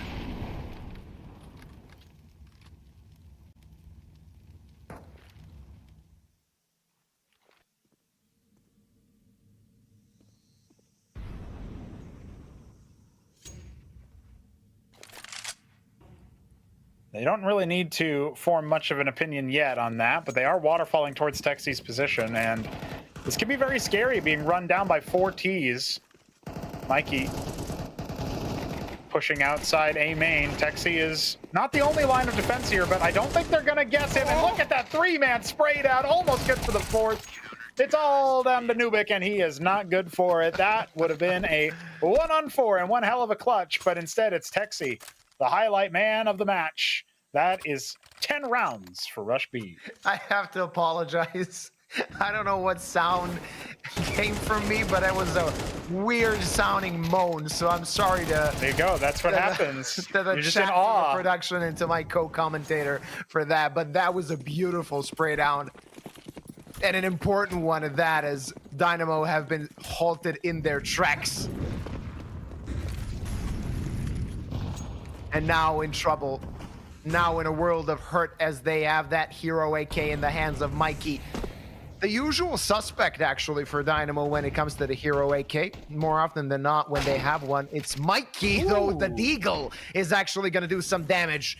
This might be the beginning of an important, impactful round for Dynamo, but they need to break open this B side. It's Kiro that wants to fight. Mikey gets the kill, and Dieter does as well. And it's a 5v2. Blink and you miss it. Important quick succession kills. Executor good only for one, and Texi needs to tuck tail and run. It's going to be the 7th round for Dynamo, and they're not out of Ancient just yet. No, they're not. And look at the money left over on Rush B. They know where Texi is. They can go for the hunt, although they have their own money problems on the side of Dynamo, so they're going to have to make it clean. If Texi can do another quick spray down there, he might be able to be more than powerful. Remember, Dieter is so very low on HP, but Nubik is the next point of contact here, as Texi is going to get run down. And all right, so Rush B don't have that much on the investment. They will almost undoubtedly purchase up into this next round. But looking for what we can see from Dynamo, if they can chain at least another round together, you know, if they win this next one, they pretty much wrap up the economy for a little bit. They can go to 9 rounds, 9 rounds, depending on what ends up happening here, before Rush B have a proper answer. So let's see what happens in this round. This is a very impactful round right here for both teams. This round could be the difference maker. Will Rush B start, or continue rather, to get away with this map, or will Dynamo get us very close to a tied result? Seems like a slow burner of a round, though. Utility exchanged and damage dealt to Mikey. Down to 75 HP. Still, of course, battle ready. More than capable of going into an aim duel and getting out of it as the victor. Again, grouping up toward the B-bomb site is the side of Dynamo Eclot.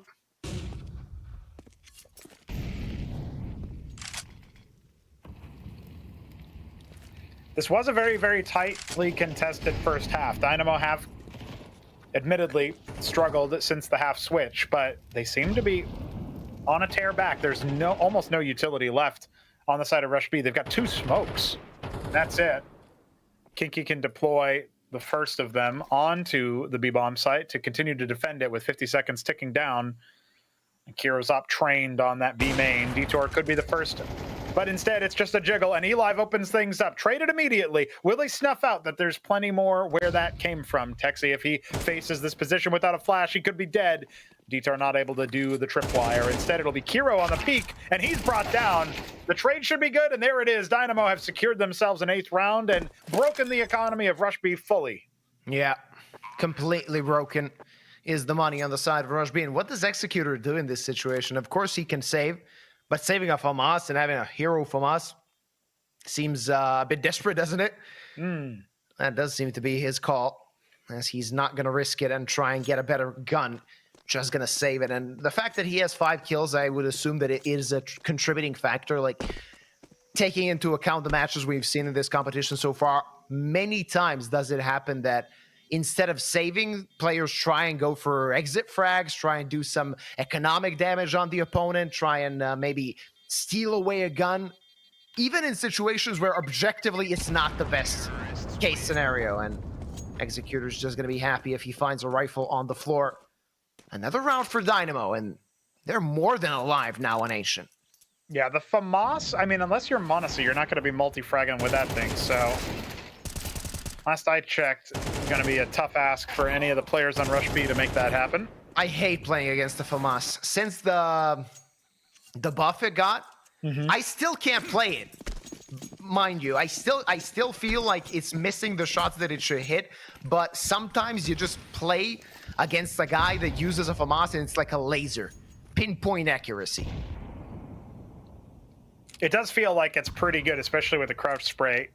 Helps you out quite a bit, and you can get into nice spots with that. So maybe Executor can be the executioner.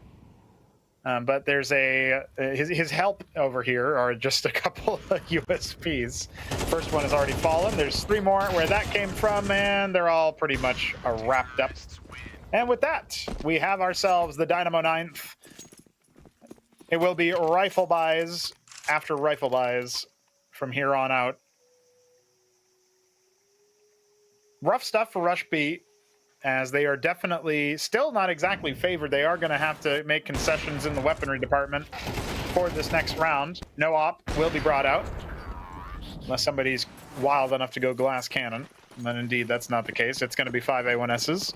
Gives them room for Kevlar no helmet. Not that they need it against AKs anyway. And, of course, the ever-important set of utility that is compulsory to dispense. And how about that? A 3-man spray down from Kiro, traded only limply by Elive, and that will be Forzy now suddenly in a 1-on-4 with no bomb. So this is going to be a 90-second save. Ladies and gentlemen, welcome to the podcast. So, simple to phase. Simple to phase. Listen, that's either going to crash and burn or they're going to win everything. I don't know what else to tell you. I don't think there's an in-between. I don't think you can just be mid. Pickup, right? Yep. Listen, the joke of here's my application to phase was when you'd pull off a ridiculous low percentage play, jumping 360 quick scope in the air, and then land on another dude's head to Goomba stomp him in danger zone. Rest in peace. That's basically it. That was the style. That was all about phase. And now they've got the OG player that just is unplayable, that throws caution to the wind, that does everything that they want. And when I say OG, I mean original gangster, not whatever the hell OG is. Huh, yeah. It's going to be fun. Yeah. Sad for Brokey, though. He's all right. Well, yeah, I mean, listen. My guess is within the next 2 months, rather I give him a month, whenever the Austin Major ends. I don't know on which date it ends. But let's say 2 months. He's going to get a team. He's going to get signed. I have no problems with that. The thing I have as a problem is how FaZe kind of just tossed him away after almost 6 years of being at the team. Like, I'm sorry. I know ambitions are there and many necessary changes, difficult changes have to be made. He clearly didn't adapt the team well enough since Elite joined. But do you gotta do him like that? Just pull a Twitter post and be like, thanks for everything. Thanks for spending 6 years of your life and winning everything for this team. It seems unsatisfactory. Like, give him one last hurrah. FaZe are usually good for that, so I wonder what could have been the reason for such a slapdash disagreement. Now, that being said, dialed back in. Podcast over. Thanks for joining us. Oh, Zinni with the nade out. Could have actually been traded out there, but instead he's going to go for a nice little spray down. Elive with the team kill. That's not the enemy. The rule of 2 is now the rule of 12 as Rush B post up. Well, it's a 1-on-2. Mikey still has a chance. This can be isolated into 1-on-1s. He's certainly the favorite aimer versus Kinky, and he flushes him out with the incendiary. He's going to force him forward. Oh, he corrects on the spray. It's Executor, full health, already on the site, and no utility left for Mikey. Mikey doesn't know. He has no idea where Executor is. So many angles he needs to check, and timing could be crucial. Just checking the correct angle could be the difference maker, as Executor is not really having the best game, but winning this round could be so important. Just waiting for the duel to happen? And will Mikey even be looking at that direction? The answer seems to be a resounding yes, but Executor waiting and not having a chance. The nightmare of a game continues for Executor as Mikey gets an all-important clutch to get his team on 10 rounds. Very important stuff there. Without that, Dynamo are looking like they are going to be out of this map entirely. Now it's a one-round affair. And this is what we saw earlier. Eli pulling the trigger a little bit too late there and also a little bit too early. But nonetheless, Mikey, he's got it. He can handle it. He drops Executor, and now it's a tactical pause for Dynamo Eclot. They got to talk over their options, reduce a little bit of some of that stress, get their heart rate down after that clutch. It's a good way to do it, you know? It reminds me of that, there was that legendary, I think it was the Heaton story, the ridiculous clutch that he pulled out on Aztec of all maps. And his IGL just said, it was nothing special. Yeah. And the reason for that was, you know, as brutal as it is to make everybody refocus. They can say, hey, dude, we got a game to play. We're not done yet just because you got a highlight clip. And, you know, sometimes it's good to take attack and let people breathe through that. You can dial back in. Otherwise, you can get ahead of yourself. Momentum can be a fickle mistress for sure. And Mikey, oh, how much momentum do you have, my friend? The flash is good to let Kinky get the better of him, but still, that is a good trade and good damage down range. Mikey can be all right with that. Not great, but works out. Favors the T side. Look at how forward Rush B are.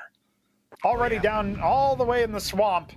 Kiro getting a trade there. Somehow, I don't know how Detour knew to look there in the first place, but spotted out in cave. This is still an active round, 3-on-3. Still possible. Let's see if they can get the next frag. Kinky, though, quite low. Zinni without any Kevlar. And it seems still to be under control for the side of Dynamo. There you go. 2 frags found. The third easy as you like. And we're going all the way on map number 1. That is one way to show things off. That is one way to tell you these two teams are here to play. This is supposed to be a comfortable win for Rush B, or at least more comfortable than 13-11 if they are able to close it out. But that is no longer an open and shut case. The money is not stellar, not spectacular. They were doing crazy pushes that normally work for Rush B, but aren't this time. Dynamo have done their homework. Detour to look towards T-spawn at that timing. You don't do that versus other teams, because other teams don't ever force that from you. So a FAMAS on Executor yet again. Utility mostly expended for the CT side. They've got 3 smokes left and not a whole lot of flashes, only 1 on Texi. So a slow play could favor Dynamo, but that's if they want to do it that way. Grouped up in mid. 1.5 minutes on the clock. It's going to be a slow one. Though Dynamo have the control necessary so far as they're grouped up in Red Room. Only Texi to try and stop that. We can see the rotation from Executor. That FAMAS must deal some damage. Smoke thrown. So is the flash. Executor answers back with a molly. Oh, Texi no. through the smoke. That's a lot of damage. And he kills Mikey. Now in trouble, the Czech side. They need to find an answer. They maybe need to even change up pace in this current state of affairs and find an opening. All doors seem to be closed, and that's why they're going back. Potentially all the way around, or maybe just a donut. Only a molly and an HE left for utility, and it's on the Opper. Oh, yeah. Not who you necessarily want to be lugging that out, and Kiro holds E-Live. That's another frag. 3v5 now. Dynamo in dire straits. They'll get the bomb down. Nubik will hold the Brokey exit. Horsey, though, he's being run down in Red Room. He needed to get that second frag, and he's not going to be good for it. 4-on-2. Rush B should not be able to lose this one, especially with no utility on the T side. Let's see how these entries go. Oh. Dieter, he has a chance. That team kill gave him an opportunity. An opening is it gonna be closed? He's trying to find the duels, and Kiro fixes that team kill. 3 kills in the round, and Rush B get their 12th. Yeah, that op was very impactful. Takes Eli out of the picture. Obviously, takes one of his teammates out as well, but at the end of the day, it's what seals the deal. Detour had definitely had legs there, definitely had an option. And here, if Forzy clears Kinky on that repeak, that works out completely differently, man. That is such a different round. Not quite able to make it happen, though. Attack pause. That is the final one, I believe, for Dynamo Eclat. So they will be high and dry. It's a good time to use it or lose it, as they are now looking for overtime, extra rounds in map number 1 of our second best of 3. They need to win the next one. If they don't, we're going to the next map, and they're in a 1-map deficit. They fought well on the opposing team's map pick, but well might not be well enough in this state of affairs. There's also a question of how much effort you want to expend on a map that you're not, quote, supposed to win. When it's this close, it's so tempting to just keep on going, to put every little bit you have, but they've already played a best of 3 today. How much more energy do they have in reserve? They do not want to gas out when it comes to Train, their stronghold, their punish pick versus this team. Oh, Nubik is dialed in. He nearly ended up with a frag. And on the last round of regulation, Kinky is rocking an XM because that's what he could afford. Cave is an okay spot for it, but as soon as you leave it, if you get flushed out, that's it. Where are you going to go with it? Red Room? Maybe versus what Dynamo's been doing in mid, but that's not their target this time around. They had a very heavy A pressure, weren't able to flush out any frags, but they've definitely threatened some rotations. And Forzy aggressing towards mid once again. Kiro has fallen back, so this is not going to be an op-v-op duel. In theory, favoring Forzy. Oh, but will execute a repeak. Surely not. Won't give it to him as an option. Not a and chance. now with the op pushing into B, look at this, the riflers are there. Oh yeah, that's the first frag, second not found, 1 for 1, bomb planted, not spamming the wall. It's a 4v4, a lot of damage dealt to the CTs, still a chance for overtime. Kinky, with that auto shot, he needs to pick the correct timing to take care of Didor, and that might give them an opening, might give them a chance. Kinky gets taken down, CTs 1 man less. And they need to get to the bomb site as quick as possible. Forzy misses his shot. That's actually a chance as Texi takes down 2. Only 2 remain for the T side. Will this be it for the map number 1? Didor still keeping them alive, keeping them in this, and there's no more time. Surely we're going to overtime. Extra rounds are required. Celebrations in the 1-on-2 clutch. It's happened more than once. Mikey and then Detour. Ooh, boy. We are not done yet. All right, well, Dynamo Eclat can continue to fight. If they end up ripping Ancient out of the hands of Rush B, they go to Train as heavy favorites for the series. And that is exactly what the hometown heroes wanted. That is exactly what the doctor ordered if you're hoping for a home field advantage in LAN. That was such a big round. And Rush B, they gave themselves a chance. Texi finding the frags, but not able to convert the round.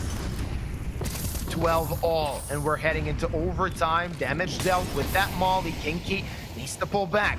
Some control gathered for the Dynamo side, but mid control still for the CTs as Eli is just edging that smoke.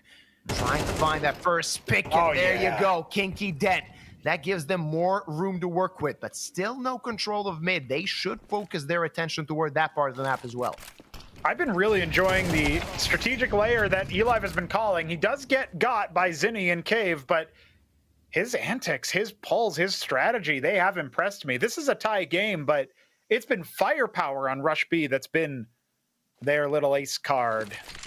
Dynamo Eclat are winning off the back of really well-called strategies and really strong individual play as well when it comes down to those crunch moments. Kiro opping in Red Room. It's actually been a rarity. He's very rarely gone to this position, unlike what Forzy did on the CT side for Dynamo.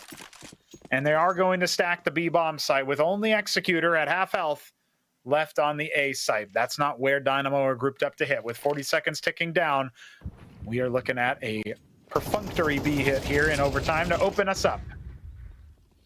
Absolutely. Push toward ramp. Kiro waiting with the op. Might not even get a chance to shoot someone before he needs to peek out of cave. A lot of damage dealt. Bomb not yet planted. Oh, Hero no. shot hit, but only through the wall. 1 for 1. But the bomb not yet hit the ground, and he needs to plant it. 10 seconds left, and the wall bangs are doing justice. They're doing good.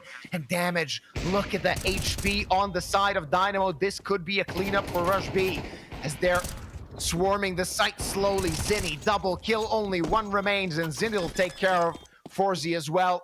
1 round advantage for the side of Rush B. Yeah, 1 round advantage indeed, and Rush B are scavenging every single rifle they can get. They know they've got money for the op next round, so they'll take 3 AKs into round number 2 of OT1. Dynamo Eclot had the bomb plant, they had some control, but they just couldn't get through all of the bodies that were left on this B bomb site. The garrison too strong, and the whiff shot there with Texi getting 2. That really spelled the demise here. All right.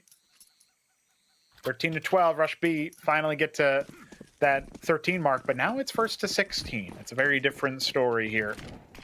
MR30 back in action here like it's Counter-Strike Global Offensive. And an A-hit on the cards for Dynamo. They are throwing out, lobbing out their util, and look at that! Heroes whip shot, Executor's got to bail him out with a 2-man spray. He's good for a 3rd. And now it's a 2-on-3. Texi already here. Elive needs to do better, and he will be dropped. All down to Forzy with no bomb, no op, just an AK and some util. Yeah. This is not a round that's easy to win, though an isolated duel towards CT might give him a lifeline. Rush B doubling up, doubling their lead unless Forzy can come in clutch. Kinky, his first potential victim, actually gets heavily tagged and needs to pull back. Still, time on the clock for Forzy to think about this round. No reason to save the gun given the state of his team's economy. Yeah. Somebody else can drop him the op next round. Everybody should be able to buy AKs. We have seen saves in OT before, but not in this particular case, as they did get the bomb plant in the first round. 40 seconds. Clock's ticking on 4Z. He's going to be pushed into the position where the bomb was felled, and now they know where he's at. Molly will clear him out. It is a 1-on-3. He's got legs. He's got potential. Molly burns Kinky alive. Texi, last man standing. Oh, he was trying to go after the bomb, but Texi preempted that with the incendiary and struck him down with the rifle. 14 to 12. That's well done. Well done from Texi. It turned out to be a messy situation. They had a 3v1. And Forzy pushed them to the limits, but Texi throwing the molly and peeking just at the right timing. Look at that. That's a lot of confidence to peek like that. Oh, yeah. A lot of it comes down to Executor, man. Like, the fact that he gets 3 frags on the spray down, it's Kiro whiffing, Executor bailing him out. And we're in a nice, nice spot here, for sure. Still, they got 2 rounds in overtime, 2 rounds necessary to take care of map number 1, tie it up, and send us to the second one. Much needed hero play from Executor to stop the attack in its tracks.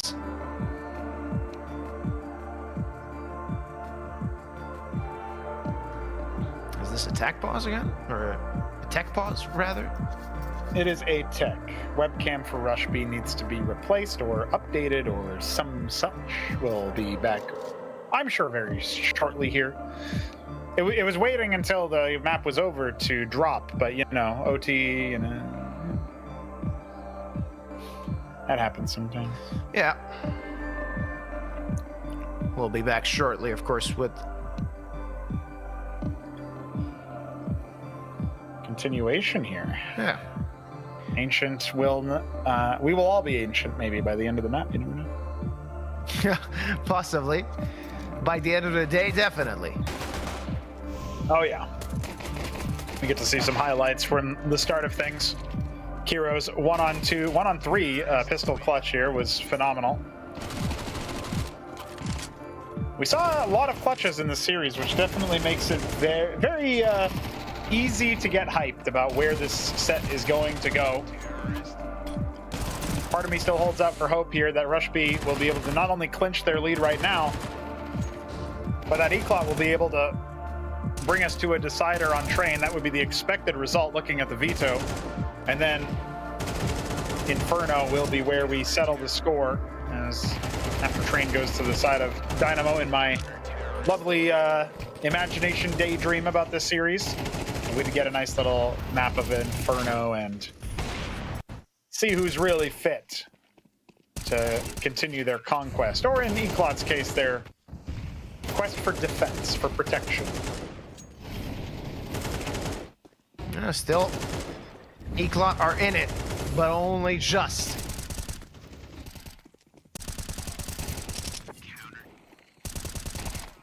They're gonna need to find that next round if they want to hope to still be alive in this overtime, and I wouldn't count out another set of overtime if they actually start fighting back. Absolutely. Nothing will ever beat Snappy versus Kerrigan, Ents versus FaZe. Ridiculous OT amount. And we are back to ready to go. Rush B still leading in OT1 by 2 rounds. Their CT side has corrected the mistakes that allowed Dynamo to get there, but Forzy, he's going to take Kira out of the picture. And even though he might have had a quiet series so far, quiet game, having the op just changes the angles that you're worried about peeking into from the other side. So getting rid of that nice and early and it being almost unrecoverable, Executor will have a sniper of his own. Pumped and ready to go. Oh, the flubbed incendiary.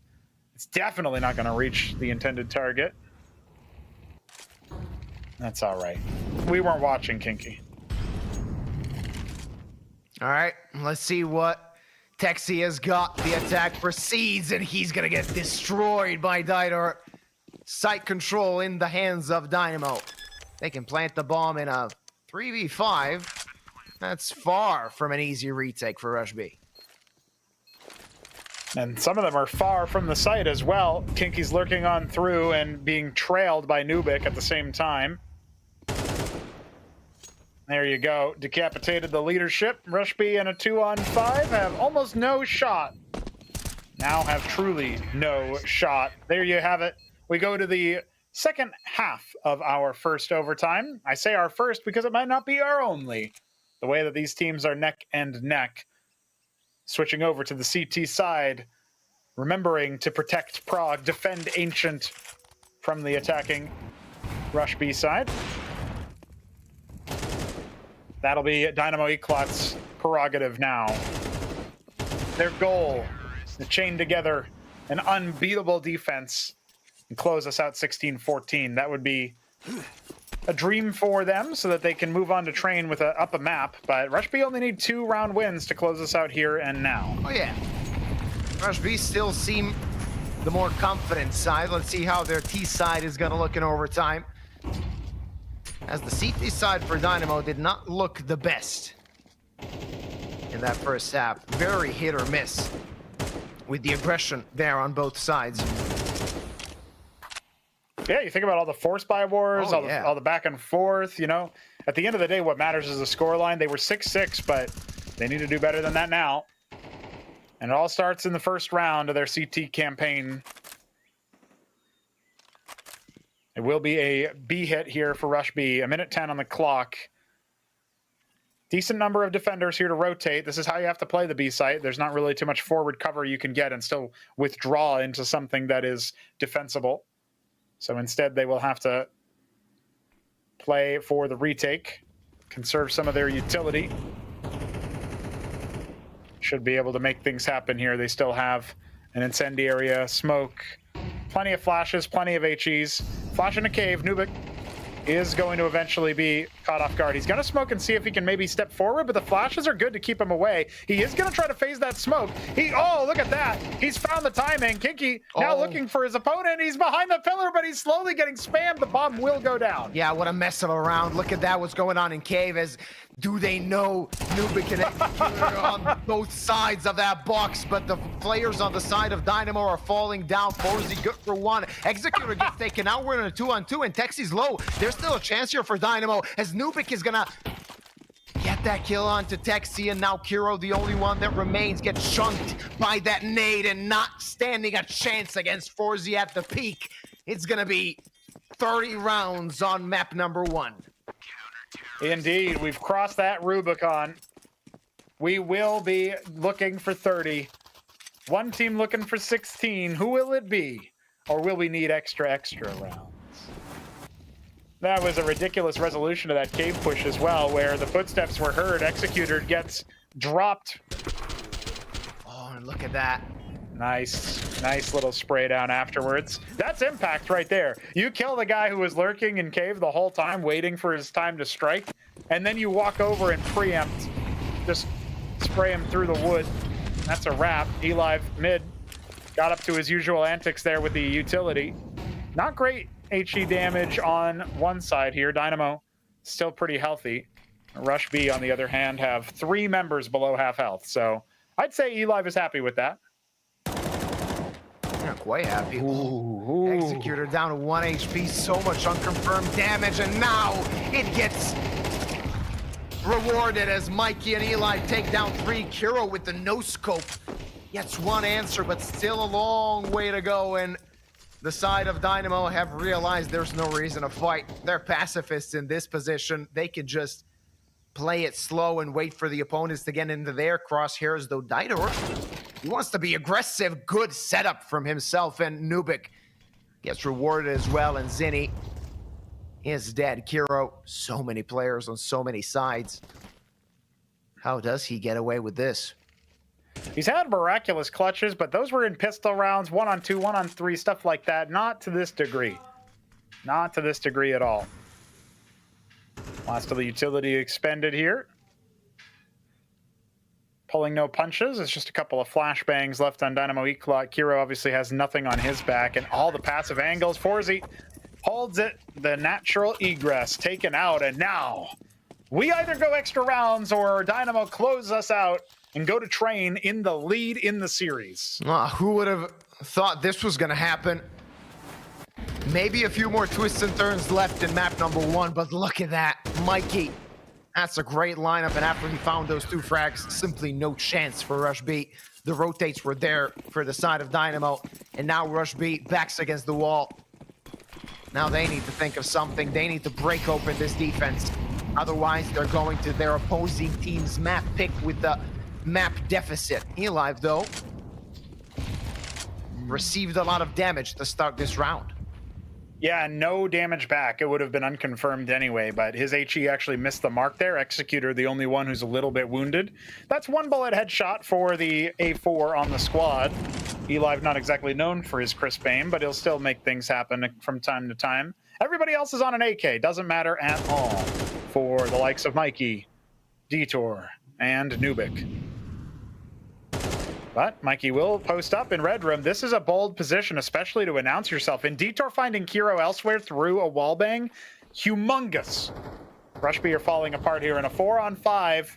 They are fighting to keep their map pick in play. Otherwise, it's Dynamo to claim victory, and it will be an A hit to finish us off. All right, let's see. What does Elive have in store to guard this site? His plan, just to pull back, hold it from a long angle. The rotate will come in at some point, especially now when they have info that mid is empty. Potential to find a frag on Executor as well and destroy that chance of a lurk, but that's not going to happen. Look at the minimap. Executor can still find impact in this round while his teammates swarm the site, but they need to get to it. If he's alone, he's completely worthless in that position. 1-for-1, that's still good for the side of Rush B. And Elive just prowling from Temple. Didor lurking in A main, and this could finish the map. There you go. Bomb not planted. This is done and dusted. Zinni fighting for his life, fighting for the round. Forzy salt on the wound with that P250. No time. It's 16-14. Dynamo Eklot take map number 1. Stealing it away. The smallest of margins Well, that's Rush B's map done and dusted. Dynamo Eclot, the hometown heroes, still hunting in their protection of Prague. Well, let's see if they can make it over. They have to defeat Rush B on a map that they are certainly favored on. Train, Dynamo's own map pick. And then they're going to need to win another best of 3 after, just to see what they can get. If they can scrape together a play towards the hometown of LAN. You know what, Yuba? I'm very pleased with how that map went. It was extra rounds required, but it was so back and forth, so neck and neck. Even some of the slow rounds had the right amount of tension. Turns out that those two teams, apparently, they make fireworks when they meet. It seems so. Map number 1 was really interesting, but we'll see what's going to happen throughout this series, as Train is going to be our next map. It is the pick of Dynamo Eclot after they've stolen Ancient away, and now it begs the question, now that they got their foot in the door of Prague, the question is, do the nerves come in? Are they already celebrating the victory that could lead them to the top 8, or is it just one of those situations where they need to think things through and stay focused? Of course, they gotta have the concentration necessary, but yeah, of course, we're gonna have to see what they are going to do. Problem for Rush B, of course, losing your own map pick never feels really good, but we've seen picks being traded in this competition so far. Wouldn't be the first time that that happens. We'll go on a short break and we'll be back with Train.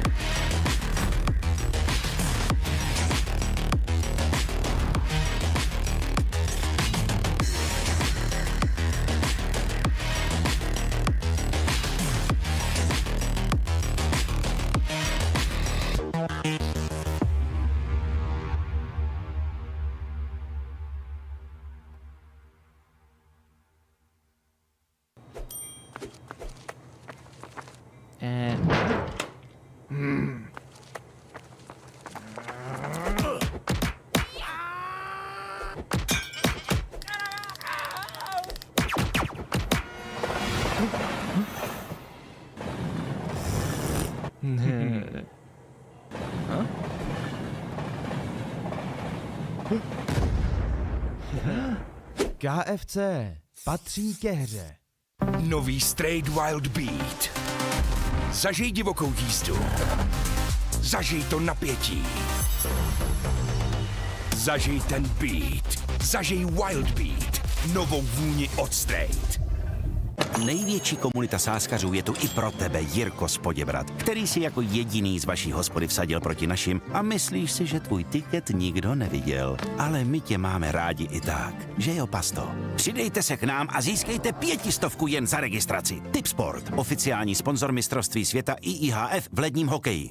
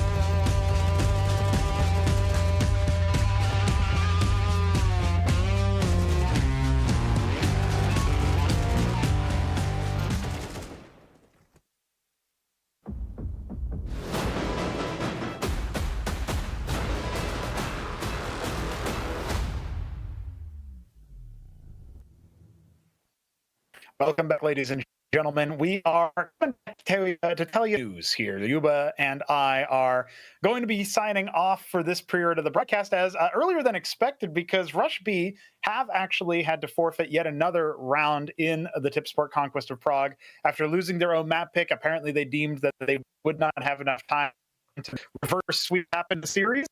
So that to hand the hometown crowd. With that being done and dusted, Dynamo will proceed to the top 8. A hard-fought victory on Ancient was apparently enough to demoralize Rushby enough for that. And we'll be looking at Sashi and Partizan to close the broadcast out. Your casters for that will be the Czech boys, Storm and Coat. And that will be an excellent time, I am sure. As that particular series, I know you're excited about the outcome of that one, Yuba, with Partizan being the boys from Belgrade. We'll see if they can clinch a match against the Danish underdogs there. Oh yeah, I'm still waiting at my PC to see what Partizan is going to do and if we're going to see them in the deciders. I mean, it's going to be an interesting match given the up and down form of both teams, and I can still see both sides actually going through with a 2-0 victory, but I can see it being a nail biter to end the Swiss stage off. And I think it would be fitting to end it like that with like a 3-map affair, quintuple overtime. Yeah. So good luck to our colleagues, because we've already jinxed it for you. Enjoy. Yeah, that's right. I mean, that's what we thought we were getting into anyway. So the fact that we avoided OT with, gun 5 on Nuke, and the fact that we only got 1 OT so far across both series, I mean, surely the big long marathon one has to be on the way. So maybe that is how things will go. We'll have to see what kind of form Partizan and Sashi are in. But yeah, a little unfortunate and unceremonious end to Rush B's time in the spotlight here for Tipsport Conquest of Prague. I would have loved to see them try to make the comeback happen on Train. While I think it was unlikely, if they had done it somehow, then Inferno would have been an interesting map for sure. But congrats to the hometown heroes, even though it's not necessarily the way they ever want to be winning a series. Obviously, it always feels much better to earn it directly through gameplay. The fact of the matter is they did end up earning a nice little 1-0 start with well-fought Ancient, and they've broken the spirit of Rush B to that effect. Hopefully, those guys can re-rally in time for their next match. But with all that said, that is indeed a wrap on that series, and Dynamo Eclat will move on to the top 8. We'll see exactly what the seeding is. I'm not sure if that'll be available by the end of the day, by the end of the broadcast, but that's something that you can look forward to as we get ready to get to that play-in portion, as you called it a few times, the quarterfinals in a way for the overall tournament. Yeah, absolutely. It's going to be very interesting to see as to which teams are going to make it to the top 8, and I'm going to be glued to my screen just to figure out how the top 8 is actually going to look, because of course the 3-0 teams that have qualified for the top 8 are not secure anymore. If they lose their next best of 3, that is it. They're not going to land. So it is very unforgiving, the format of this competition. The situation is like this. Of course, Fnatic and ENCE have proven themselves to be the best teams in this competition during the Swiss stage, but even facing off against 9, even facing off against Dynamo Eclat, I can see them struggling, especially given the fact that it's online. So maybe the experience they have in their teams might not shine as bright as you want them to. And I actually think that the deciders have a good potential for upset. Yeah, it's interesting because 9 are obviously together as a boot camp, and I don't know about the status of Fnatic and ENCE in that particular neck of the woods, so to speak. Is that going to be true for them by the time these matches roll up, as there's a little bit of a time delay between now and those matches? But we'll find out, because I am interested in whether those favorites can continue favoriting and whether or not we are going to see those upstarts upset. I am, of course, always interested in what happens when the LAN comes around.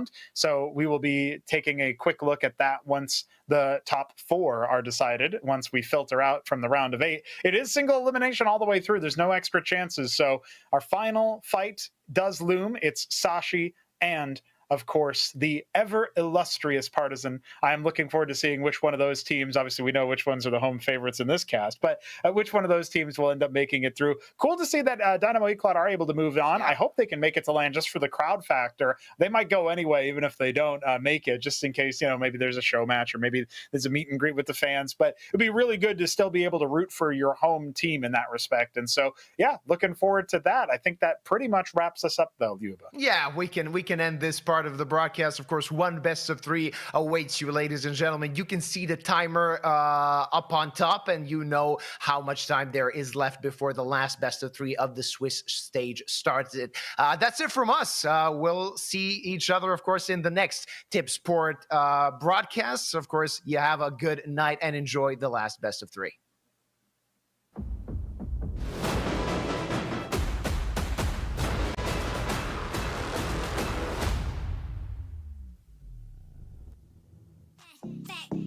Would you let me go? No, you never come back. I'ma kick back when you fake like that. Head out of the game, I don't play that fact. Would you let me go? No, you never come back. I'ma be the best that you never had. Yes, I don't flex, I'm success. Effortless, yeah. I'ma kick back when you fat. Would you let me come back?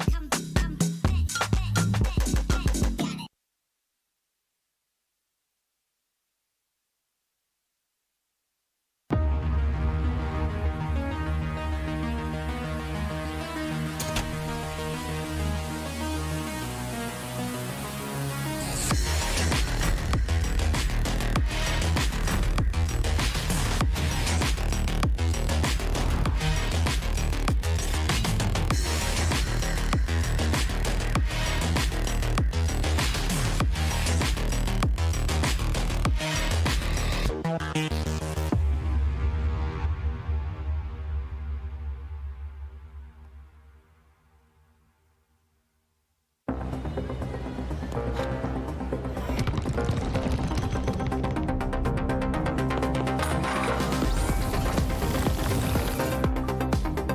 Hraj svoji hru. S neomezenými tarify pro mladé je to v tobě od Vodafonu. Teď s Apple AirTagem za jedinou korunu.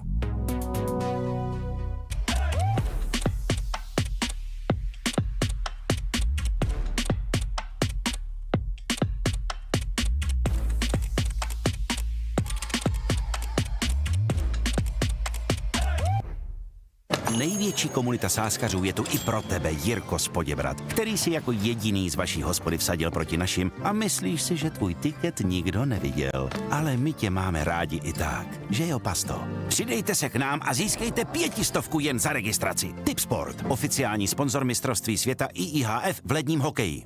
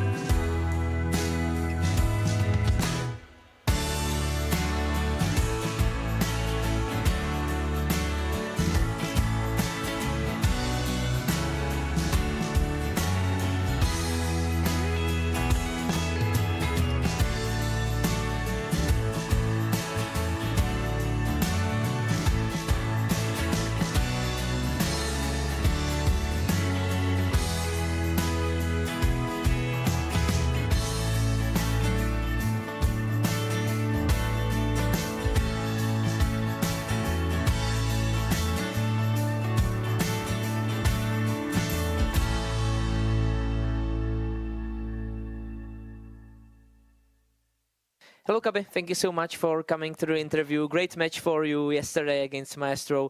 Was that maybe the most, or maybe the easiest match you played so far in this tournament? Against Nexus, you mean? Yeah, sorry for that. Yeah, Nexus for sure. Yeah, I think actually I don't know. The 9 match, I think, was kind of easier. We should have closed it way earlier than we did, but we ended up winning 13-11, so didn't look as comfortable as it actually was. But I mean, it was kind of the same with Nexus. On Nuke, we could have closed it earlier, but Cello was really good yesterday.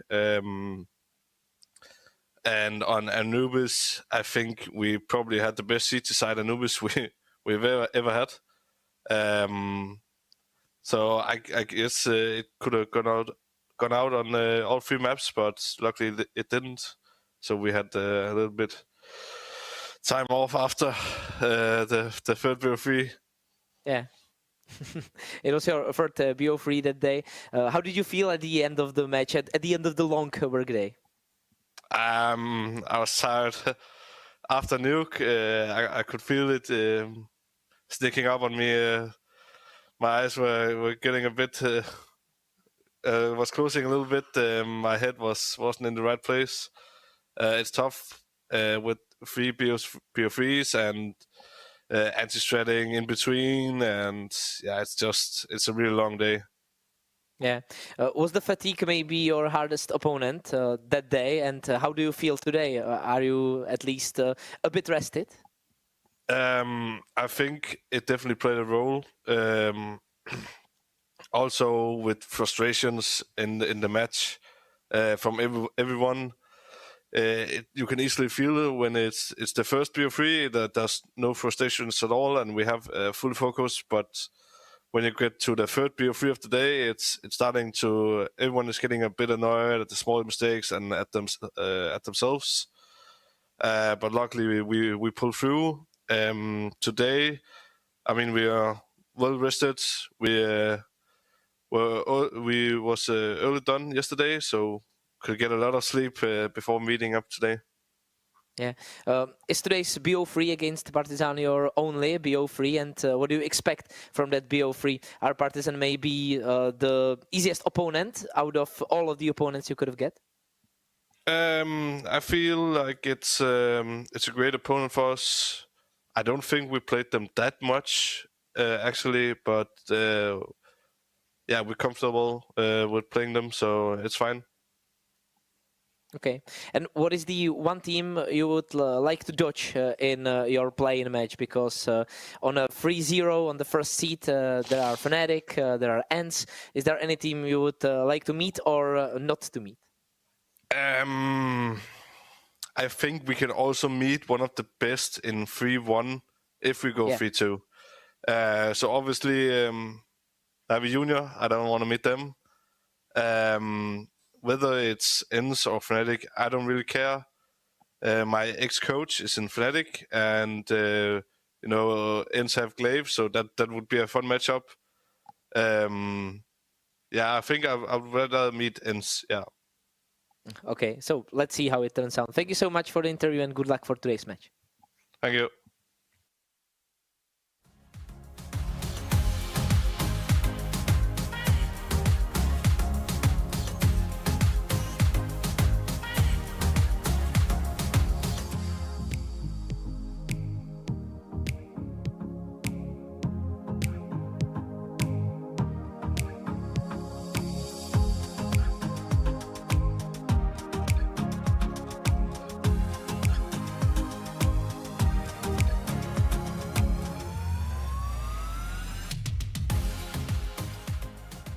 Hello, Collins. Thank you so much for coming to the interview. A tough match for you against 500. What was the key factor that made you lose the match?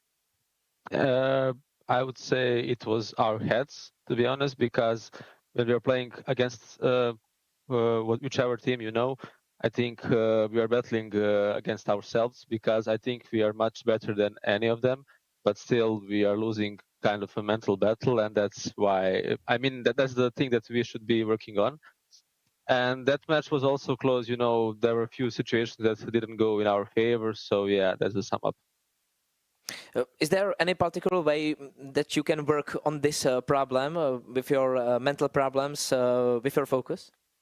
I mean, it's not about the focus. It's about like tilting, and you know, when the things are not going in our way, you know, people get to, you know, get in that kind of bad mood, you know, and it affects us. And so that's our main problem. We are already talking about it, so we are working with it. It should be fixed soon, but yeah. Do you think this problem might come from your team being only made from one nation, because you are very familiar with each other? You can be more vocal, so there is nothing holding you back. Let's say it like that. It could be, I would say, but probably it's not only because of that. Yes, it is the problem that we are really, you know, good with each other. We are tight, you know, like brothers. That's how we call it. But I don't know, like. CS is everything for us, you know, in our country, and we just want to, you know, show to the world that we are really good, that we want to show up. But you know, when some things happen, we cannot just, you know, brush it off our heads. So we really have to work on it, you know. Yeah. You are very close to be able to play a play-in match. Only one opponent left. Do you feel like you can be considered as favorites against Sashi, because they look like a struggling team the whole tournament? I would say also for us, you know, we are kind of in a slump. Not everybody, you know, is in the greatest of their forms. So I would say it's kind of 50-50. I would slightly favor us, you know, also, but you know, it only depends like whoever shows, you know, on this day. So yeah, that's about it. In terms of slump and your form, do you feel like there is a problem with schedule in current CS2? Because a lot of teams, I don't know if it's your problem as well, but a lot of teams are playing a lot of tournaments. Is that your case as well? I mean, not really. Like, we do have like a few tournaments that we are playing, you know, but I wouldn't say that's like the main reason. It could be like said that it can affect us a little bit, but not too much. Okay. Thank you so much for the interview then, and good luck for today's match. Yeah, thanks a lot. Have a nice day.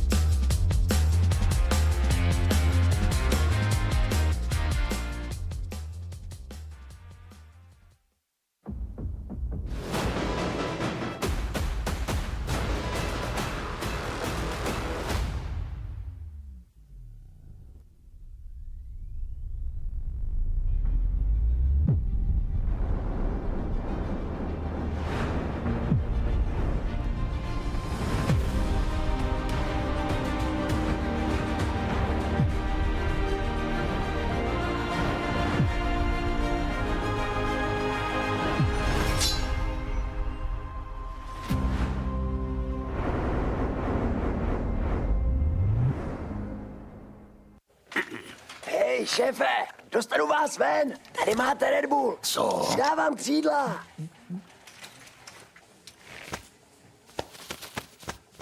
Křídla, jo. Fakt vtipný. Seš ready na další level? Hackni realitu. Urči si vlastní pravidla a staň se tím, kým chceš. Game. Nová vůně od Straight.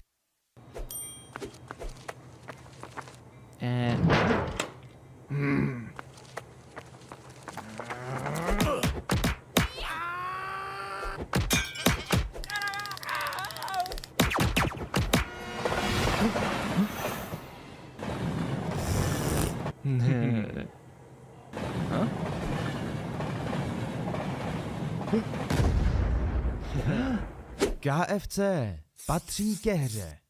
Největší komunita sáskařů je tu i pro tebe, Jirko z Poděbrad, který si jako jediný z vaší hospody vsadil proti našim a myslíš si, že tvůj tiket nikdo neviděl. Ale my tě máme rádi i tak, že jo, Pasto? Přidejte se k nám a získejte 500 jen za registraci. Tipsport, oficiální sponzor mistrovství světa IIHF v ledním hokeji.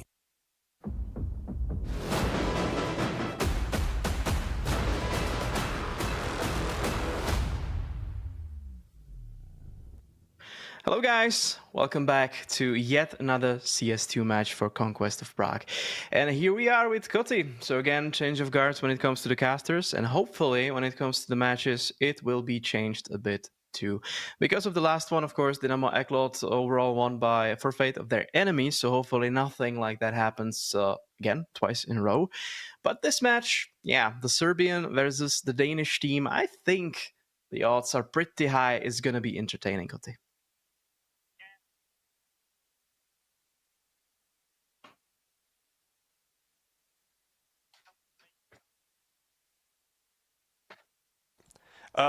Hello from me. Finally fixed my technical issue, and I hope you're enjoying your evening or night or whatever time schedule you have right now. Welcome to the last match of today's program, and we can see it right here. Sashi will try to defeat Partizan, but of course they are favored in this match. Previously we saw a fight between Gun 5 and 9, which ended in 3 maps, and Rush B, who sadly had to forfeit their map against Dynamo Eklot. So that's why the result was kind of fast, 2-0 for the Czechs, and they are currently still holding the chances to attend playoff LAN in Prague. So would you say that the favorites actually so far won? Let's cast aside the thing about the forfeit, but do you think that from the first 2 matches, actual favorites really won? Well, I'm not really sure about the Gun 5 against 9, because the truth is 9 were in O2 bracket. On the other hand, Gun 5 were unlucky. They had to forfeit their match against Partizan. So that means that despite their nice performance against Cubics, they still had to attend the decider match, and luck wasn't simply on their side. And, well, 9 proved themselves. They showed us why they are 69 team in the world, and maybe somehow surprised Gun 5 on their 3 maps. But, well, the match between the Rush B and Eklot, I'm not really sure, because the first map was so close, Ancient 16-14 for Dynamo Eklot. But let's move back to this matchup, because Veto is here. We won't see Dust or Train, Storm. Yeah, let's see what we will actually see on the menu today. And it's Nuke, of course. I'm not going to be mad about that. For Sashi, it's one of the prime picks. Basically, they have everything revolving around this map when it comes to their Veto. Ancient, on the other hand, why the hell not for now for their opponents? And Mirage. Okay, I've seen a really good stuff from Partizan on Dust too. So I'm pretty sure that's why from Sashi it was one of the first picks, even though they usually ban it anyways. So for Partizan, there was nothing too much left. Their map pool is not so wide, so broad as their opponents, and we're gonna see how this plays out. Yeah, exactly. Well, you've mentioned that Sashi will pick map Nuke for this BO freeze. It's their best map. I'm not really surprised, exactly. But let's see the odds first. Sashi are favored in this match with auto 1.80. Partizan, however, are not that far away, as I thought, 2.0 on them. And the odd for breaking the decider is pretty interesting as well. Well, Storm, are you maybe thinking that we'll move to decider map Mirage? I hope so. I'm not really sure if if it gets to that, that I cannot say. But when it comes to my predictions or maybe my hopes, yeah, I hope we'll get to the decider. Because these 2-2 matches where everything is about the current form, everything is about the mental fortitude, you just love to see it. It's the same, maybe if you take this analogy to NHL right now, playoffs, Game 7, it's something similar like this. Let's get into it. Matt Nuke is gonna be Cheddar Creek, and as we have heard the actual music, we know for sure that the start is coming close. Yeah, hopefully we'll get on a server as soon as possible. Well, let's say a few words before we get into the first pistol round. Of course, Nuke, a well-known map on this scene between these two teams as well. They thought they're in third month of this year, and Partizan won 13-7 or unmentioned Nuke. So that's maybe the result we are expecting today once again. Well, now the pistol round is ready. Let's hop in, because our last BO3 series of this streaming day is here. Let's get into it, and with the bank, Collins takes the first one, the LDN the second, still alive Emmy on the heaven, and this looks very well for Partizan. Serbian team gets all the kills, only 2 in reply from Sashi, and Partizan takes the first round on Nuke, on the map pick of their enemies for today. And on CT side especially, extremely valuable. Very, very well played. Exactly. Well, now we can a little bit hesitate if Sashi will be able to leverage their pick, or if Partizan will have that good decide to surprise their enemies. Well, I'm ready for surprises. I like them, so I hope players will give us some. Well, this looks like a break immediately after the first round, so hopefully it won't take so long, because we hate technical issues. Yeah, but this seems a bit out of the ordinary so far in Conquest of Prague. There seems to be some kind of a medical issue on Partizan side, so hopefully nothing too serious. No further detail was written, so I'm not really sure what happened, but hopefully nothing serious, as I said before, especially for the players. They already went through the warm-up, already are heated up for the game, and these pauses at the beginning is nothing to want, especially at the beginning. But so far so good for Partizan, apart from the medical issue, of course. They got the first kills, they got the first round, and needless to say, without too much of an issue, too much of a hassle. Only 2 losses of life, fair trade, if you would ask me. 1-0, and hopefully the, let's say, technical pause will be over soon. Yeah, we can really shortly talk about these kind of issues. I don't want to say it's usual, but let's say most usual thing is nosebleed, so maybe something like that happened because of sitting behind a computer for so long. It just happens, yeah, that's life. And hopefully the mentioned player will get well as soon as possible, and hopefully he will be ready for continuing in this match. Of course, there is a possibility that he maybe will have to sub, but we saw at least one player from Partizan coming towards his computer. It was Skindo, so hopefully he is okay now and he's ready to game. Yeah, it seems like we have an update, so it was probably taken care of rather quickly, so it seems like it's pointing out to be non damaging medical issue to the player. And we're going back to the game. Cheddar Creek is in anticipation of what especially Partizan with their full buy are gonna do in the second round. So let's watch that. In the first round, we saw how Partizan were able to lock the A side in front of their opponents, and now once again it's Collins doing the damage on outside. Cabby on silo didn't stand any single chance. So now Iceberg, how will he deal with P250?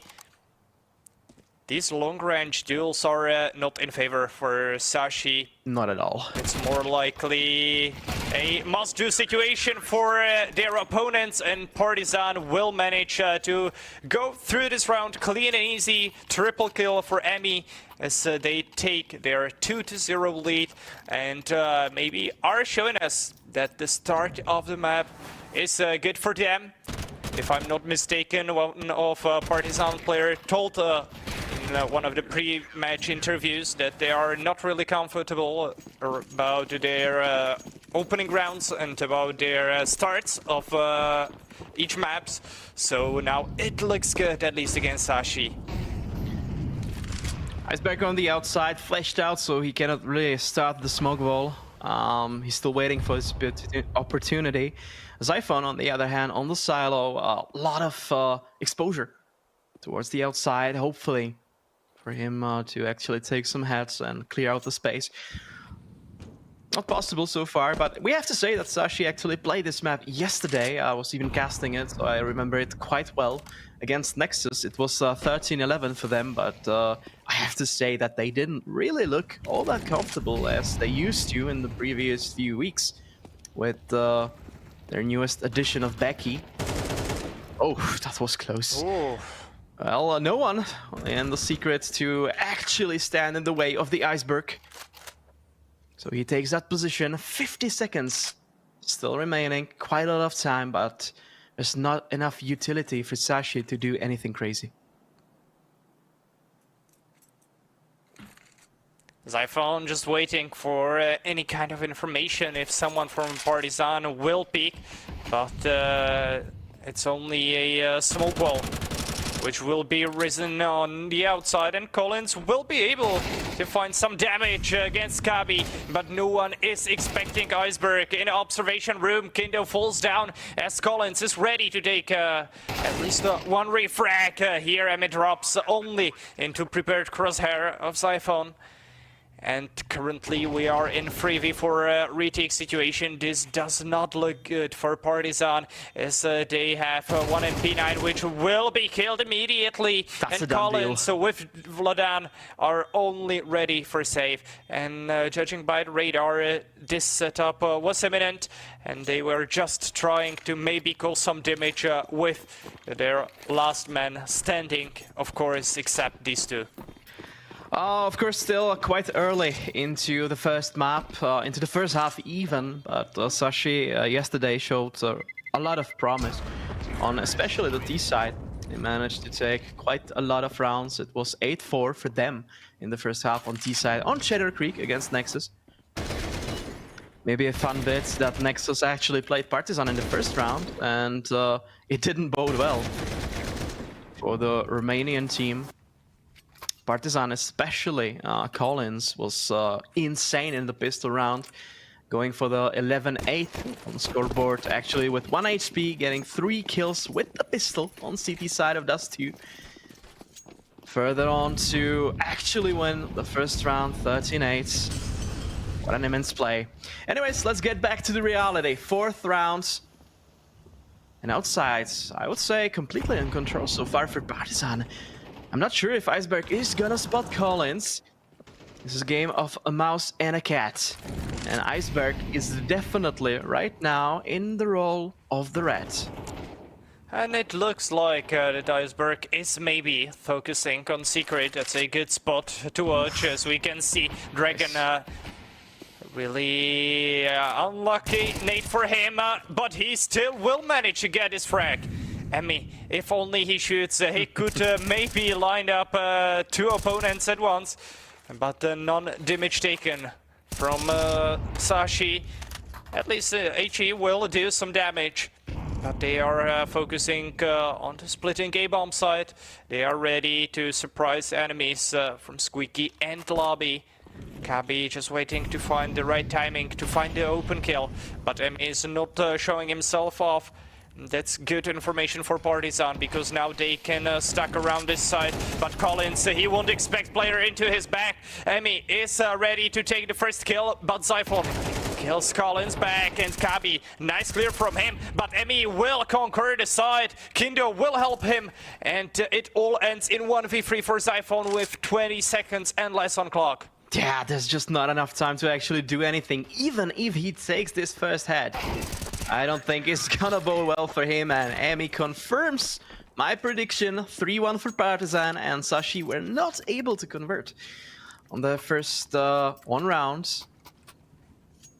Extremely good news for the Partizan side and their fans. This is how you build quality foundations on the CT side economy. And Dragon, I would say with a little bit of a luck, especially given that HE that pretty much landed on his head, still able to get the kill, and I think that was one of the crucial kills in that round. Yeah, that was a tough one for Sashi, and maybe it will be once again. Because now they have only one squad and, well, only 3 pistols upgraded. Zyphon stands on his Glock. No investigation from him into this round. Only Glock in his hands, and he will be the easiest player to kill, maybe, I assume, judging by his equipment, of course. But really interesting strat that Sashi are pulling here. The stack behind red, it will end up being at least 4v4. And Collins is tied here, because Iceberg is looking this angle. He will resume here, but now he will be, of course, spotted by his enemy, and Vladan can make a play. Triple kill from him. And Becky ends last in 1v4. Really uncomfortable situation for every single player, because here there is almost no chance to clutch. And Emmy, I think he saw his gun and he confirms it with this kill. Yeah, and Emmy, especially if you look at his KD, 9-2, seems to be enjoying the start of this match. Very good news for Partizan to actually have someone individually highly capped at the beginning of the first map, especially given that it's not your first map pick. And VLDN, perfect timing, perfect exposure to the outside, getting multiple kills. Emmy just delivering the sweet ending to this chapter.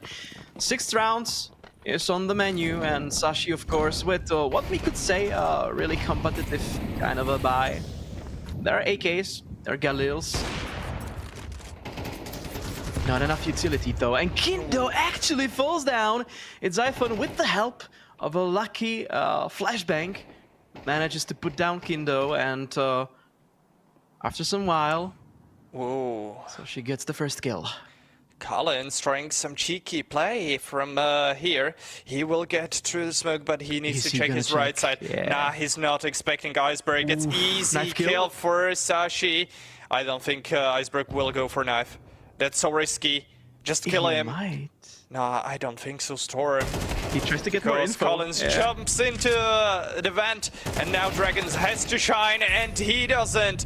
Becky is ready for that position, and Vladan with Emmy are forced to save, I believe. This is an unplayable situation here on the nuke. Iceberg finds headshot on Emmy, and Vladan currently in 1v5. Okay, he will take at least one man away, but he is, of course, cold in his position. Okay, second one. This is getting kinda out of hands, but still not a big issue for Sashi, who will secure their second point, and they are trying to get the score closer, of course. That's their only mission in this round, and maybe to eliminate Vladan. Ooh.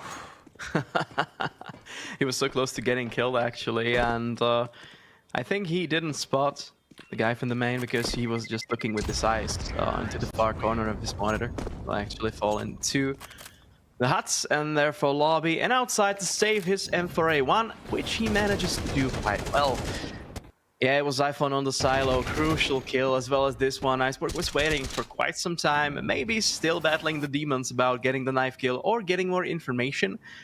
Still, it was enough, and for the Danish team, it's the second sealed round. Hopefully for them, they will be able to string some rounds together, because so far Partizan were looking sharp and still actually have the full buy. Well, Kindo trying to find fast opener. Unsuccessfully though. No one picked into his crosshair, but he will still focus. To Squeaky. Vladan checking this angle and only tag from AVP to Becky. 31 HP, still enough to make some damage. Still enough to stand one bullet. Not into his head, of course, but somewhere into thorax. 2 bullets needed to kill Becky, to erase him from this round. As Sashi are trying to take control on outside. Smoke wall is slowly growing up. Lucky zooming into garage. No one will peek in his cross though. On the other hand, it's Kabi who is able to find a kill. Second death for Vladan during this map. Still outstanding KD, 8-2. Dragon here ready for this aggression from Iceberg. Instant headshot of course. Zyphon is now reading the situation, but he will miss as well. It shouldn't happen. No one even hit him. That's insane. Yeah, that shouldn't happen. The second kill, that's for sure. Sashi losing players left and right.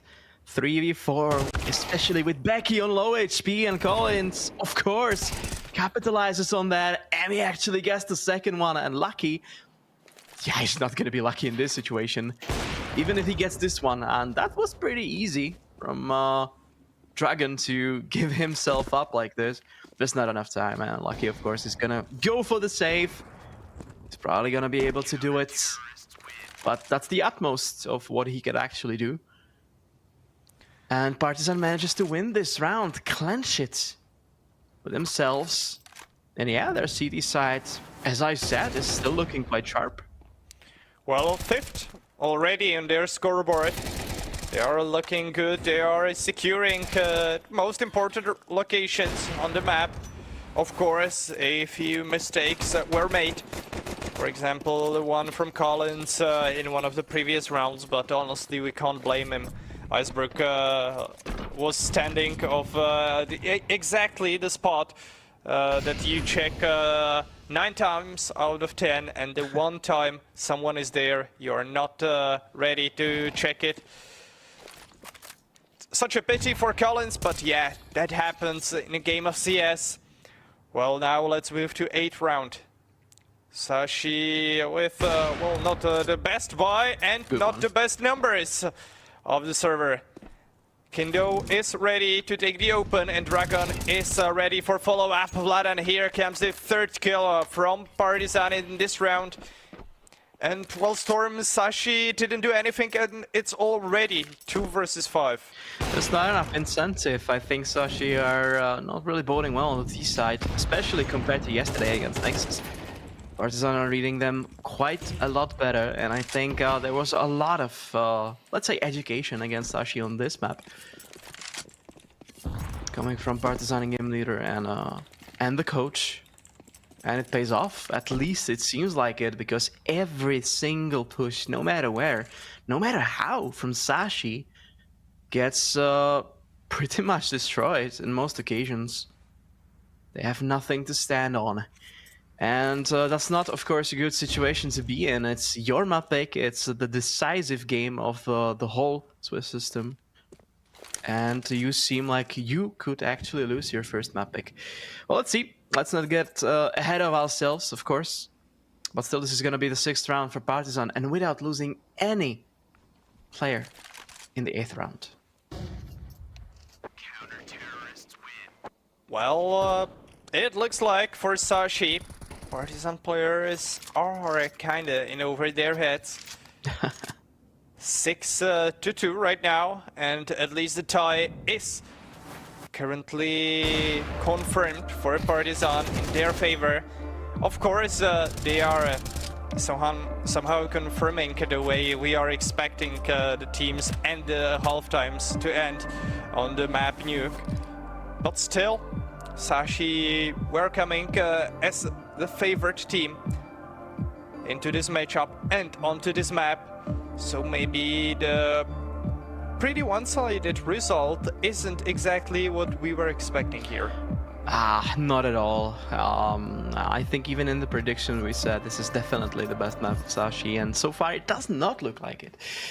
And that's one of the reasons that we have actually seen the first tactical pause of this match on the side of the Danish team. Let's see what they do with it, with the given time.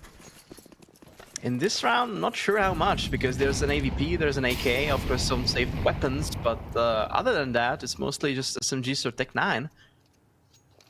So this is gonna have to be some sort of an explode. To an A side, maybe.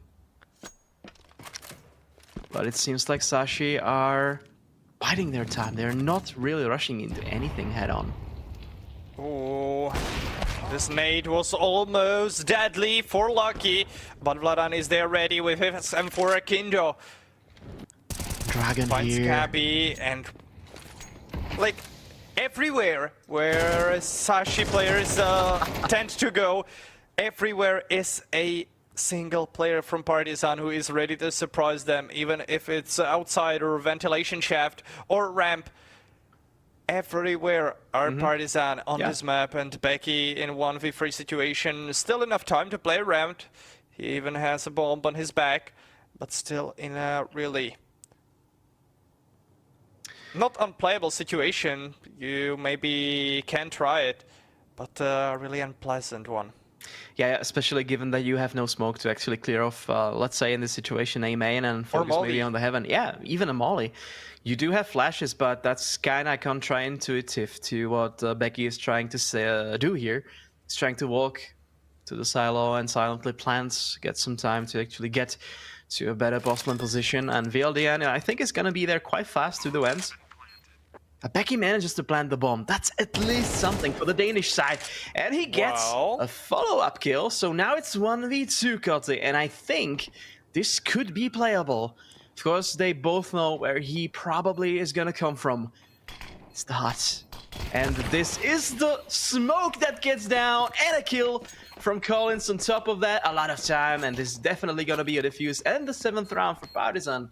But still, rather sympathetic try on the Becky side, on the newest addition on the Sashi side. 7-2, and as you said earlier, it doesn't matter which location it entails, the result is still the same. Sashi are losing a lot of duels, and there's no refrag capacity on their side. Exactly, Partizan simply hit the ground running, and now they are continuing to force their playstyle into heads of their enemies. 7-2 currently, so we move on towards the 10th round of this matchup. And once again, Sashi with this weird eco buy with one hero AK on Becky. Weird one, but definitely playable. But here comes Emmy's M4 and 2 kills on Cabby and Iceberg. But Zyphon still managed to drop down, so at least something. Maybe this will be bomb plant secured for Sashi. Look as careful Zyphon is, and Kindo.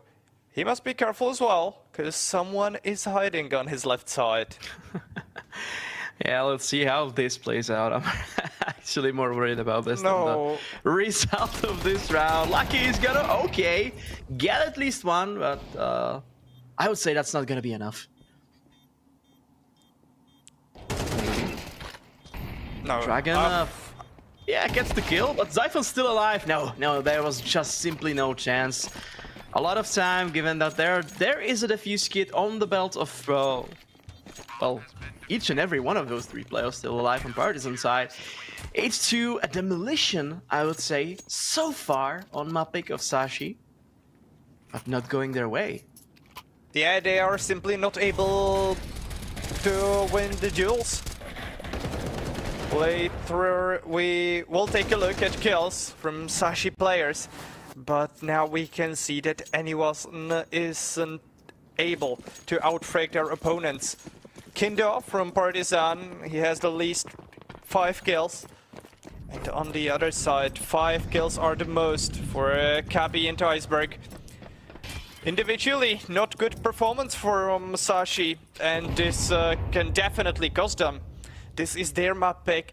They are surely motivated to win this one, or at least they were before this matchup started. But now it feels, well, not really good. But here comes the double fake onto A-bomb side. Players currently shifting towards this place, and they will pop up hat to surprise players on side. Incredible mollies behind the side. This stands no chance for Vladan, and Sashi are finally in. At least something. Ah, that's a good kill. I was expecting the trade, actually went in. So for Sashi, that's a free plant. Now, even with Emmy kill, I think this is a secured round from their side. After quite a long while, their ambition only goes so far, right? So there's only so much rounds left to be played. They're playing at best for 8-4. And I have to say on the T side, that's probably not going to be enough. Of course, this is a ZT-sided map. Shader Creek would confirm if it could speak, but not that heavily. And yeah, Partizan are doing a really good job here. Getting 2 kills. Dragon still survives, falls down. There's not a lot of money to actually buy in the last round for Partizan. No issue there, but still, I think they're gonna regret losing that AK. Well, here comes the 12th. Last round of the first half. As we can, of course, enjoy the best of from the last round. Well, the result, in theory, could be 8-4 in favor of Partizan. Still a good result for them on the CT side, especially on their enemy's map pick. They can look back on this half as a successful one. They've controlled the pace. They didn't allow their enemies to win the clutch moments. And now they are looking forward to switch the sides with at least 4-round lead. Of course, can be expanded to 6-round lead, which will be massive for second half. I have to emphasize that Partizan, especially on the CT side, they managed to get 7 out of 10 opening frags on this map. So they are really aggressive and are actually managing to take those duels, which further confirms what we actually said in the previous few minutes. Kind on the outside has to be wary. Trying to use the HE to expose someone on the other side of the smoke. And Iceberg for sure was exposed. Not killed though. 5v4. And Vladan still waiting for his opportunity, which came for Kindo. He gets the first one, Akabi, who was an instrumental figure in yesterday's Sashi Nuke success, is rather not seen today on this map, 5-10. Oh, Iceberg, again playing it very smart. Yeah, this is extremely smart for him.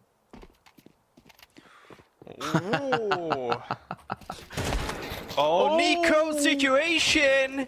Oh, not a deagle in Iceberg's hands, but M4 will be more than his AK. And now here falls Zyphone, Becky, last man standing, 1v3.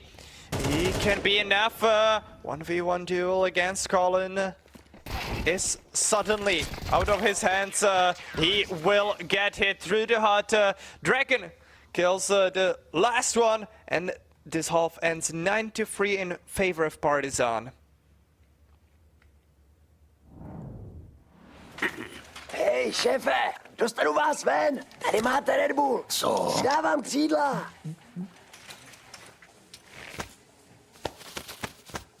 Křídla, jo. Fakt vtipný.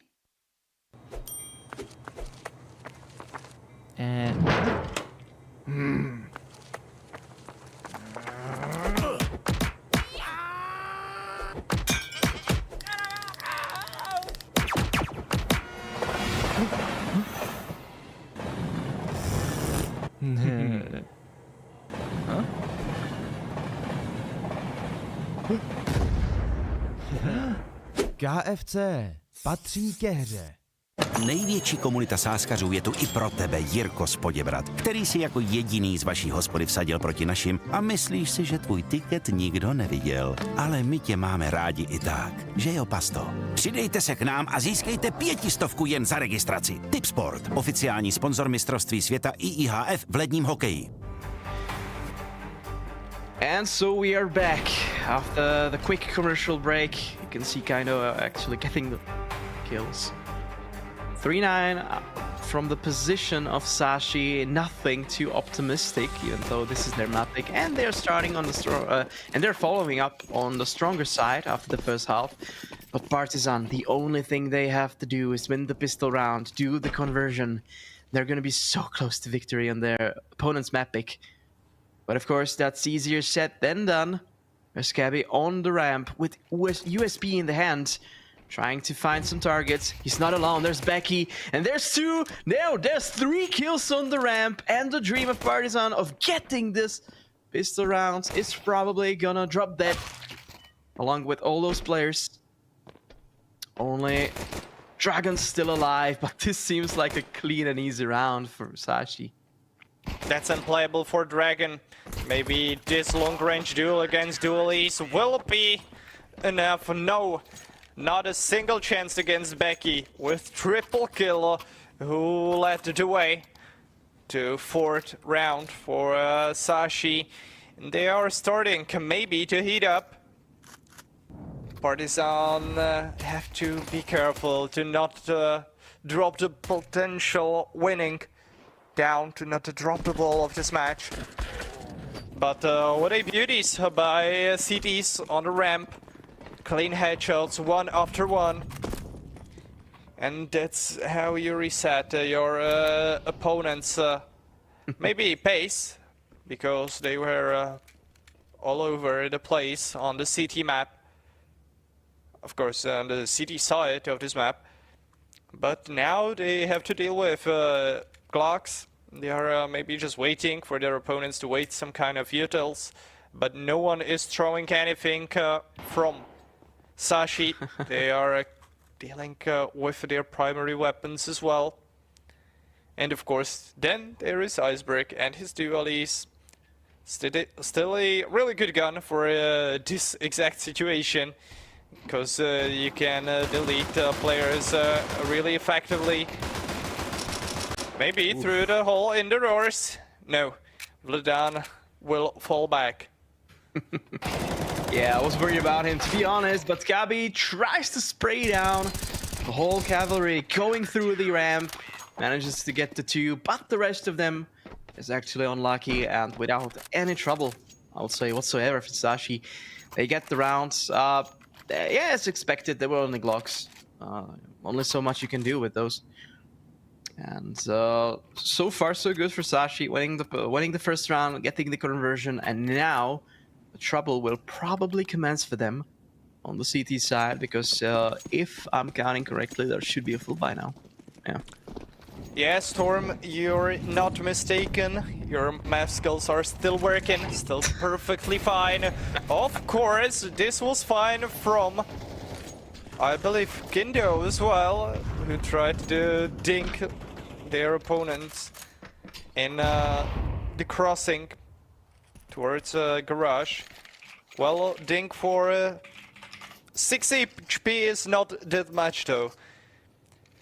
And we can see that Partizan, despite their activities on the CT side, are currently playing much slower than previously. In the first half, they are taking care of each single utility, and of course they are cautious. If they lose this one, the troubles will be on point. Yeah, back to the drawing board for them, especially with those finances. They have to take this one. The economy is ruthless. Partizan side. Iceberg in A main, he has to be worried what's going on above him, of course. 40 seconds still remaining. All 5 players of Partizan are ready to take on the A side, then Becky falls down. VLD Lucky actually doesn't get the kill. It was a wall bank. Still surviving 3v4, and there probably are gonna have to be some hard decisions to be made. by Sashi, and this is gonna be a save, I think. It surely looks like it. Lucky is falling back. AVP will be saved into next round. Well, this round came kinda out of the blue. Nothing much was happening. Suddenly 2 kills in favor of Partizan. And here we go, 10th round for them. And despite me saying their finance could be tight after losing this one, they will come out from this round as the more successful one. Kindo even finds Cabby. He dies on a C4 explosion, but that's not a problem for Partizan. 2 deaths are still good. They will still have enough money to rebuy, maybe drop, so the utility won't struggle as well. All going in their favor, but now they have to focus. Because if they start to struggle, well, Sashi can be the team who will screw their good outcome from the first 15 rounds. Yeah, it's a coin flip again for Sashi. Partizan and Sashi actually traded places when it comes to economy. This is a must-have round for Sashi. Lucky even on the AVP still, of course. Not finding much success, but so far, Iceberg Dust on the A side. 4v3 situation looking much brighter for the defensive side. This time around in the 16th round. Gabby actually dropping towards the vent, expecting some kind of fight in the secret position. Colin, Skindo, and Vladan still alive and breathing for Partizan. I'm not sure about their chances though. 3v4 is gonna be exceptionally hard, given that Iceberg is currently playing in fine form on the A side. Not much to boast about when it comes to map control as well for Partizan. Basically, the only thing they have is so far the lobby, and that's not enough by any kind of margin. So they're gonna have to commit. They're gonna have to do something, but together. They don't have much utility as well. Only Molly with flash on Collins. That's all they can deal with. Not a great situation for them to be in. Molly on hot, and successful attempt to drop on the lower part of this map. But here is Kabi ready exactly for this play. As Collins is left in 1v4, he doesn't stand a single chance against iPhone here in this fight. And while Partizan are chilling on their 10 points, Sashi are getting on the 6. Yeah, closing in on the gap. That's important for Sashi, how they actually managed to do this round. I was about to say before the round started that one of the main issues for Sashi is that Lucky is not finding too much of a success with an AVP. And this is definitely an AVP, let's say, heavy map. The big green from his side was not really hitting those marks. But still, Sashi are in the game. 6-10 and Partizan with the dim buy. I would say this round for their side will be kind of muted because of the buy. There's zero utility even now at the early stages of the 17th round. What can you do? What can you do with this situation, Gotti? Not much. Not much, exactly. As you've mentioned, Lucky still stands in 4. Despite he playing the rotation role, so he can go almost wherever he wants. He's still not finding the success. Maybe that hurts Sashi so much. Maybe that's the reason why it's currently only 6 on their scoreboard. But here, almost open in favor of Partizan, but Zyphone with triple successfully denies any plans on outside. Even Fort will come as Vladan is here in his back. Okay. Second kill, but no armor. If he gets hit by one of his enemies, his aim will be, well, trashed. Yeah. He will get him punched, so very good analysis by you. So the 1v3 situation is rather difficult for him. He's gonna be smoked off. This is about timing, nothing else. Oh, not a chance. 2 kills given, but no more. Fall damage, of course, just to top it off. But yeah, another good round for Sashi. As expected, on the paper, they should have won this. Maybe with even less of a trouble, but a good showing by Zyphon on the outside. These 2 kills, okay, but the third one, you had to have some quick fingers on the trigger, and he managed to do it. 7-10, only 3 rounds. As for the gap between both of those teams, used to be much better for Partizan, only 1 round on the T side so far. And the tactical pause, número 2, for Sashi. Yeah, I have to wonder if this is gonna help out even more, or they're gonna regret that they actually have 0 left in a few minutes, fast forward a few rounds, maybe lose 1. Let's see how it works out. But still, Partizan has a huge advantage still on the T side. They actually only have to find 3 rounds, not even in row. Yeah, you've mentioned that it's tactical pulse number 2. It's 3, yeah. 3, their last one. So Sashi are out of their possibilities to take this pace changer. And Becky with an open, successful gathering during the TO, or at least it looks like it. But here comes Becky once again, striking against Dragon. Iceberg was hurt in the vent. His drop didn't make Vladan react, but Zyphon here is ready for Collins. On the other hand, his crosshair is not on point, as Vladan is taking down Becky. Maybe Lucky from Heaven has to step up, not a single hit from him. However, the HE was brutal. Yeah. Both players suddenly at their half HP. And that's easy business for Cabby on B. Yeah, what can you do against this? Cabby with the superior position, even dropping the bomb, of course, and Vladan all alone. Situation well known for him, but yeah, this time around he actually has an armor, has the helmet, has the positioning to take Zyphon, that's for sure. Ah, unfortunate timing. If he was standing still for a few more seconds, of course, unbeknownst to him, the opponent was going for him. And Sashi are all smiles now, of course. You can see it on Lucky, you can see it on Becky. And so the difference between Sashi of today and yesterday is that yesterday they actually had to play 2 best-of-3s before they actually went against Nexus. They managed to win it 2-0 after a rather hard-fought battle on this map. And it seems like we're following the same pattern here. The outside try for a smoke wall. Well, so of course it's gonna be some sort of a gap. That's unfortunate for Partizan and their chances to get this round. But the buy is not good. Well, Partizan's D side is looking flat.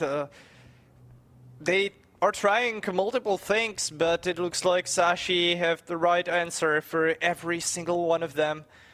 As they are blocking everything, they are winning the duels, and the cards of this match flipped drastically compared to first half, where the same scenario was working out for Partizan. Well, Nuke is decided, we know it, and these teams are proving it once again. Yeah, I wouldn't say by this margin, but both of those teams are actually playing their hearts out on the CD side, and so far, of course, Sashi is getting the better stick of it. Collins gets hyper, first kill, and actually Vladan takes down Kabi. That's 2 defenders right now down. Lucky, no. Again, not getting the kill still so far on 4 kills. Collins. Misunderstanding in the singles. It happens. Yeah, but this seems like it's gonna be a round for Partizan. And out of nowhere with the buy they had, it was basically a deco, or I would say a Tico maybe, with all those Tech 9s, and a Tech 9 drive-by towards B-side was what actually has given them their round. 2 more to go. Sashi are gonna be able to rebuy, that's for sure, even with those 2 safe guns. maybe rather I would say thanks to those two save guns. But yeah, this is unfortunate for them. The Danish side is gonna have to be really, really worried about how the next few rounds play out. All 5 players started with Tech 9s in this round from Partizan. I don't have any specific statistic on this topic, but in my personal opinion, it is more meta than it was in Global Offensive. We can see it more often, definitely. Maybe even more often than the Deagle only rounds. So you've named it perfectly, the Tico. Maybe a new term that will be used in this round. Let's see if it's gonna lock into some guys' memories in the chat and hopefully spray on. But from this, let's move on to the round 20th of this map. Sashi, I would say one of the last chances to actually get it together. Given the buy, given the finances. It's a definite indication of what's to come. Iceberg's still waiting, still biding his time, but this is a kill from Dragon through the smoke. And chances of Sashi getting this round are drastically lower. Oh, Gabi goes for the kill in the smoke, and of course, getting those chances a bit higher. Becky's still on the heavens. This is going to be a position that Partizan has to take care of if they are going to go for the A side, which seems like that's going to be the choice. A Dragon gets Gabi. Fall down. So is Vladen. 3v3 situation. Still playable for Sashi. Is taking one of the most annoying position. He will be expected by Kinder though. Maybe Becky started to shoot and that well left me speechless. Yeah, I don't know how Kinder was able to kill Becky on this position. He ran out from Squeaky, like how? If you check it, well, you are on another level, maybe playing out of another planet. And we can see the round where Partizan will take their first map point on opponent's map pick. This is looking good for them as well, and they can be really glad how the first half worked out well for them, because without 6-round lead, this all would be in dust. But now we can see 4 rounds lead for Partizan and 4 map rounds. Yeah, but there's no tactical pause left for Sashi, and as I was saying, they actually might regret it later, and here comes the time. I think the prediction comes off rather grim for Sashi, of course, and the buy as well. It's not looking great. The economy is in shambles. There's only the safe AVP, of course, M4. SMGs to 5-7. Definitely playable, but much harder for them. Especially given that Dragon only need to get 1 more round. Dragon falls down as the first player on the server. He hits the deck. So it's 5v4, and Sashi might have a grip on something in this round. Well, Iceberg, here comes his kill with 5-7. And of course, already we had one surprising outcome in the second half from Partizan with take 9s. Now it can be a second surprising one from Sashi from the other side. So it could be potentially 1-1 to these unexpected scenarios. As Collins is ready to line up, his hot molly. But this window break will be hurt. Instantly comes out molly for hot, so Partizan can't pop in. And here is aggression from Sashi. This might work. This might work out. It's a lot about timing. Emmy already pushing in with the rest of his teammates. Becky behind the silo on default. Still trying to clock in for the work hours. 25 seconds remaining. Kinda actually opens it. And Becky falls down as well. No. Oh my god, the cards are in the hands of Partizan so far. Kabe in the hut waiting for the right opportunity. Not sure if he's gonna get one. Yeah, of course, kinda gets it. Zyphon all alone, and he has to do this clutch, otherwise Sashi is gonna lose their own map pick. The Danish player, no, there's no chance. Kind of actually went monster in this round. I'm not sure actually what the final number for him was, but it was thanks to him that they were able to pull through, and yeah, Sashi are actually losing this one, not winning it. As we can see now, it was these 5 players, and I have to say hats off, because those last few rounds, their aggression paid off, their individual quality paid off, and they managed to close it out in the nick of time. Well, Partizan definitely flipped the script of this match. Well, Sashi are behind one map in this BO3 series. They have to do the same to Partizan and steal their own map pick, Ancient, in which we'll be seeing in a few minutes. But Storm winning 13-8. There was, I don't want to say one-sided, but maybe some kind of statement that Partizan are ready to fight Sashi for the remaining one slot in a fight for playoffs. Yeah, I have to agree with your statement. Obviously, I wouldn't say that Partizan D side was anything fancy. Tactically, definitely not. But they managed to, play off of each other, getting those opens in the crucial times, getting those clutches. And whenever you needed them, they actually managed to pop off. Either it was Vladan, either it was Kaindo, actually, who didn't really have a lot of kill tally, only 10 kills. But most of them were actually impactful. And Sashi had no answer. I think they looked a bit lethargic on the T side, especially compared to yesterday against Nexus. And I think that was the main reasons why Partizan was successful on the map pick of their enemies.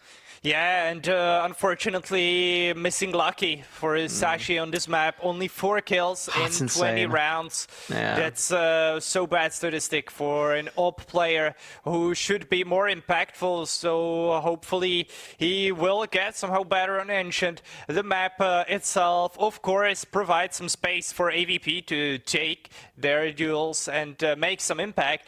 On the other hand, he can try doing some damage with M4, with AKs and so on. The other primary rifles, except the OP, are strong on Ancient as well. So definitely he has another chance to prove us wrong, that we won't be able to speak badly about him in these kind of post-map short our interviews and our little studio, quote unquote. Well, Ancient is waiting, and we are waiting for it.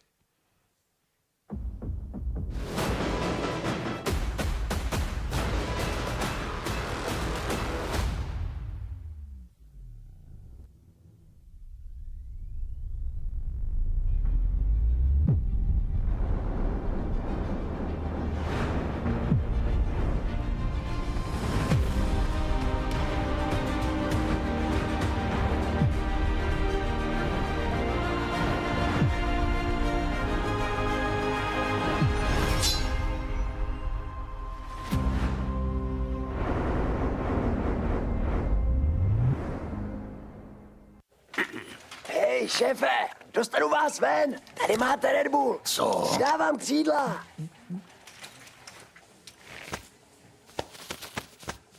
Křídla, jo. Fakt vtipný. Seš ready na další level? Hackni realitu. Urči si vlastní pravidla a staň se tím, kým chceš. Game. Nová vůně od Straight.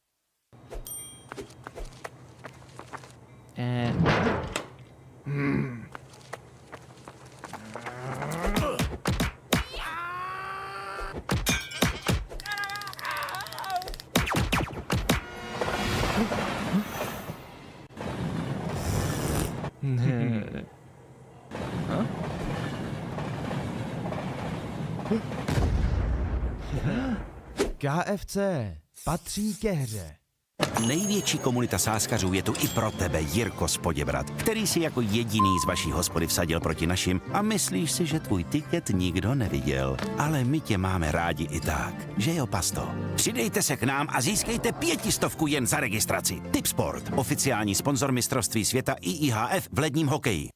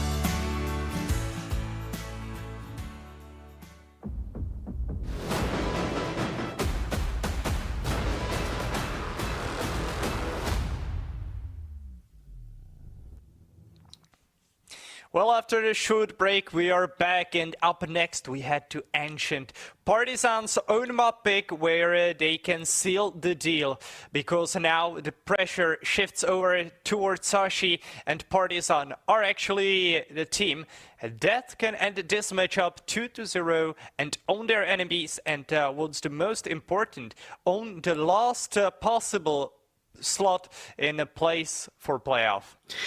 Yeah, a lot in stake for both of those teams. So for Sashi, it would be heartbreaking if they actually managed to lose this one. As I said yesterday, they lost two best of threes, and both of them were actually elimination matches from other tournaments.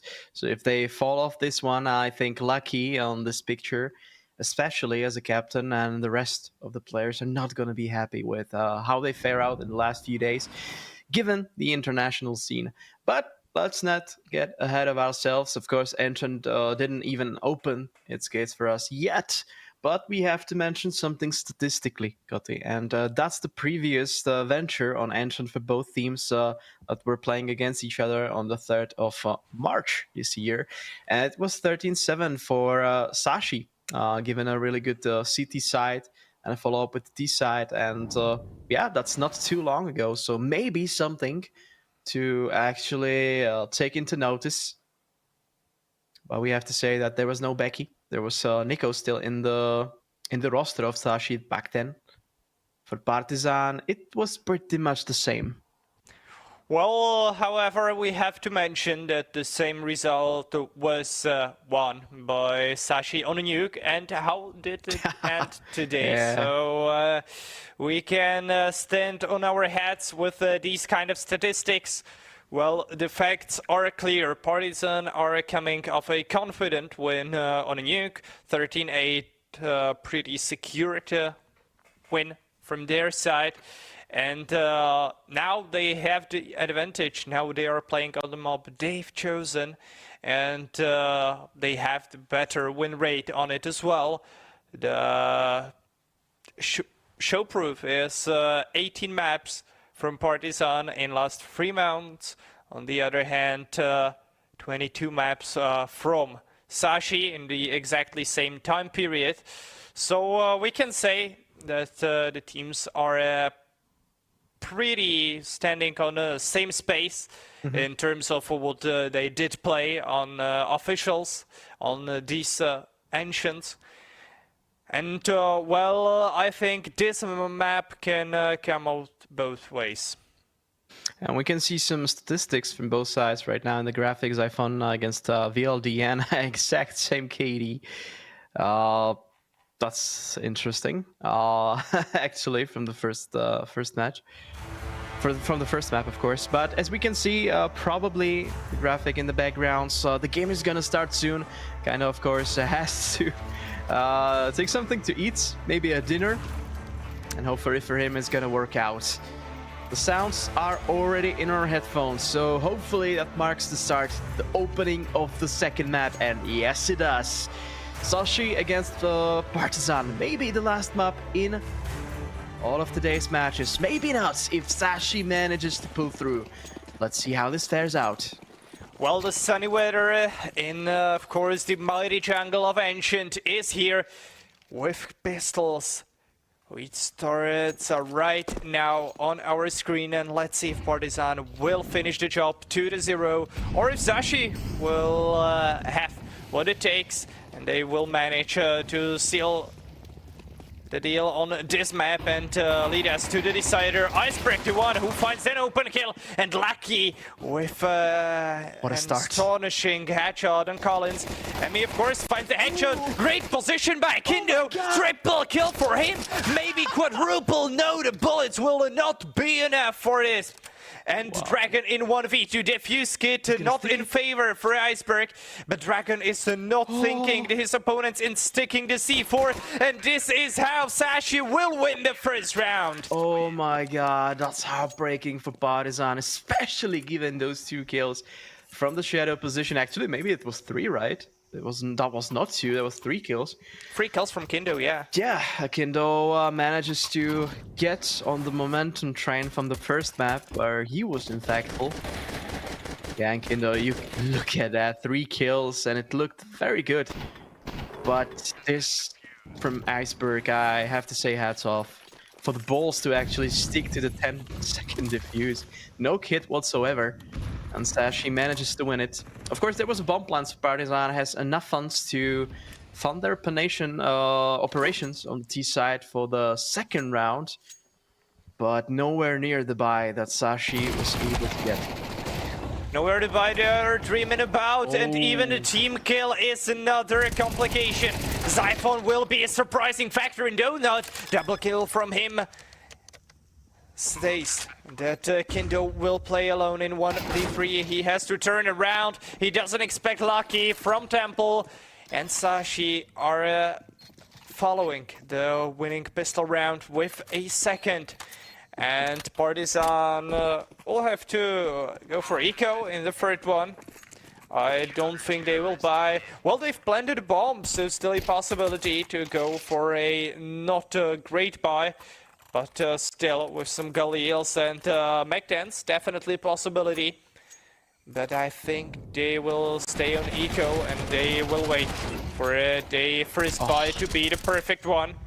Well, nice frags from Zyphon. And now we can see Lucky as he sneaked out through the temple. And I was mistaken.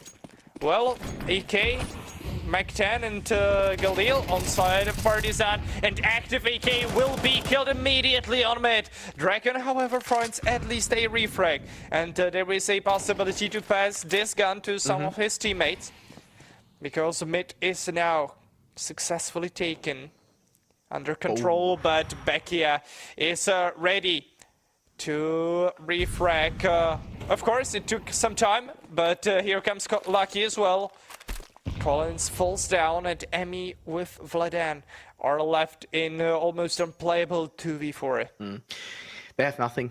They have nothing to stand on this particular round, and especially now, given that Cabby was able to take care of the second player. Emmy all alone, not even getting one kill, not saving the gun, and this gamble, and I think we can say it was a financial gamble for Partizan, doesn't pay off. And even with the lost bonus, without any sort of a bomb plant, the financial injection from the planting of the bomb, you simply don't have enough funds to go for the fourth round with any kind of a competitive buy. Yeah, and good work by Sashi. Losing only one player, I think, is a fair trade from them. So let's hop on to the fourth round. And Partizan again, Tech 9s. And all of the team actually, and there's one smoke and 2 flashes.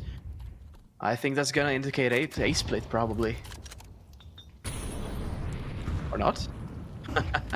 Well, it surely must be a split. Yeah, only like one player in Donut in favor of Sashi. But I was wondering about the smoke to Donut from the side of Partizan. I was wondering why it went there. That makes no sense for me. Well, maybe to hide the strat they are planning to perform, and well, the smoke cost their lives. Vladan is alone here. Only one kill is definitely not a successful outcome for Partizan from this round. As Sashi are getting the pace in their own hands, they are dictating the tempo of this match, and all goes in their favor. Well, it looks like they are cracked on this map. They did their homework, and they are reading, well, perfectly what their opponents are trying to do. But here comes the full buy from T-side, and maybe finally some change that we will see open for Dragon. Yeah, that's a change for Partizan. As he just said, visible to the naked eye. 5v4 situation, a lot of time to work with. But I was about to say that statistically in the first round, Sashi were completely overwhelmed by Passion UA on this particular map. It was 3-13, and I'm not sure what the first half for them was. But so far, much better showing in this crucial time for them. Still clinching for the possibility of actually going to the 3-2 brackets, moving on from the Swiss system. Zyphon gets Kaido, but 2 kills for Collins. Two players on the CT side hitting the deck pretty much at the same time. The B is completely exposed. The bomb has been planted and nothing to do for Lucky and Iceberg but to try and wait out these misty waters, these rough waters. Probably on the T-spawn and try to save the guns. Nothing to do. Well, water source that looks like maybe some kind of Yellowstone National Park memoir on a T-spawn. But just a little bit maybe dirty. Someone needs to clean this up to make the water squirt out even better. Well, here comes the first for Partizan. Good round, good showing from them. Almost clean and easy. Only Kindo was the one man who died throughout this round. And the Dragon with a wonderful open. Successfully shut down the mid aggression, which in which was Sashi really successful during last round. So this was something that Partizan had to deal with. And they've dealt perfectly. Now, sixth round. Oh, that damage could be even worse. Still alive behind the Xbox. Partizan takes the mid. Thanks to a lot of nades surviving the first encounters. Or kind of a coin flip when it comes to the damage inside. Through the smokes. A lot of damage on Gabi. 14 HP on his health bar. Not enough for a direct confrontation. Have to be cheeky a bit.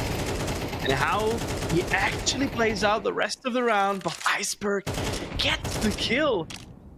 Wow. Partizan definitely in trouble. They have to get some kills.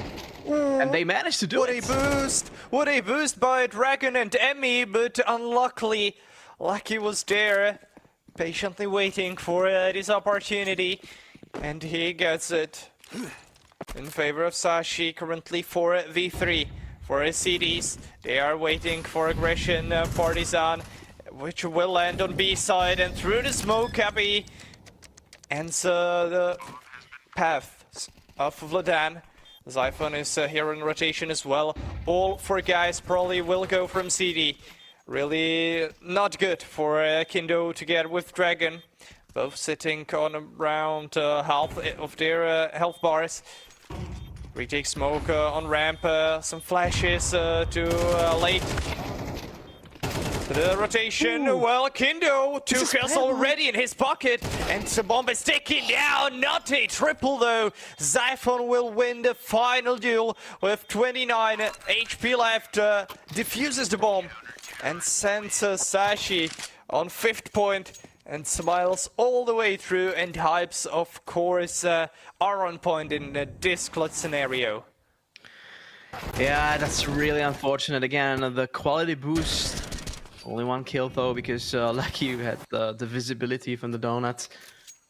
Getting to reply quite fast. Planted bomb. Insane try for a 1v1 there. Not a lot of HP left for Sashi player, but still the defuse comes. And I have to say that Serbian team is probably not going to be happy with how this so far pans out, because there were at least 2 or 3 rounds where they were so close to winning it, especially the pistol round and the last one. But they didn't manage to close it out, and so far, not so good. 5-1 for Sashi. And it seems like both sides might actually, in the end, trade their map picks.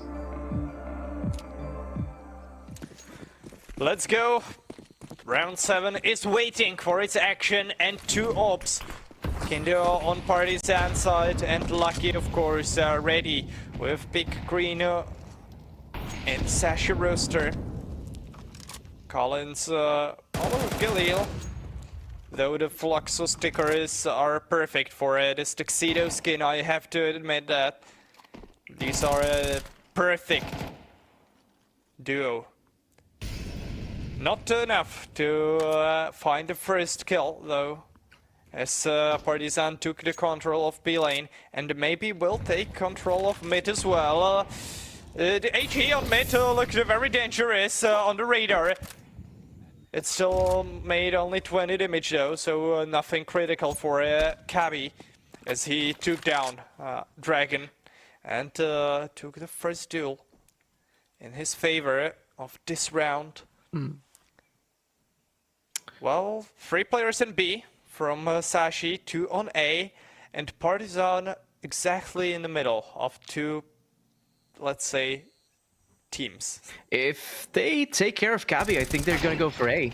And they do, but they have to worry about Iceberg there. I think they spotted him. Kaido actually still zooming in, gets hit by Lucky. He'll go through. Oh my god! Kindo actually sticks it out. Zyphon in the main, the last breath there. And Emi was not expecting it, but of course, Zyphon was found out. What a flashbang! Oh my god. This is a luxury round from Partizan so far. 3v2 situation. Okay, what a chaos, but Fadan manages to kill the last remaining person on the CD side, and this is the second round for the Serbian side. What a round though, because it didn't look like anything was going on with them on the T side so far in that particular round, but they managed to find a way through the red room to the A side, getting those crucial kills and showing off some really, really good nade usage. Zyphon was a little bit unlucky there that he found off guard player with bomb, the Bomberman of Partizan, because that's why the huge push happened. That's why Partizan used smoke and then, oh, I'm sorry, the flashbang, the smoke was of course from Zyphon. And he stand no chance against that pop out from the smoke. Well, now Sashi with not the best buy, but MP9 can make the difference from this exact spot. Dragon, on the other hand, speak with Mech 10. The duel of SMGs goes in favor of Dragon. And the opening kill on Partizan.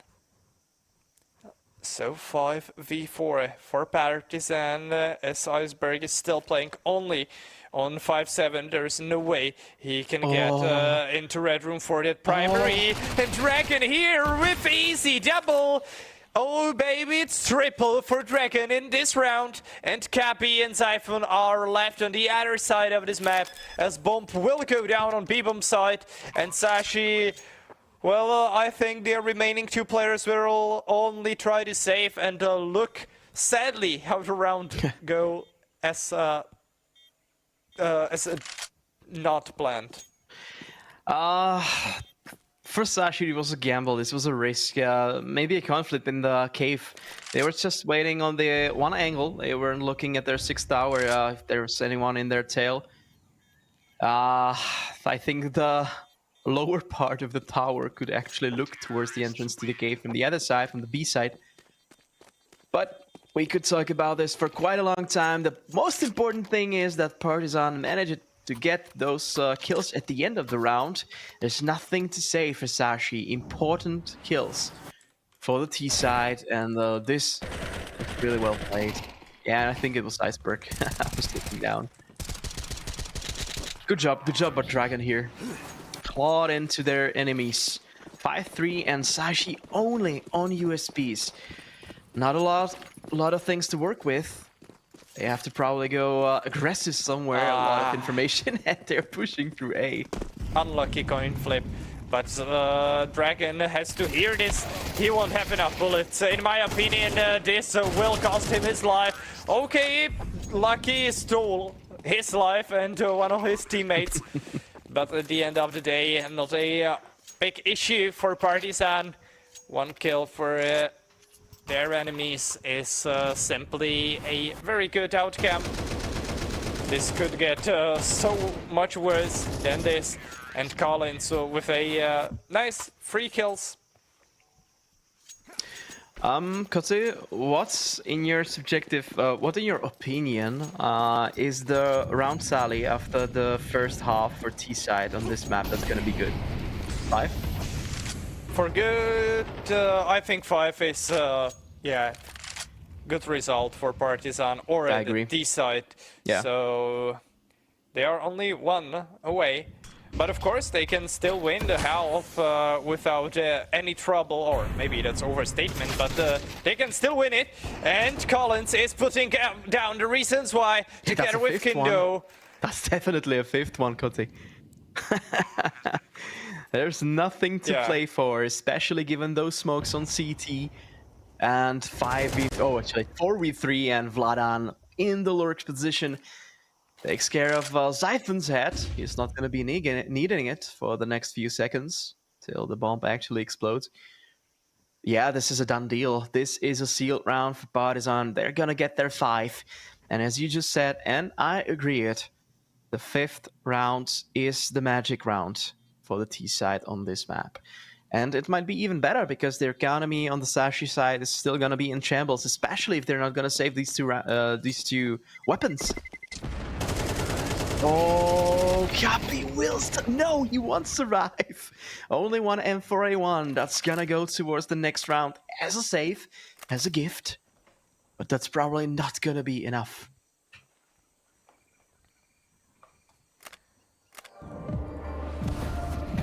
Well, so Storm, are we currently happy with the outcome for Partizan out of this half? Yeah, we are happy. Oh, well, actually, objectively, we cannot be happy, but when we talk about statistics, yes, we are happy for them, how they actually managed to get 3 rounds in a row. That's not an easy feat on Ancient on T side. Tactical pause, the first one for Sashi on this particular map. And yeah, no wonder they actually took it.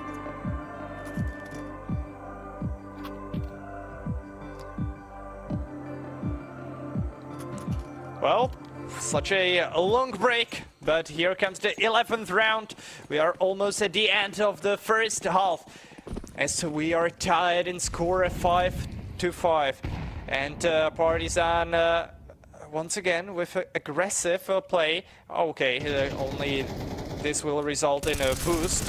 And maybe some chaos with this push from Lucky, but he's good only for 1 kill. And that's simply not what Sashi expected from him, because he had the only primary rifle on the